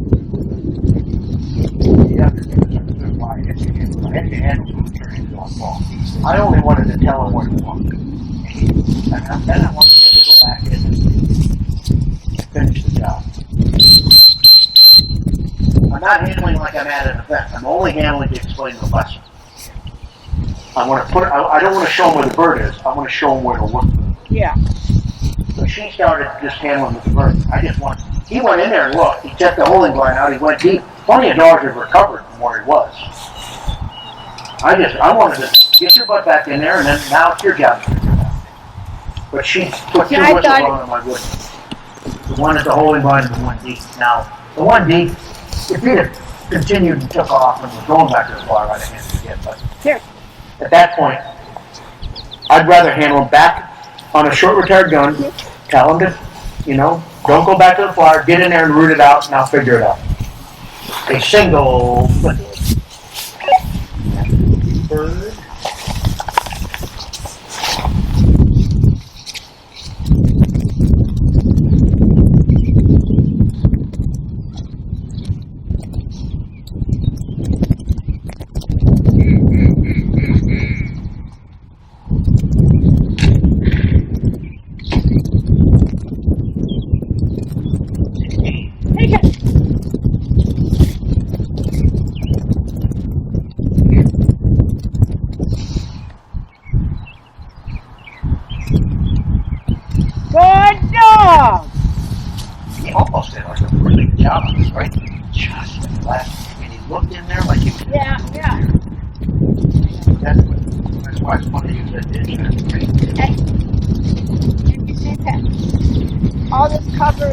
Oh, didn't bother at all? No. Yeah, that other deal is Orders are, how many dogs do we have? How many are Here. Right here. And they've got 24 cars. And the other dogs were chasing it and running in there. Would he just pile in and be part of it? Yeah, and even Never would bother. we train like at Hampton in the stick pond, and he goes. I mean, he watches those, but What I'm saying, if you did it with other dogs. he'd go out running with them. Yeah, you'd like to think Yeah, you could do I don't even know why, but as a young pup, he didn't even get tangled. But it moved on him, and he was like, oh! And that He's just got some sort of a spooky streak that's not. it hit that fear period right at the wrong time. I'm glad he didn't, because I wanted to see. Not all. Oh, sure. So it's like a police board? I thought you were going to use a pipe to clop. Oh, she might kill it. So here's what I'd like to do. I'd like to do a single, and if she's good with that, then we can finish up with a nice double. Okay. So we should do a single on one of the dead birds. Yeah. So which? What one? I don't know. Which bird do you like as a double, as a memory bird? Whatever one would be fun, you think you'd like to practice one as a memory bird. Let's fire on this one as the single, and let's do. So, Jake, we're going to do a single on you, Jake. Yeah. Okay. Good for you. This is where it gets. Your line is over there a little bit. Oh, okay. See right where the scuff spot is? That's about where we're going. Heel.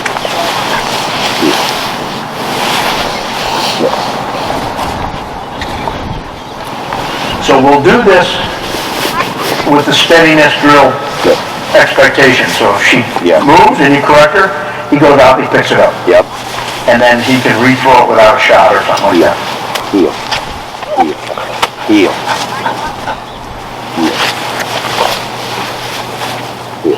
Sit. That's something you used before? I have. Yeah. Okay. For HRC, the gun, and the bucket, right with me. Gotcha. Here.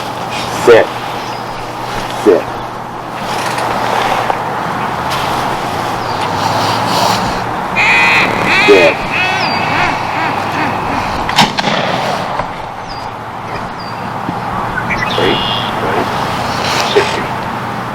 Ruby.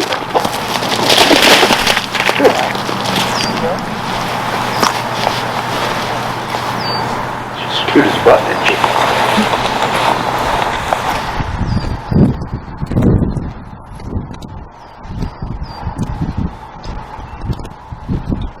Got a girl here?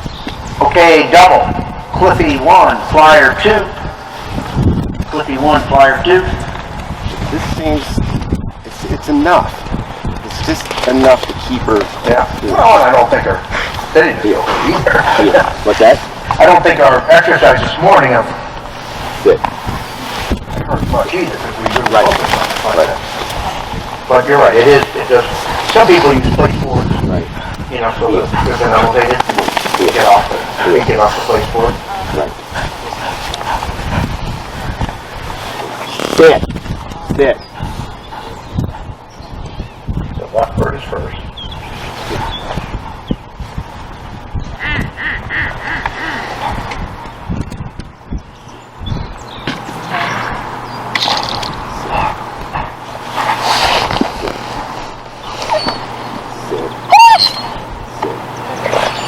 Goes the flyer.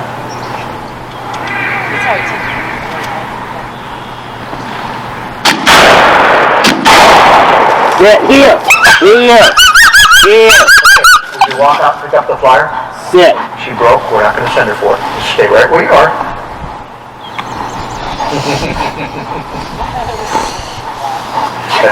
Perfect. I mean, that's good training. I mean, you just got to saturate her with the excitement level and make her behave. And right. She said, what? She thought she changed her name. She said, well, it's harder than honor. We're going to just hand throw that bird without a shot. Okay, copy that? So, she gets denied the retrieve. But, now let's get her looking back at it. We're going to silent throw what she got. I want her to see it. Just stand outside the blind a little bit so she sees it. And just go ahead. Yeah. You ready? Go ahead and throw it right now. Just don't say anything, just throw the bird. Use your same cadence with your hand. Same. Ruby. Okay. I've got a video on my Vimeo account of the deal with when Marty's coaching a guy that, and we're doing this exact thing. It's called zero tolerance, and he's explaining to the handler. It's pretty informative. That was good correction. Yeah. Well, it's like hand in the cookie jar. That's right. Alice history remembers it. Yeah, you're right. But you know that what we did is probably more important than that. We got crippled those. Another bit. Heel. Heel. Heel. Another bit. Another bit.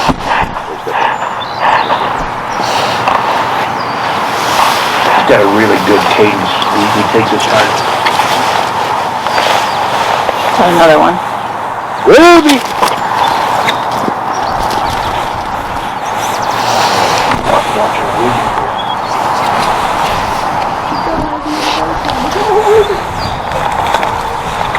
Try not to throw it in the pond.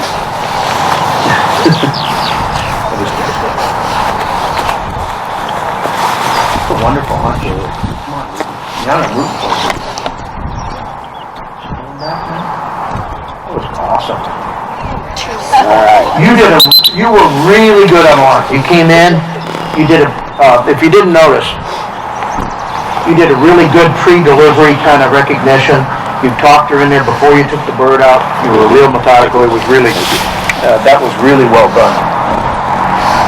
And I think that had a lot to do with her, and then she did a good job too on top of it. Come on. But I think if you didn't do that, see, that was exactly what, I can't remember who else,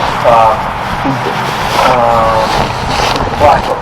You see, he took his time, really kind of just let it kind of soak in and let the dog make sense, and he talked to him before he took the bird, and he was real methodical about it. He's got my flower too. Here. Here. Okay, use the hammer over here. Here. Here. We reverted already. Heel. So, we gotta do singles here. Okay. I was going to ask you for your opinion. I think just because, you know, these are... No, leave it. Flyer single. No, wait a minute. Let's do Jake's single. Jake from State Farm. Jake from State Farm single. I just think that I want to get this guy on a roll a little bit. Sit. Heel. Sit. Let's take this one first of all. Get over here just a little bit. I want to give him a real clean look at this. My favorite thing is guiding me. Sit. I said that they're more humane to... I'm walking down the thing. That's more. Here. Sit. Sit. No. Sit. Sit.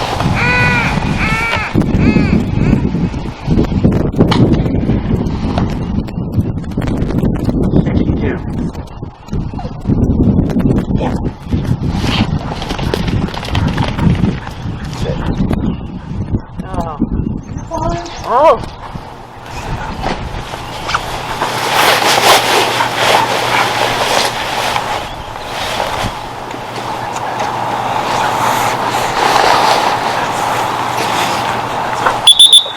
Attaboy. Good. Flyer next. Flyer next.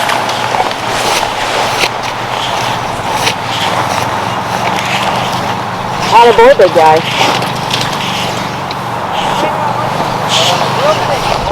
Very nice. Look how pretty you are. Here, heel. Heel. And sit. Drop. Listen. Right, heel. Sit.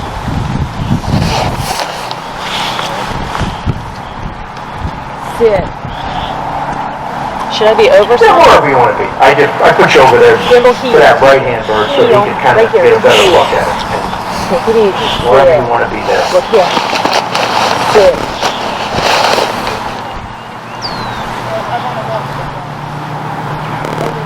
Sit.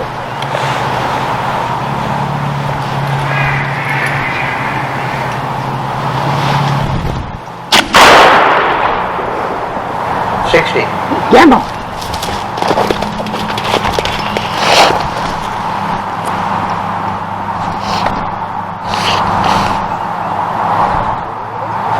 Flyer gun, step out of the ball. Step out of the ball.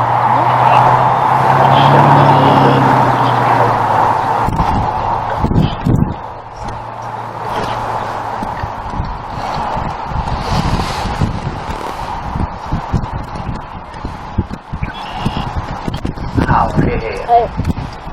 Holler up there at the flyer. Loud. Hey, hey, hey. Lots of noise at the flyer. Wave your arms at the same time.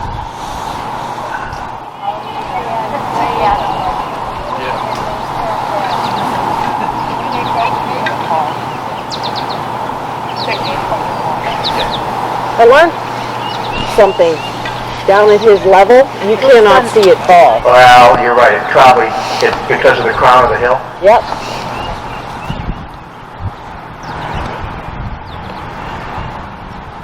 It affects their depth perception, no doubt. But when I was down there, I never saw it hit the ground. Welcome to my world.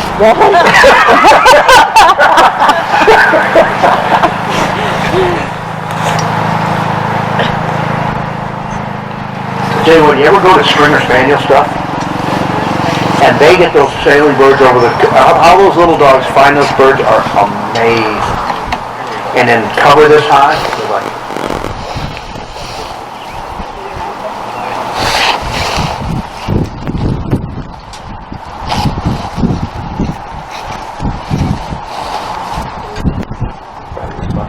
I thought he was too. It seems like he's a little far back. Yeah, I do too. I think so. I think he is.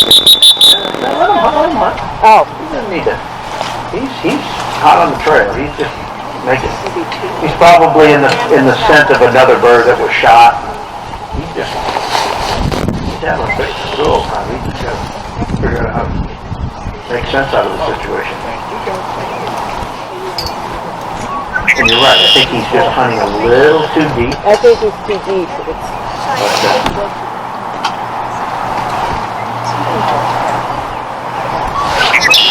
It's interesting how sometimes dogs just kind of continue to hunt deeper and deeper and deeper. Yeah, I don't want to lose him here. I know that bird's dead, so he's just hunting too deep. Yeah. Make a little hey hey, Emily. See if it can draw back to her.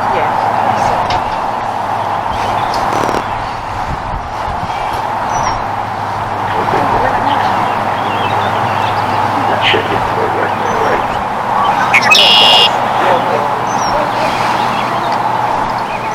Yeah, he's very hard.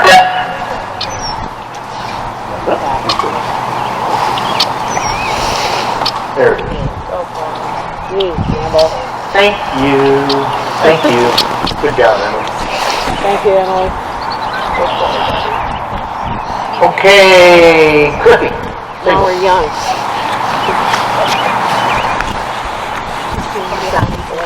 I tell you what, you get in some of those, like those pincers and nationals where they shoot 4 flyers, do a quad with all flyers and the birds are everywhere. All those dogs.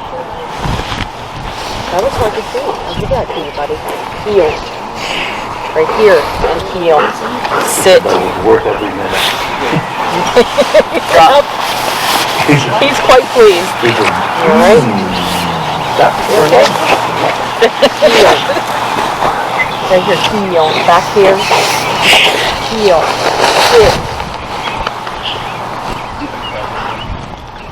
Sit.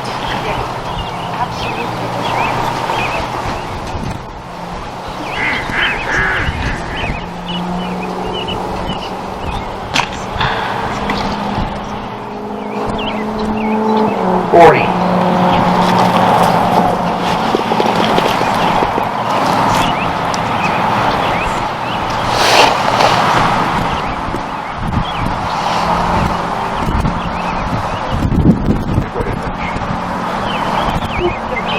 Attaboy. Attaboy. Let's go.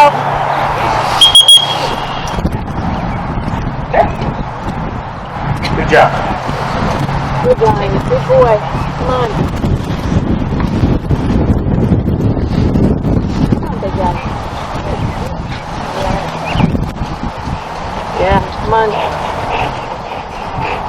Here. Right here, sit. So Laura, what do we have? Do you have a dog in the shop?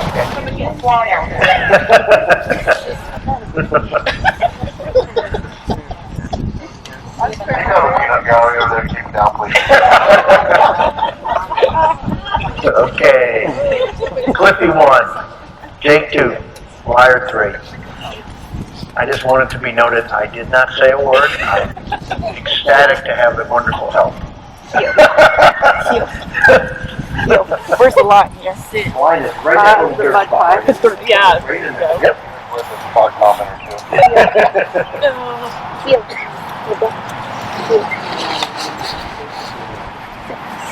Left, right, center.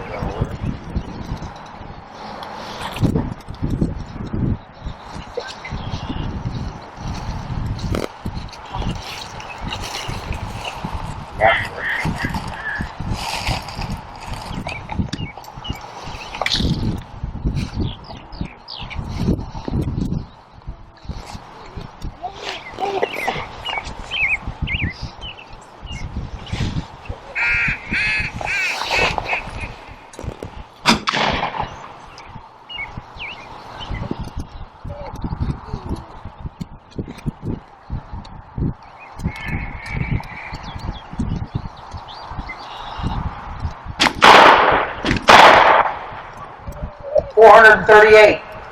Ginger!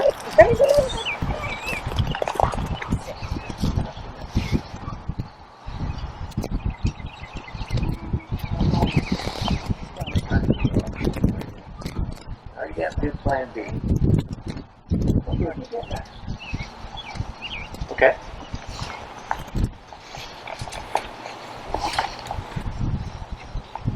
I don't know if he winded it. She winded it or not. I mean, it's hard to think that they. But I guess when they're how the wind comes out of that little ditch. It certainly looked like she took off going for the flyer, didn't it? Say this happens all the time. Huh? Now you got to down with the hand. We got to help make sense out of what's happening. Ginger!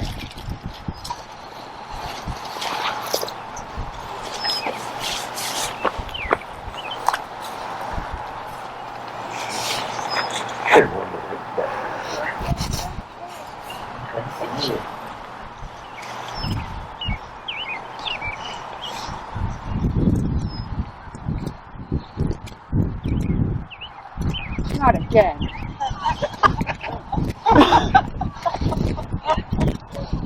Boy, I'm happy walk your dog for you. She's thinking, why is everybody looking?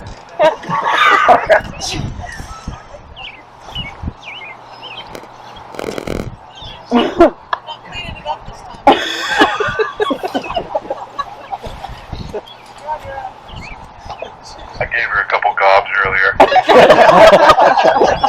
He gave her a couple gobs earlier.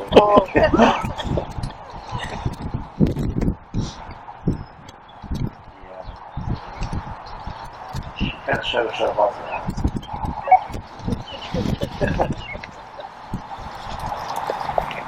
You call me back. Heel.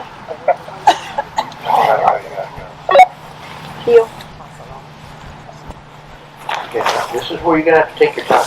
This is definitely like, you can tell like she's not sure what she's got, right? Heel.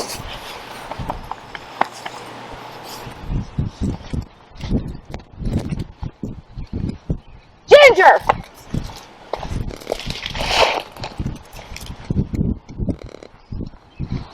Okay. Farmer Sang kind of punched her through and she was doing it. I'm not going back to the real ball. Let's see. So she's going to get in that flyer.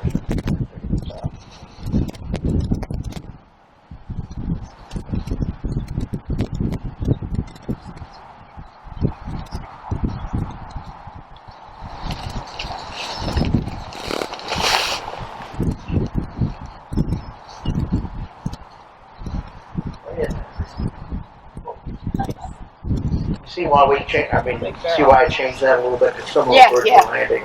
Yeah, no, as soon as you said it when we were up there, it was you could have. Well, whatever, just But Easy, easy. Okay, so I have a question now. We're gonna. So let's say this dog has run. This is our rerun.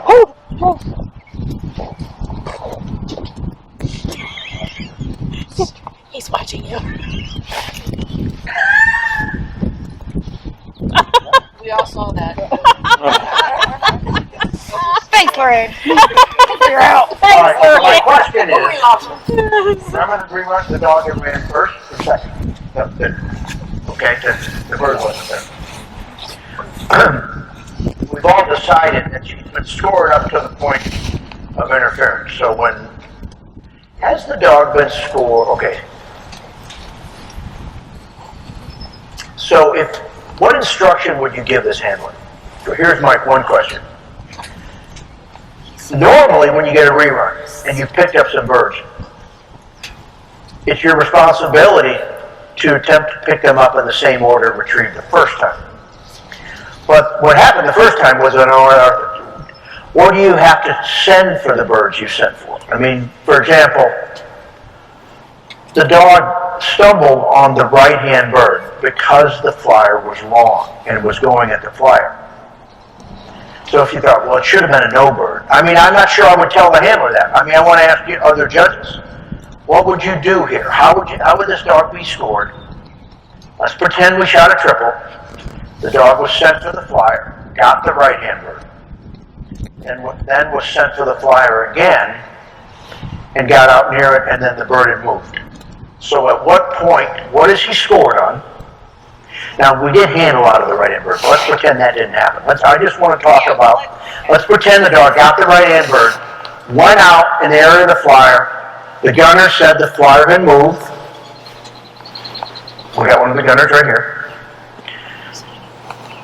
And now you're getting a rerun. How much would the dog be scored on? Only the right bird?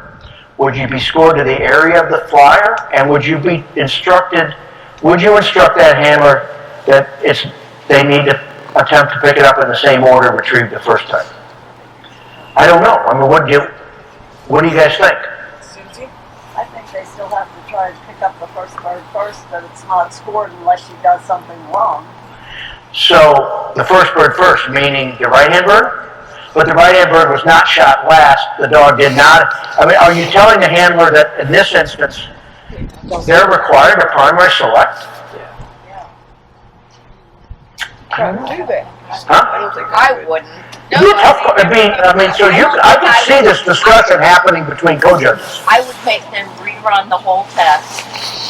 And if the dog went for the flyer first this time and got it, I wouldn't, no, that's no big deal. The one thing he has to be scored on is the right-hand bird. He's already been scored on it. Gotten it. It's a good one. But he has to get it, though, again. Yeah, even if you handled it. Right. If he runs it and really screws it up, doesn't get it, then...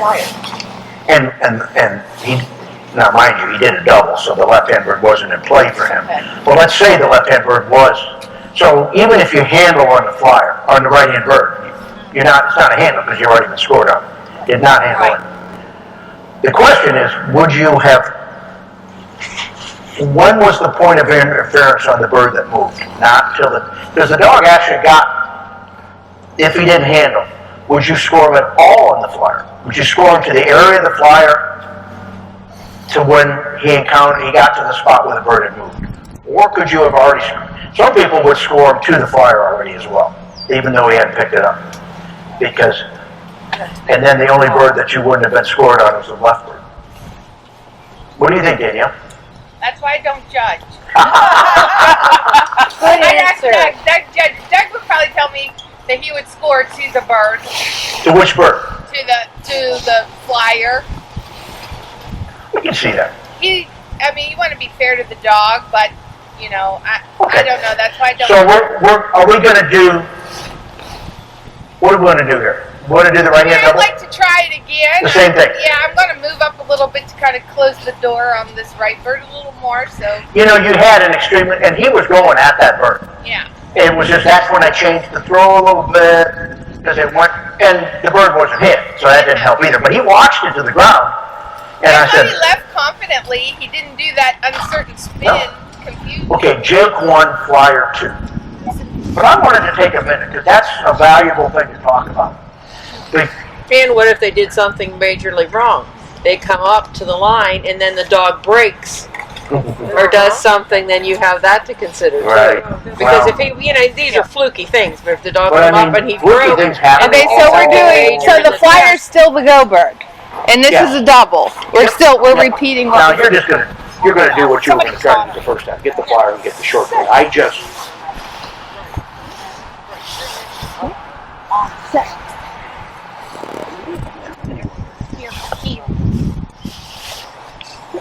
Here. Here. Sit. Sit.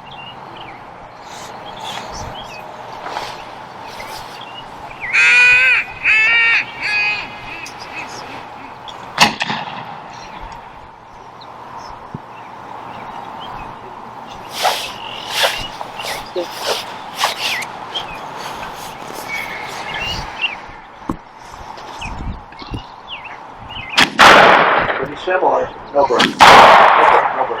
Heel. Heel. Let's go out and sit. Let's that bird's not hit. You can go out there and shoot it. It's just your luck. We're testing your steadiness. Hey, tell you what, that happens. And then sometimes when it rains, it pours. It's on the same dog though. I can't remember. One of the St. Louis National Championships in the fifth series. A lot of times is your second set line mark in an open national, and then any national. And they usually shoot a double flyer. I had 5 no birds with the same dog in the fifth series. I got so many no birds because after a certain amount, you go to the end. Like you wait 6 dogs, and then you come back, and you wait 6 dogs, and then after your second no bird, they put you at the end. Well, I had 3 more. And I was like, boom, back and back and back. And actually did the test though. It was like. You were the last dog and you had no birds? Well, I ended up being, because I went to the end. Yeah. Now what happens a lot of times, they end up shooting hen pheasants and and the gunners are getting flustered and the birds are going everywhere. And I think I probably had 3 other people with me. So we were like, he had a no bird, and I had a no bird, and you had a no bird. And it was like, oh my God. But I had 5 no birds in the same series with the same dog and the same test. So I got to the point where I was just back into the holding blind, back to the line, back in the holding blind, back to the line. Boom. Okay. So we'll probably launch that bird and shoot it. Let's not shoot another fly. I think I want to make sure it's clean. So let's put that bird in the winger and just shoot it, shoot at it in the air. And we'll do the double. So when you get set, just stand up and give me the high sign. I didn't release the honor dog.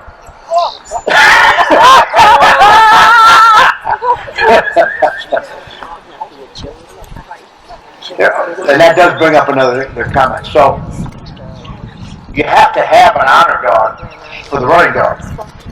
Some people will have them honor on lead after they, they deal like that.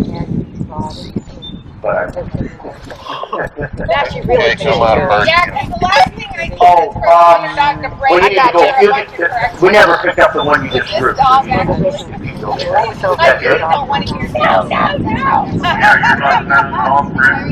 Well, because the flyer was Not with this dog. The flyer, Any other dog. so the bird's still on the ground. So we'll have you pick it up and redo it. Last dog is running now. You should need another bird.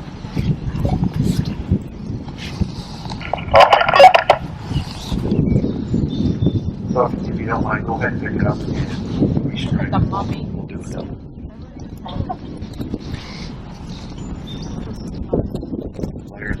I know, I'm kind of like. And I tell you what I did. I lent these to a bird boy, and I just got the straps so long. I'm going like, get over it.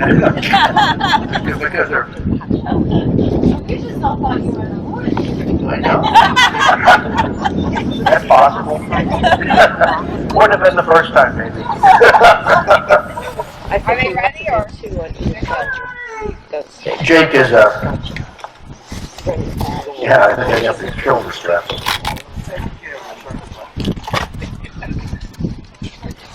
Ed, I have a question about which out of this setup, bird would you face your dog at? Good, great question. If, from hunt test standard, the first bird shot. I'd probably, okay, here's what I'd probably do. I'd come out and I'd point him in the direction of the flyer, and then I'd say sit, and then I could step up, point him in the direction of the first bird shot. And then when that bird went off, we step back. So do this bird, and I probably then I step up slightly for the flight. The first bird down though is now. No, on the triple it's left, right, center. So I'd come out. I would come right out like this, point him roughly neutral on the test, step up a little bit, tell him sit, mark, and signal. So I'm not pointing out all the guns, but I'd roughly have them pointed in the vicinity and looking in the direction of the first bird shot. Go ahead. So now that leads me to my second question. Okay. Which is, when you're training, do you turn and then signal for the bird? Or do you signal for the bird and as they're quacking and getting, do you turn with that? And that's another great question. In training, I don't want the quack to turn their head. I want them to watch the bird. This is an anti-head swinging thing. Right. So I will turn, and that gives them permission as well as information that something else, that they've watched the bird long enough, and something else is about to happen. And then I shoot. Then I quack and do it. Now, even if they don't pull over right away with him, but I want to make them pretty aware of my movement. That if I don't move, I want you to stay on this bird. And when I do move, that says something's going to happen to the right, then I'll have it happen. I think it's better for encouraging a dog not to head swing. I know it's not what always happens at tests, but I think it's a better way to do it. Different training is training, yeah. Exactly. So you turn and then signal. Right, because when I turn, I should turn with you. You're right. You're teaching them to turn. But I'm more, as much as anything else though, I'm telling them that I'm giving them permission to look somewhere else. And I usually count to 2,000 after the previous bird hits the ground before I move. Oh yeah. And you can hear the thud. If you're watching your dog, you can typically hear the thud. 1, 2. Step back, then I shoot, and I'm going to be real slow and methodical now, because when it starts getting crazy, I mean, they're head swinging like crazy. Well, it's the way we do it all the time. 2,000 count, minimum. Ready? Yes. Jake 1, fire 2.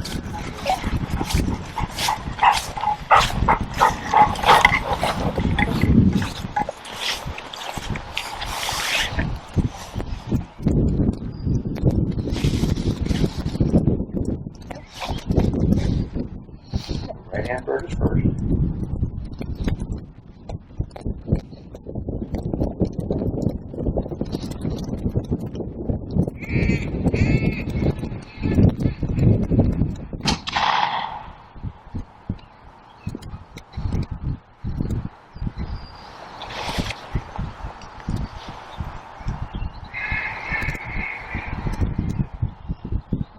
Oh. 66.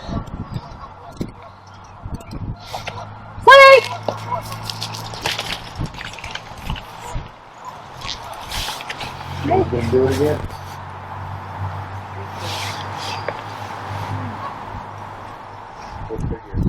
Where is he? Oh, I knew that. Well, as you know, that's where he spent most of the time hunting. Keep straight into the woods. Where did the birds go? It's a normal bird. I just heard somebody say, ah. Well, I didn't think it was a fly. I thought they were doing a supposed to be a flyer. Yeah, it was a flyer. But it's a perfect bird. Watch him come out with the bird. Because it's still in there somewhere, isn't it? Maybe a dog. I see him. He's right in that little cutout. See, I went hunting there last time. So this is our... He's right in the cutout where they sluiced that one. There you go. They sluiced one in there. He's almost done. Get it. Get it. Get it. You can get it. Don't have him help it too much. Okay, thank you. Hey, hey! Yes. Wasn't that where they slooshed it and they probably had a lot of guts and stuff back in there? Okay. Okay, here. This isn't going to be easy, because he ran right through that. Never put his nose down. Like, I thought he was going to get the shirt. Yeah. You really got to ease him up. Jake, step out. Jake, step out. Show your face.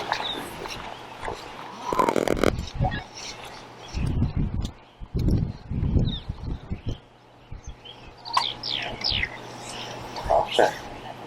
Free!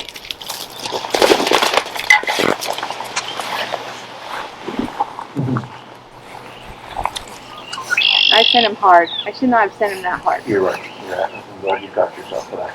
I didn't want to pile on you. No, it's my fault. Dang it. Now he's going to hop back in and get wiggy. He went out there. I mean, when I brought the gun up, his ears perked up. And I know, but he's going to go back to the woods where he smelled all that shit before.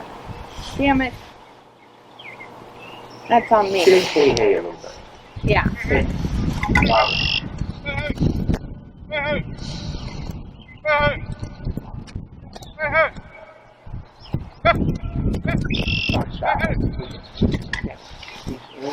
Now he gave up. I know, but that's not life. Yeah. Step into low time. He's not helping his own cause.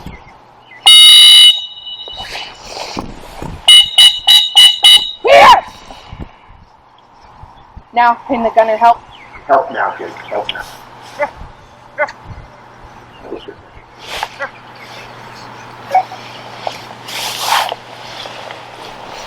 Just get it back on path before he gets too lost. You're right. I mean, it was just, you had a lot of... I sent him too hard and that drove him deep, and then he had too much shit in that... Oh, sorry. You got the left hand there. You're fine. I was like, damn it, I sent him too hard. We'll beep it out on the evening news. I'm mad at myself. There, Clippy. Is this bird in mouth or no? Here. No, don't do bird. We got too much shenanigans. Sit. Good boy. Here. Michael's looking wave and hop. Hey, hey. Go ahead and shoot him. Go ahead and let her rest. Whack and send it. Yeah, now go ahead and clap and shoot him.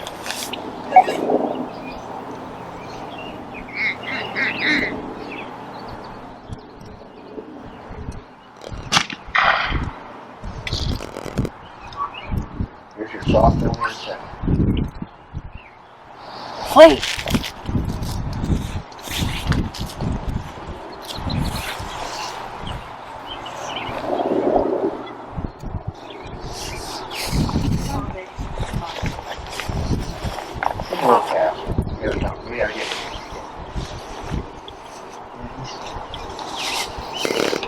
Well, as soon as I start to handle, then he's like, I'm doing it wrong. Well, and he's got to get over that. I mean, you know, he's just going to have to nurture him through that. Okay, that's it. We're done here. Leave the flyer crates, the machine, the bird. It was too soft to send, too. You guys because he had to go easy. The balance, right? Yeah. I have to learn inflections. I don't understand. We're going to be upwind with it, but maybe make a little noise.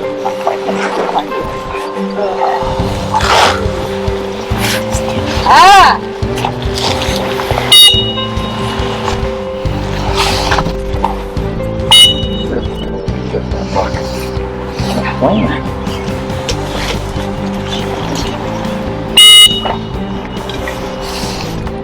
Then you go up either side of that bush and you have to hold over it.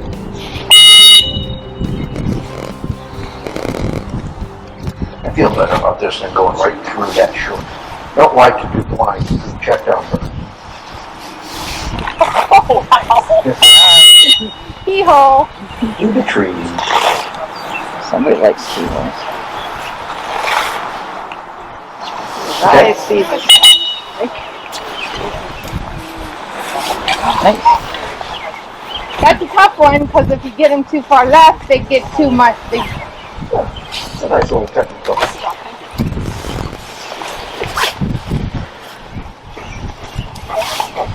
A little dirty. Here. Now, the only reason, Danielle, I moved over here is just because I was afraid a dog might leap off this ledge here and maybe see right in front. It's a little steep, yeah. So you went through this slot rather than that slot? Yes. Or no, I mean just anywhere. Oh. Just like right here. I just, what I didn't want a fast dog to do is take a nose punch right in here. That's all. That's my only reason for that. Well, watch out, you're going to be in the line of fire. Incoming.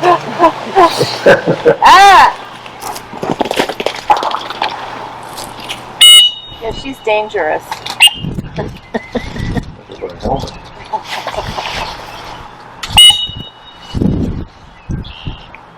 Go literal here. I mean, that's not too big, but you better change the direction.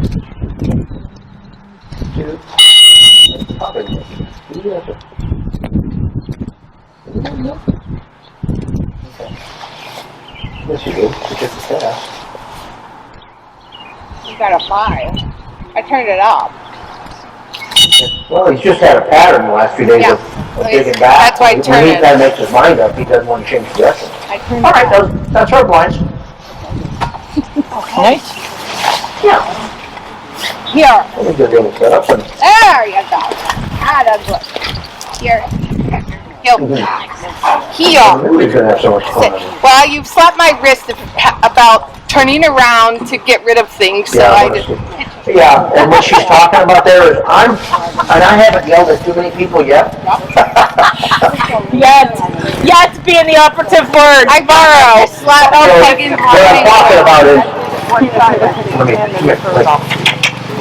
sit. So I come in with a bird. I don't like handlers to do this. I want you to, like, everything, I'm watching you. So when I take the bird, my attention is always on the dog. You do this, they're going to follow you, they're going to, like, especially, mainly on in-between retrieves. Because I'm going to work hard to get that, come here. I'm going to work hard when I come in with that one to get the initial look. So if he's trained well, and I do this, it's going to change his attitude and position. So when I come in, I'm not pointing necessarily perfectly, but maybe there-ish. When I take this bird, I'm going like this. I'm either handing it to the judge, but I'm keeping all my focus. Too many people lose their, and nothing good happens when you're not watching. Too much is going on that I need to know about. When I take this bird, I'm real methodical about it.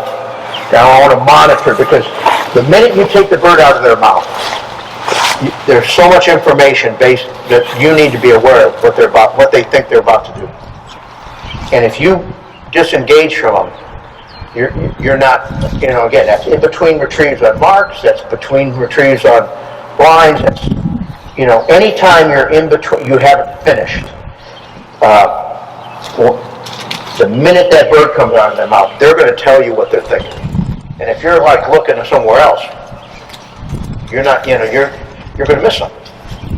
So that's why I spend so much time watching the dog when the birds are in the air, and when I take, and when they first come in, and that's what the one handler, I can't remember everybody's name, was Eric, right? He was so good at on this short bird. He was really right there. He really talked the dog into the, and he took the bird, he kept his eye on her, and he really stayed fixed on the process on post-delivery. But people do this and disengage, and you don't know what's going on down there. You better know, because it's your job now.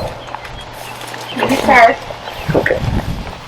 Carol, and again, feel free to make any adjustments here. If you don't want to get technical, run this line from over here, make it a little bit friendly. I don't care what you do. I'm setting up like what I think is kind of a neat little, there's a lot of, a little bit hillside, you got to kind of negotiate your way through this. That's what I would do.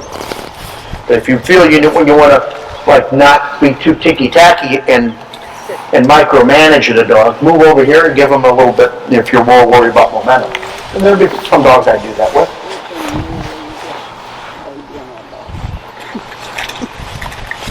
So, Anywhere around the pole, or I was originally thinking just this side because of the second blind more than the first. Heel.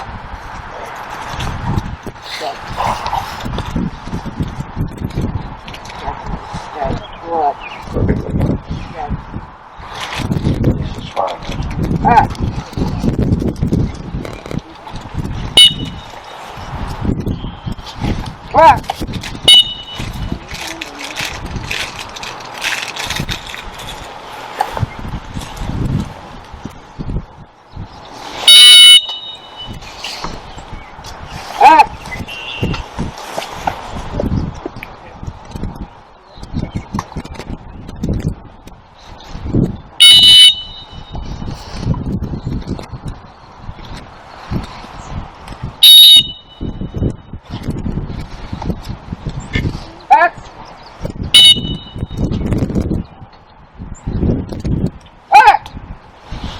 Why I like to put the blind just deep enough on the marks that, it felt like he was still kind of hunting off the holding blind.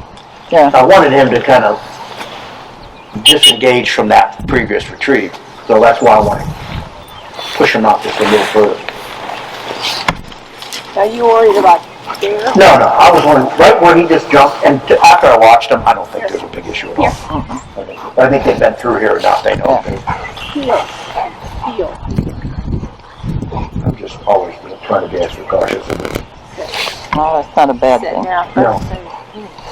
Sit. Good.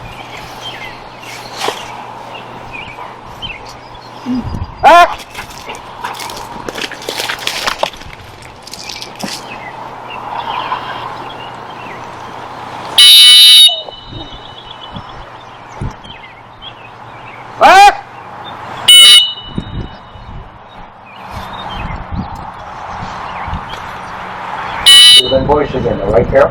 Base done.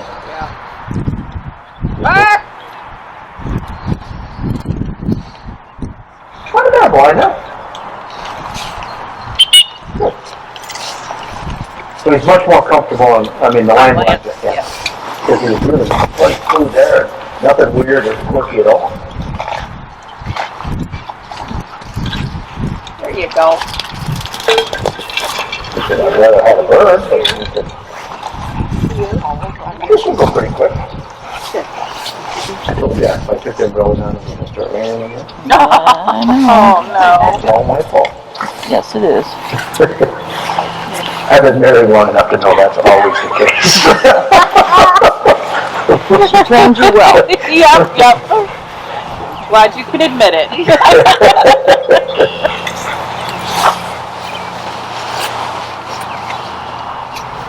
What's the joke? If I say something and Maury's not there to hear me, am I still wrong? You are. Isn't that the deal? All right, who's next? I'm on our way. All righty. After this, I'm not saying this morning was pretty raw, but it turned out to be better than I expected. Yeah. When I drove out, it was 38 degrees and rain. And they were showing snow. Really? East here, yeah. Bite your tongue. They said it was snow flakes. I think that's better than mine.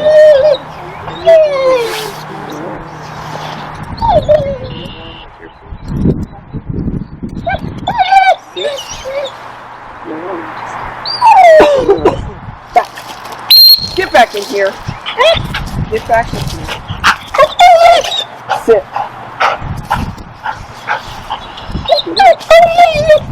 Sit.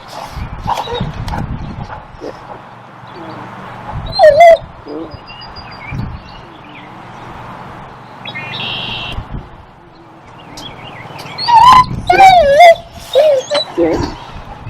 Mom. Sit. Mom. Sit.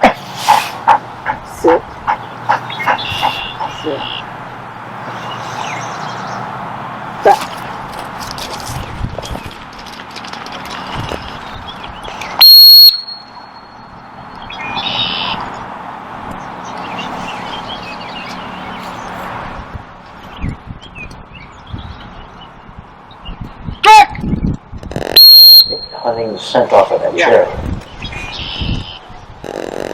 You'd be amazed what human footsteps does. Oh, yeah. And four-wheelers. You might as well fuck a bird. They just get so used to, you know, when they smell human foot scent, that's where we throw birds. Right. Don't even think of that. You just walk around and then run the blind by them. Now, the chair itself, obviously, but it's as much us walking in there and placing the chair as it is the chair. Wow. There you go, bud. Sometimes if we want to set a point, we'll just drive a four-wheeler in circles around the tip of the point and miss the... There you go. And sometimes they'll hunt that four-wheeler track more than they would if you had bird feathers. Huh. Unbelievable. Oh. I'm sorry. She hit him. I'm used to it. That's the second time someone hit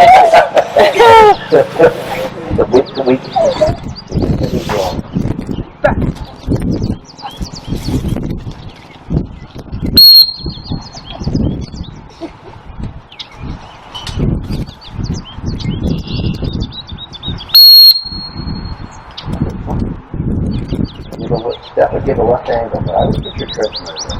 With this dog, I'm thinking there's a pretty good likelihood. Maybe. But go ahead.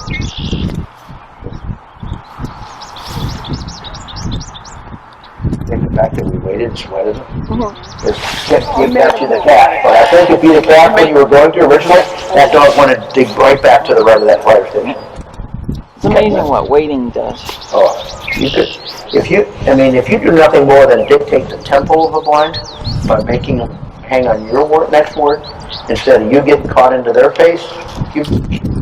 Oh, I know they push you. You just go past them. Yeah. No. Right, he's gonna give it to you so she doesn't throw it at you. Make sure you were okay. Nice job. Who's next? All right. Sit.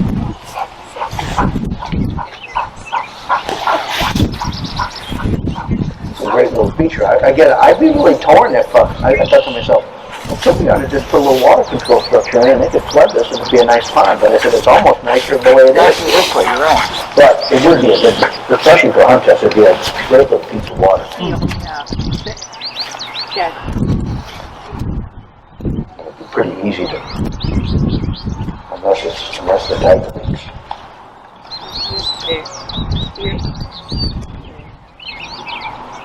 Go.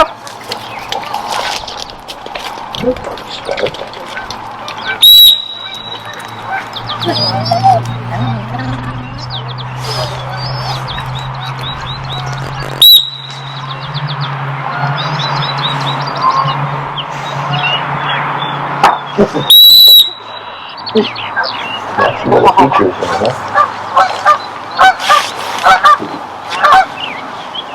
Okay.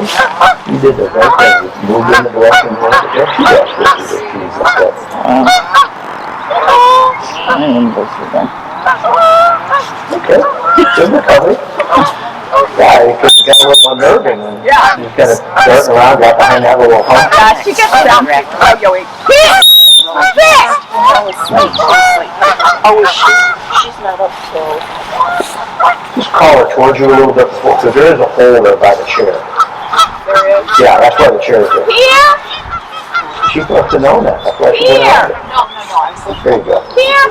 I didn't want you to like give her a big over and have her fall in that hole. Okay. Good. Heel.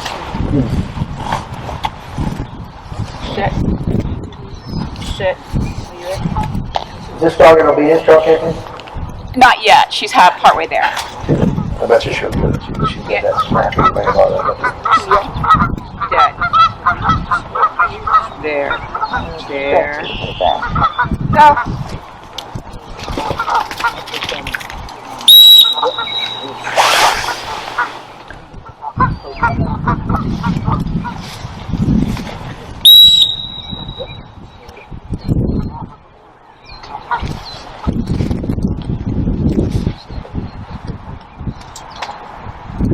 That's nice. Look at it.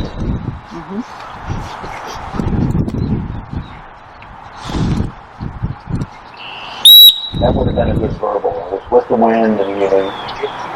This one too? No, probably not. Too risky. Yeah, I think the verbal wouldn't work. I think it'd wrap her back to the right. Okay. I'm still trying to understand how to know that. Well, it's always a guess. It's not always obvious. And each dog is a little different. Yeah, in the situation, I went mostly on kind of the dog was casting a lot laterally on the first one, and I thought like that right-hand one would be a good verbal. Yeah. So I wonder how many obedience trial champions and field champions combination. I trained one. Not a lot. It was a golden in Michigan. Dog name was Rocky. I can't remember what his full name was. Guy with a blue curve on him. And he was an obedience trial champion and an NFC. And an AFC. He was a really good dog. Takes a lot of time. Sit. Because there haven't been, and I train with it. The gold people will know. Sit. On Funky Farquhar, Pigathos Funky Farquhar was a dual champion. The last dual champion, Golden. I don't know. Was a national derby champion too. I mean, hell,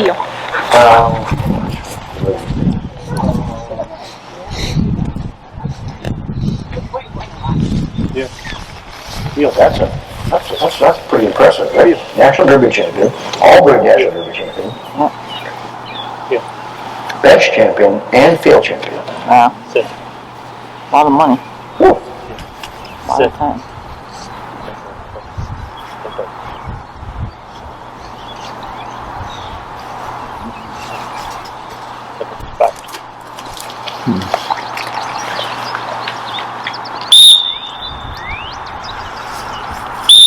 Sit.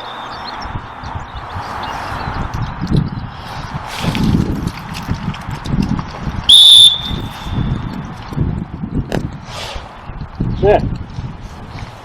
They don't want to sit in that slot. Just get my bum wet.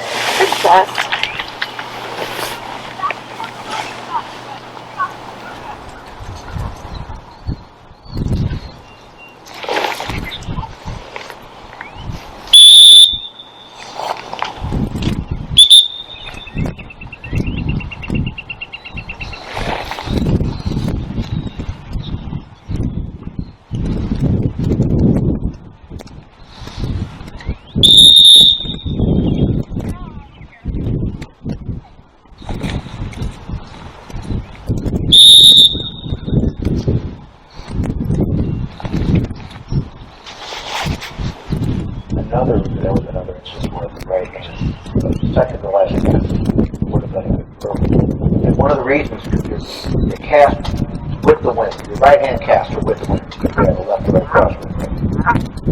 Those are the likely verbal casts. The end of the wind casts are usually silent.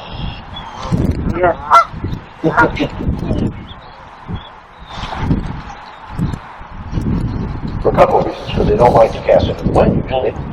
And they overcast with the wind. So you're trying to get more into the wind and get less with the wind.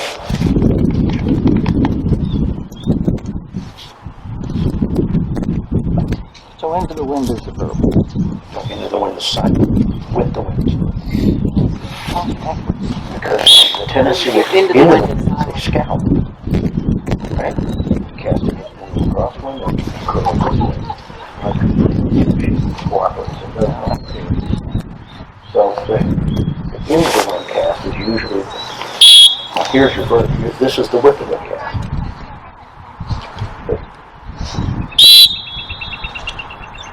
And it's almost directly on line too.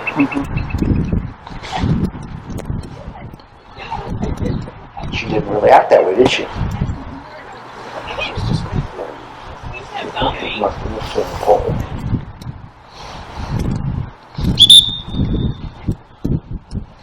But, again, those are guidelines.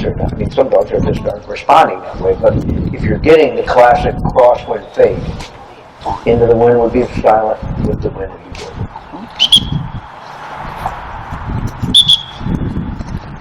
But when I say those guidelines, just when you start to say, oh, that's what you do, that's not what it is. Like this dog, that didn't. Well, the wind kind of died down. Yeah.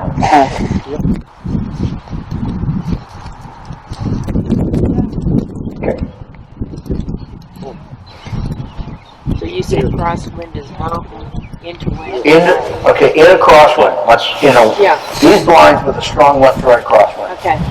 And the dogs have a tendency to fade with the wind, right? Okay. This cast, the left hand into the wind cast, would be the silent cast.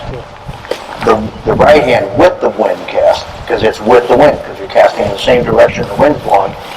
That you're trying to de-emphasize directional change, because the wind's going to push it.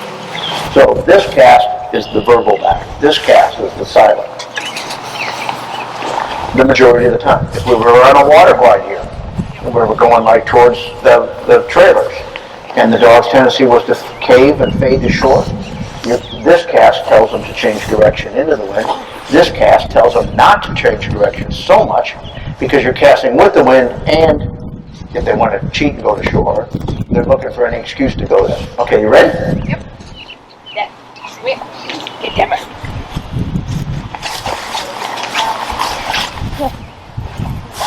Here. Here. Oh, I got enough.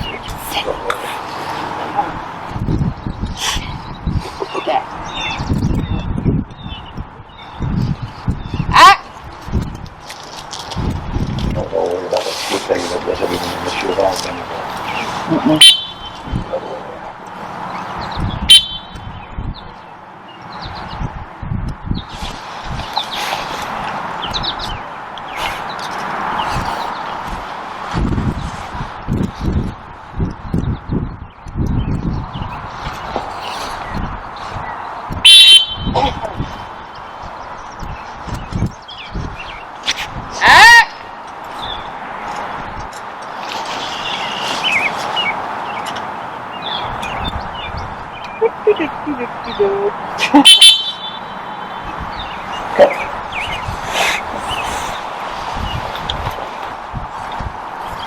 So you would not see this where they did marks and then blinds in the master, right? They always do the blind in with the mark. Most times. Occasionally you might.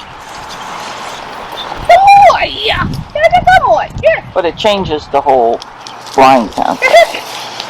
Here, Dad. But you could have thrown a blind in with these marks, so we just triple. It wouldn't have been that big a deal, other than you'd have been okay with that one, I guess. Oh, that would have been fine too. Yeah.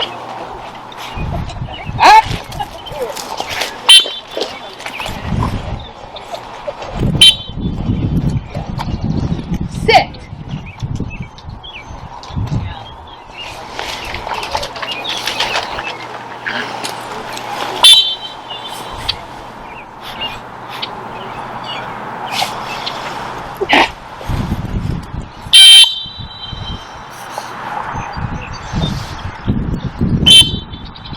He's pretty down into the dip, isn't he?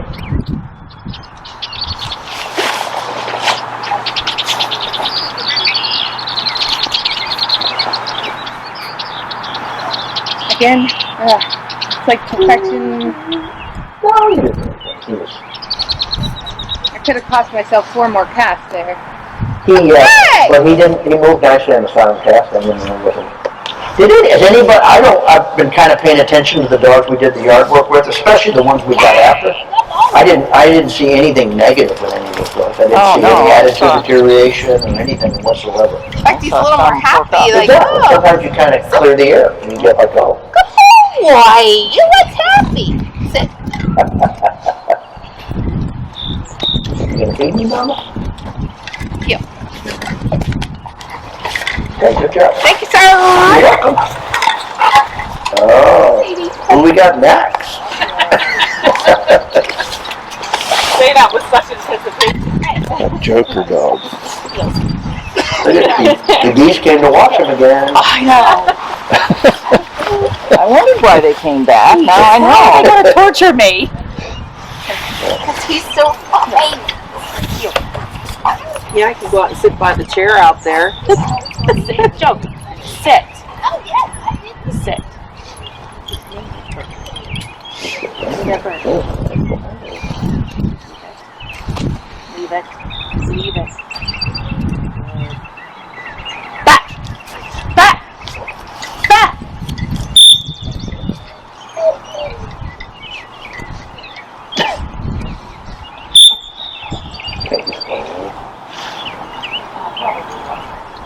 over. You said over. Ah!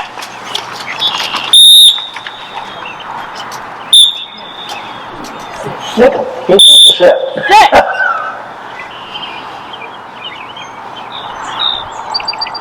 Back. No. Back. Okay, now slow down. Slow down. Sit. Sit. Another sit whistle. Sit. Well, you get to see firsthand. Okay. Well, huh? Here. He does that whenever he's confused and has gotten a correction. Here. Okay, well, it's something that you'll need to clean up. Because coming in, I mean, you know, when we start, you got to do more work this morning. Right. Okay. So, okay. Should I send him again or here? Like, yes, I'd like you to face send me him and give again. him back. Okay. Sit. I want you to put yourself in a friendly spot. But just back. Okay. Back. I just want to get some. Sit. Sit. Sit.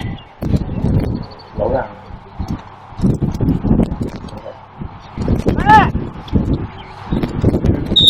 That's not a good word. Sit. Sit. Blow another whistle. Blow Okay. meaningless. Okay. You got his attention, okay? Back. Okay. Back. He's going back. I thought he was sucking right. Well, he was sucking right, but I mean, I didn't think of how it got. I don't know. Did he just look and see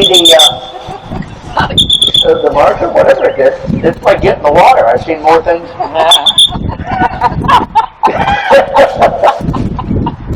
I won't tell you we trained together.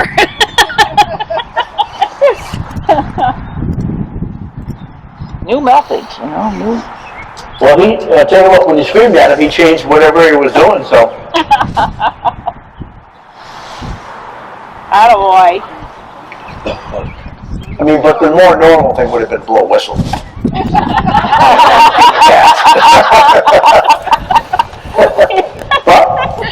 Come on, heel. Heel. All right, well, now let's do the left hand, boy. Sit. Out. So, just from here, do it? Yeah, I think the fact that you got through that one, it'll go smoother.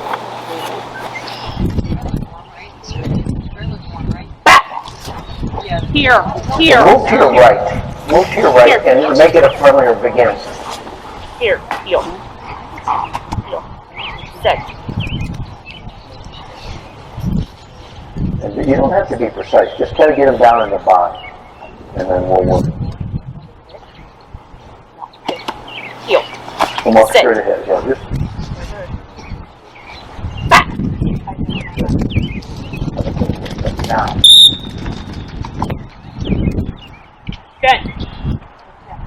Left angle back silent. Slow. Good. Slow sit whistle. Sleep focus is on it. Good. You want me to straighten him out? No, I want you to go left angle back silent. He's in a funny spot. I don't think. Sit. Sit. Left angle back, verbal back. Ah! Sit. Sit. Slow sit whistle. Oh, darn you. All right. Sit. Car. Okay. Car. Now, we're not going to get it done from here. We're going to go to that point. But what you...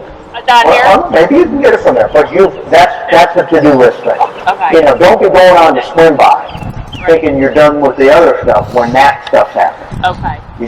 You double lead them, you teach them how to sit. You know, the ideal thing there, if a dog is forced properly, would be to force him on back right there. Right. And not let him come in. And if he doesn't force there, he's not forced adequately. Okay. So that's, Go back. and this is too nice a dog not to get it done right. It's just a matter of just, I mean, he's not. Sit. Do you want me to cast him from Do you here? think he'll, well, I think you go to that. Let's go over here. I don't think it's going to go well based on this. Okay. Heel. I want to walk over to that point and just run it from there. And because I just want to make him go through that area. I don't know why he got, probably because he didn't sit, he got in trouble. And then, Well, we got to get it. That doesn't mean you did the wrong thing. It just means you need to do more preparation. And you need to do it in the yard, on a pile work like we did. And you can do it even without the pile, with double leads and beep, beep, beep. So if he responds to a sit with a nick.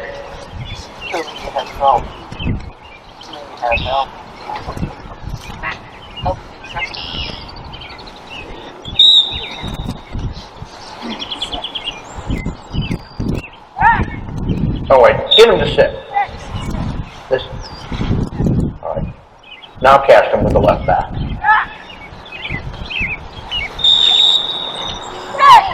Okay. Well, you get. That's your to-do list. You got homework.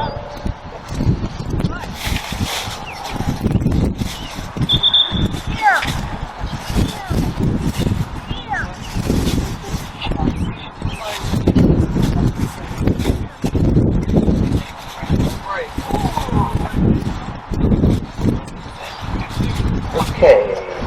All right. Yep. Bear down on it.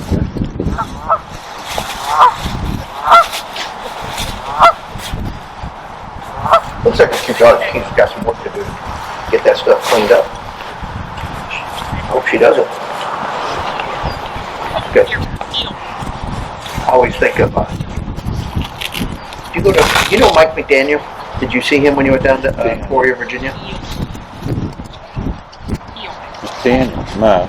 Michael was here. I went to, he was at a workshop when he had about 11, 12-month-old dogs, and he had some stuff like this. And I said, Mike, you need to do this and this, or it may have been more like Kevin even, you know. And I looked, and his buddies were joshing him, and I thought, this guy's not going to listen. Be damned. 2 years later, he's qualified for the National. He finishes their AFC. I mean, this guy was like, it was his first dog. And he's just, he took everything, he went back, worked his butt off, did an incredible job, finished her title, and he's turned out to be a really good dog trainer. But I didn't think he was going to, I just didn't have the feeling that he was going to take it serious. But he did. It was a really good thing. So, he's a funny guy. Wherever you want to run from. What? Yeah, wherever you want to run from. This is the guy we worked hard on the stops. On the BB blinds at the end. Let's see what kind of sit and stops we get.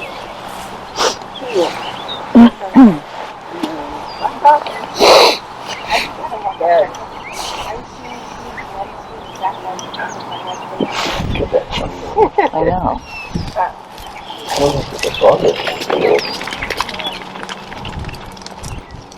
Maybe when he's not confident of where he's going or something. Well, but she said that it doesn't act that way. No. I almost thought it was a stress thing, because when you were doing the circle, it certainly looks like a bug thing. Yeah, he was getting more, he was doing it more like when he got stressed. So, there was a guy, Doc Miller is his name. He had a interesting fish named Rosie. Nice, very nice. She got a couple of big overfits. But he'd do that, and Doc would do this. And she'd walk. She'd look at him, and they'd go like this together. And it was just and he talked to her. He said, Rosie, it's a blonde. It's a long blonde. And he'd go like, everybody'd come to watch because it was so comical. And then he'd go, and she'd go, that's a wow. Well, she would do that. She would follow his hand back and do it. Did you see when she turned away? The other followed her? That's the kind of thing I don't like to get. Oh, Susie was in trouble there. You know what? Sometimes it doesn't affect you, but when it's crucial, it's just a bad habit to do it.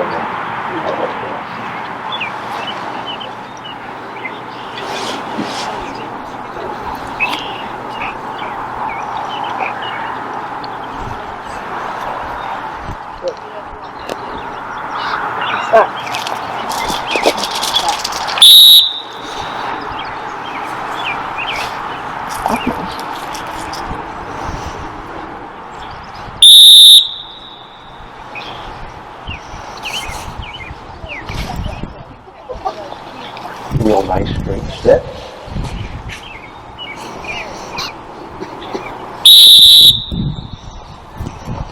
nice and slow here. I'm going to see. Look at this. Look at the ducks in it.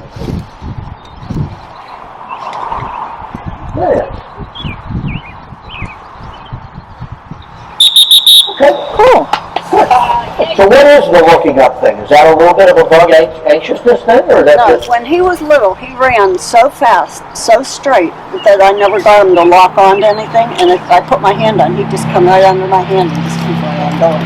Okay. So he learned to just go from my hand and not look at it. And so was he looking, waiting for you to put your hand Put up? my hand on first. Okay. Yeah. And it's taken a lot to even get him to heel back where he's supposed to be. Yeah. Phil or Doc, he was a veterinarian from Broadhead, Wisconsin, and Doc Miller. Did you ever know him? Doc Miller, because he had pretty good, I don't know if he ever titled them, but they were pretty competitive with them. And he had that little bitch, Rosie. And he'd do that, and she'd look up at him, and he'd go, it's a blind. It's a long blind. And then he said to one time, and it's a bastard. And everybody just tipped over in their chairs laughing. And he was like, and she'd take off like a rocket, but she would follow his hand back and look out and follow it back. And you see a lot of different kind of styles of handling. Your first dog, what? My first dog, I didn't know any of this stuff until I put my hand on. She was behind me, and she'd come and line herself up. It was not to like. But it wasn't like when you're supposed to do it. Good boy. I saw her. Very nice. Okay. Ready? I'll wait till she gets through. Okay. The whole temp thing worked out okay here, didn't it? Yeah. So you guys are thinking like, oh, he's moving. We got to pack all this gear up for tomorrow. Yeah, we're gonna have to talk about that. I don't know if we're gonna take these over or not. We'll have to see the weather for sure. I'm sorry about that. I don't know. I mean, I know we always talk about going there for one of the days, but yeah, pretty good. Are the cars going to be able to get down in there? Because you're going to be sliding. Because that's like a downgrade where they're going to park. Yeah. I think I'm going to park on the road. I mean, if you think it's not a good move, I just think we're going to wear this out a little bit.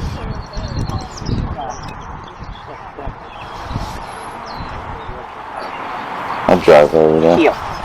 Right.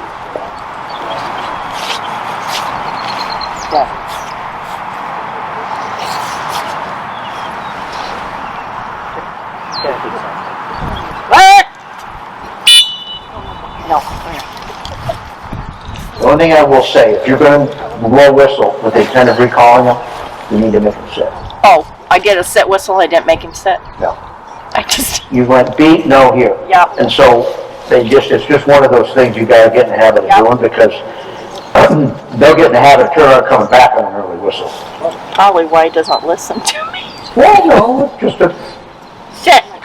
most people don't know it. They can't decide whether they're just going to say no or call them in, so they blow a whistle and say no. Sit. Dead. You're dead. Good.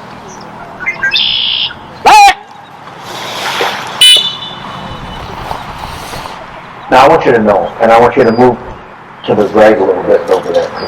No. No. Yeah, you can call back now. You can say heel. But I want you to move over here. You can go straight ahead. I just want to make I don't want to know him right away again, but I don't want to let him run around the bush. So just go right there. You can tell he's intimidated by this look. Right.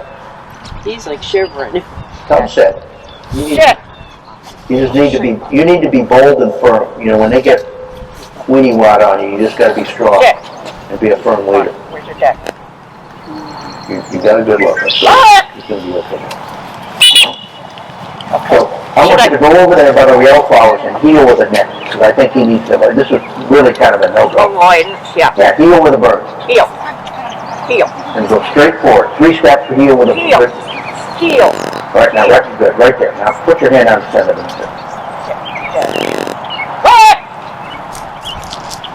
back. Again, back. Right. You just need to get used to yourself. Yeah.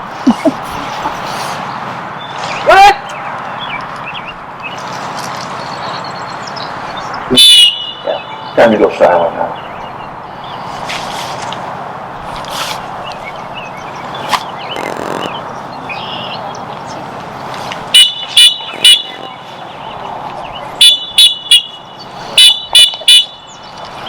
There's plenty of times where they look out there and they don't like the look. Well, Yeah, you could tell. you just gotta say, hey. Yep. Good. Not as bad as you think. Exactly. See? It didn't eat you. Okay, now do the right hand one.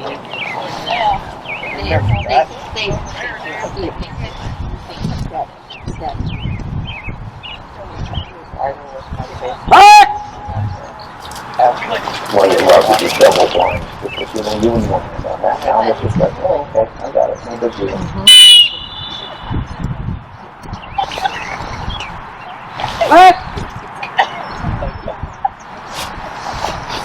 Nice. Yeah, great way to finish, right? Yes. After that, yeah. Okay, good job. Can I ask a question? Absolutely. Can you talk a little bit about two-sided dog? Oh, yeah, okay. Because I would have been tempted to maybe put my dog on the other side. On which block? On the first one on the left. You would have run off the right? Yeah, I don't know what I would have done, but I would have thought about it. That's for sure. If he was two-sided, I would have done the same thing. So can you talk about to take that? Yeah. I would have to take that bridge out of there. Was that To block him from going around. I mean, I usually run off the side that I want to influence towards. So if I thought a dog was going to dive down in here, which some dogs would maybe, if this was water and I had a watery dog, I'd run off the left because I think I wanted to, keep him from diving towards the middle of it. But if I thought they were going to want to cheat, I'd probably run off the right. So I guess it would be dog dependent. Yeah. In my opinion. The reason I would choose to do that if he was two-sided is because I know him. Flat coats will tend to take the highway instead of that. So then I would run off the right. Now, on game day, but then if I wanted to say, wait a minute, they've got to be responsive on both sides, then I probably would, I'd mix it up.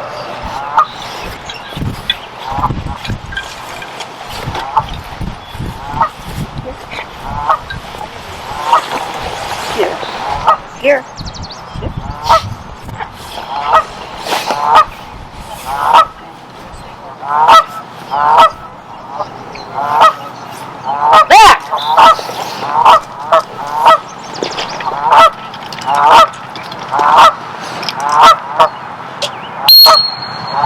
They love their athletics.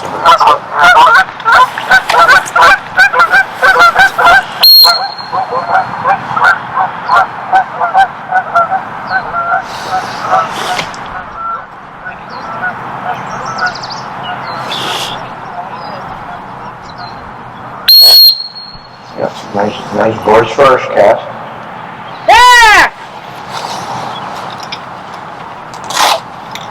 Okay, good.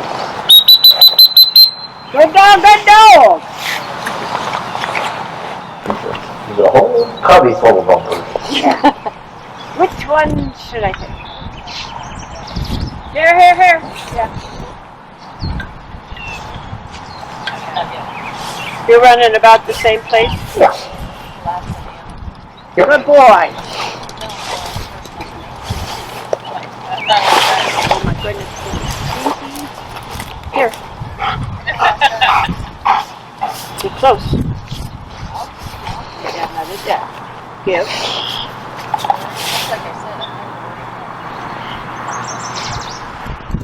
Give. I know. This. Mine's perfect. Back!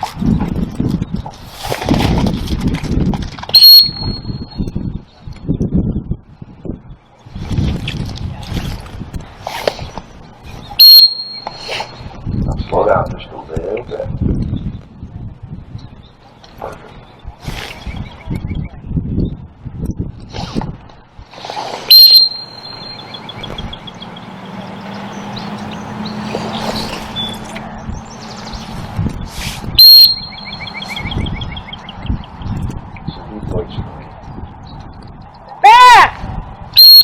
Turned the wrong way though, didn't you?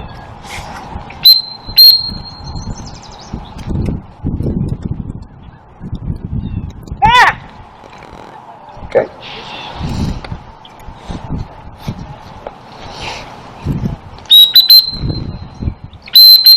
I don't think he was deep enough yet. Is there bumpers? Yeah, he hasn't gotten to the barn yet. Oh.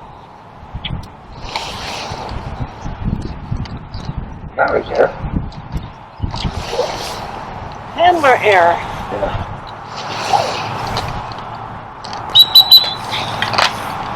Yeah, he wasn't much short of it, but he was short of it. Yeah, he's just enough. And I could tell when he crossed through the marker, I said, no, he's too short. And he listens well enough that he's going to say, well, yeah. I'm not just going to blow you off. And Right. Okay. Good dog. You're a good fellow. Here. Here, thank you. Sit. Okay. Okay, thank you.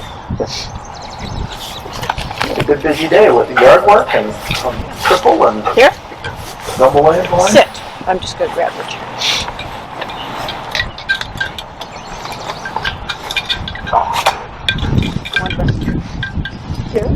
See what old Ruby Tuesday does there. Sorry. No worries. Here. You have to take quarters of it.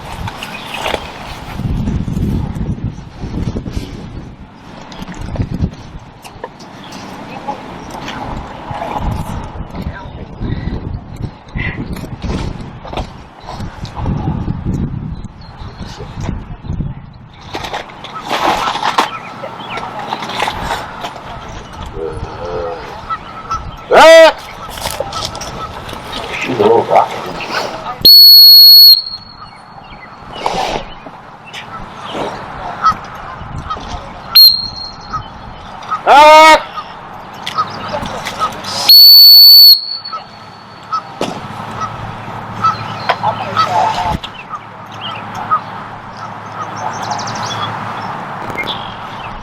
Pretty blunt. That was fun to watch. Yeah, that tail. Yeah, she's very stylish. And she's one of those dogs that says, every day's a holiday, every meal's a banquet. Keep her butt in the ground will be good. Good girl. Here.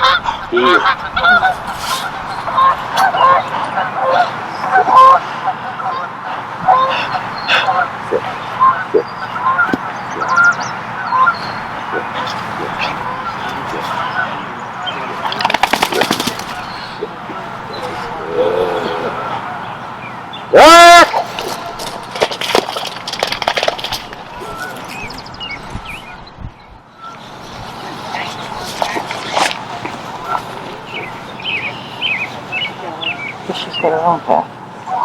But you know, I wouldn't have liked that blind as a judge, because the line was not, it was a nice blind, it just wasn't the one I had set up. Because it was, the line was to the right of that bush. Right. Not that it was like, Here. Hey, here. And I don't think, if she had poor momentum and needed reasons for you to let her ride on blinds, because she had lack of confidence, I'd say okay. But that isn't the case. So don't get in the habit of thinking that's okay, because you're going to get your butt kicked for it, right? Right. Because I can't tell you how many clients said, I don't know why they dropped me. I didn't even have a whistle. I said, that's why they dropped you, because you didn't run the blind. Sit. That's what they would say. I lined it. I lined the blind. I lined it. Never had a whistle. Well, no, you bananas. Not that it was that much harder to the right of the bush than the left, but the line was to the right of the bush.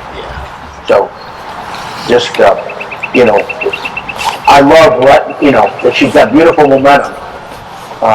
And I get it sometimes letting them carry a line, but just don't get in the habit of thinking that's going to play.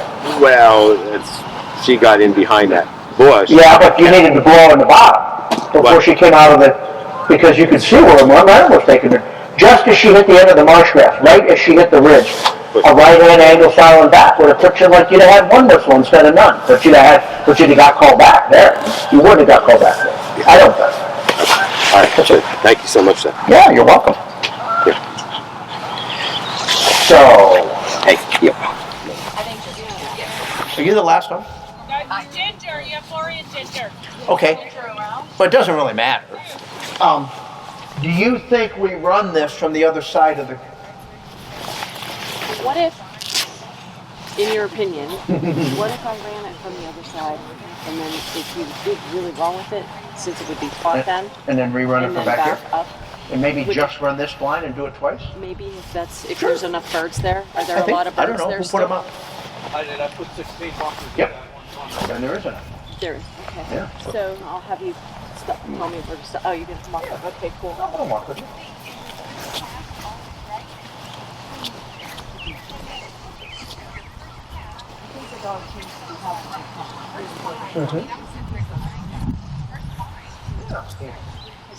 We did that singles we did today with the flyers went well. Oh, it is? But we might have another side. So we just got to get ourselves. Let's run right on this side of that bush. That's the line. That's the best line.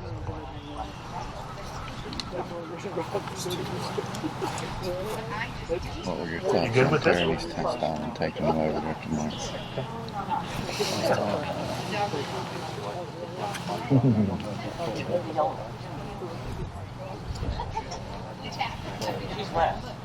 Oh, yeah, that's my concern.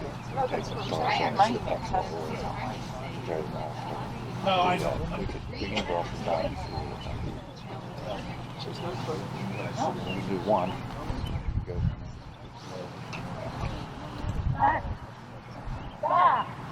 No. Stop one. That's the center of that check mark. Right angle back. I'll probably go big. Only because we don't think. Now we'll do that cast without. I don't know. The boys didn't give us the directions. We kicked them out. Now we go. No, right angle back side.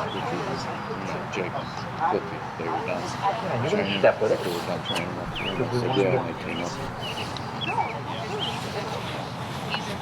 There's a lot of people. It's a problem with that. This problem. Oh, just she can run around. You can throw people. Now, do you want to rerun it from back here? Is what you're thinking? Sure. Is there any advantage to trying to go to the other side and call? Probably is.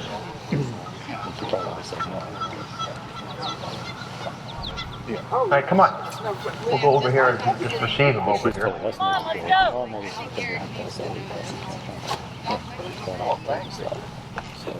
Well, it doesn't take. It doesn't take.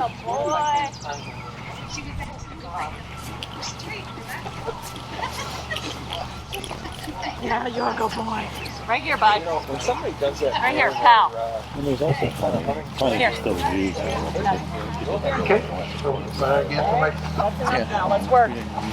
There you go. We can give her what we want. She could call it in and go pick it up. Heel. Sit. Now we just like doubled it up. And drop. That's a good boy. We're going to get more dead birds. Sunday, too. Sounds fair. Heel. Right here. Sit. Dead bird. Remember? Leave it. No. She does something not crazy.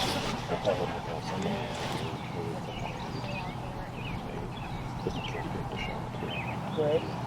Good. Seriously. Look. Because I'll show up. Back! I mean, we told them before. People to come. Back. Back! Back. Back! Right angle back. So he looks at us. Good.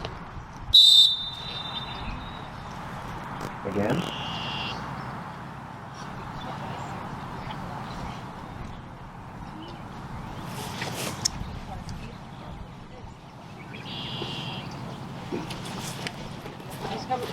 Move to the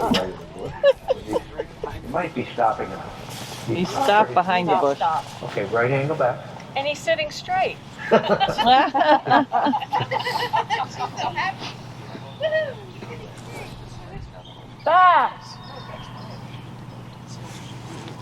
I think the light bulb just went on, I think. Yeah. Okay, that wasn't bad to do. And he sat straight. So, I was about to. So, every time he looked where you didn't want him to go, you kept saying, leave it, leave it. In other words, you were saying, no, no. I prefer to tell him where to look versus where not to look. So, in other words, if he looked to the right, I'd step up. If he looked to the left, I'd tell him here. But I would try to make it more positive than tell him all the things I don't want him to do. Versus I would rather tell him all the things I do want him to do. There's just a little difference. The only time I really use no or leave it is when I'm telling him not to go for a poison bird or a dry shot. Okay, so if I'm telling, just try to reline him then? Well, he was lined up fine. His head just went a little bit right. See, I wasn't sure because he felt like he was a little. But I'm saying, he looked over at the flyer station.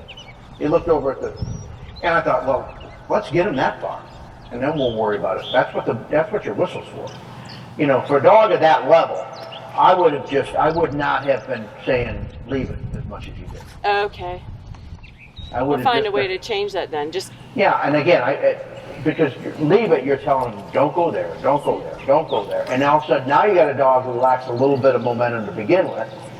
I think it becomes a negative beginning. And I'd rather make it more positive. In other words, if he looked to the right, I'd step up, I'd say sit, I'd give him a reasonable look, and I'd go with it. Okay. And I wouldn't worry if I got a line at the holding line. Because that's not that bad of an initial line. If he started in that direction, I'd stop him, and I'd say go here. But if the more you kind of, especially, the more you kept saying no, no, no, no, it's like, what do you want me to look at? Exactly. I think that you can see him kind of say, well, all I hear about the things I'm not supposed to do instead of the things I'm supposed to do. And I think it's just a difference. And I think most of us feel that way. I know, like, the only time I say no or leave it is when they threw a poison bird. I'm telling them not to pick it up. But that's not the case in what you're doing. Right. So I'd let them, even any open dog, if I got to look right at that holding blind with this, I'd step up a little bit, just try to influence them on the left, and I'd go with it. I'm not going to sit there and micromanage everything on the line because I think it's a mood killer. Yeah, I think it slows him down some. Yeah. So he's waiting. That's all. That's just my feeling. Good boy, Gamble. You were good. All right. We ready for a dog? Let's go. Let's go, big guy. Get your yellow lead. Right here. Oh, thank you for hanging on to that. You were a good doggy. Let's go, bud. I want to make sure I give. Is that you really like that jacket? Yeah. It's not heavy, but it's kind of. Yeah. Come on, pal. Are they stupid expensive? I know the Sitka stuff can. No, watch. Home gets a discount. The dog. So Here, come. Let's go. If you're a non-profit, you can. That's pretty good about Let's go, big guy. Yeah. I know about, our carrot stuff. Which I like. Sitka's really good. Huh? Sitka's good. Yeah. Just expensive. Really pointed well. So, bring your left leg even with your right leg. Because I think you want it. Okay. Go with that. Back!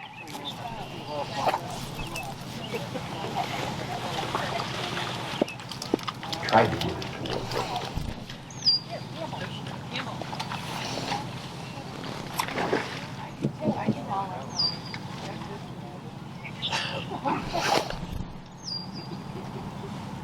And now she's going to curl to the right here, watch.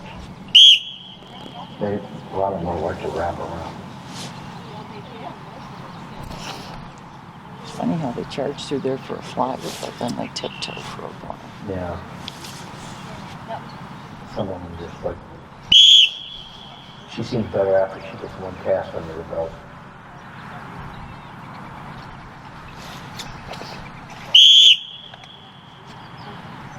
So when that happens, I said, God, that should have been.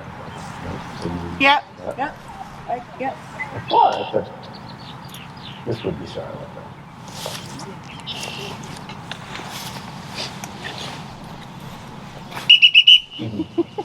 So sometimes does she start out a little cautious like that? Yeah.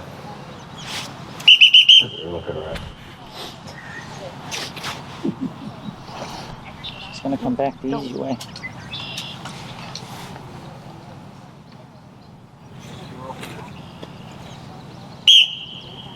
Get in the marsh. Get in there! Get in there! I knew it was coming. Come on! Ah, she did. Look at her, then she came back out. Hey, but Lori, yes. I think of some of the old yellows that were really light. See, you'll be in his mind now from now on, Lori. Good. Get in the water. A very good dog named Candawood's Mad Mouse, who was a white color. She started out really dark. She did? No, the yellows, Yeah. Labradors, back in the original days. They were like the really dark red ones. You still see some lines like that.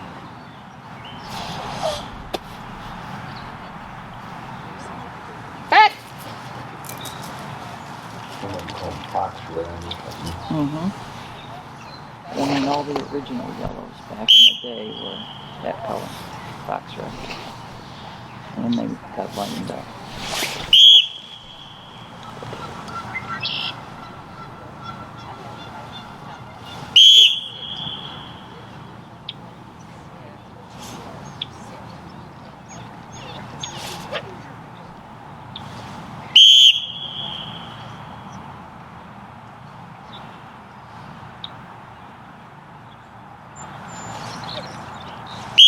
Wow, she went right where I passed her. Yeah, oh. Left angle back. Wow, what a surprise. With a verbal or no? Probably not. It's like, get me out of here. She said, there's something moving in there. She's like, do you know what's in here? Look what I found. So when you said all that yellows back in the day, when did you start? No, I mean originally, when they were first being bred. Oh, okay. I just wondered if you remembered a lot of it. I mean, when did you start the game? 90s, early 90s. Okay. What's your home club? Get over there. Finger Lakes. She couldn't see you, Dana, that's why. You. The Finger Lakes is not west. That's not central New York. How far? No, it's yeah, it is central. Yeah, it is Yeah, central. it is central. I'm not, but there. Gotcha. All right. Route 90. Yeah, I'm just Going trying. up I to never Erie, ran then any you of go those straight clubs, over but I'm and thinking like like Surrey. Billy Eckert was from. No, the club he's talking about. I'm just thinking. Here. No, don't touch him. Don't. Any questions or anything, guys? Is that our last dog? That's it. That's it. That's a wrap. Okay. What time is it? This is one of those days you can't even tell. 4:30. I got it right this time. Last night we went a little later, but we're having so much fun. Yeah. Can you turn All right. Thank you. You got something to tell me? You gave me a lot of color.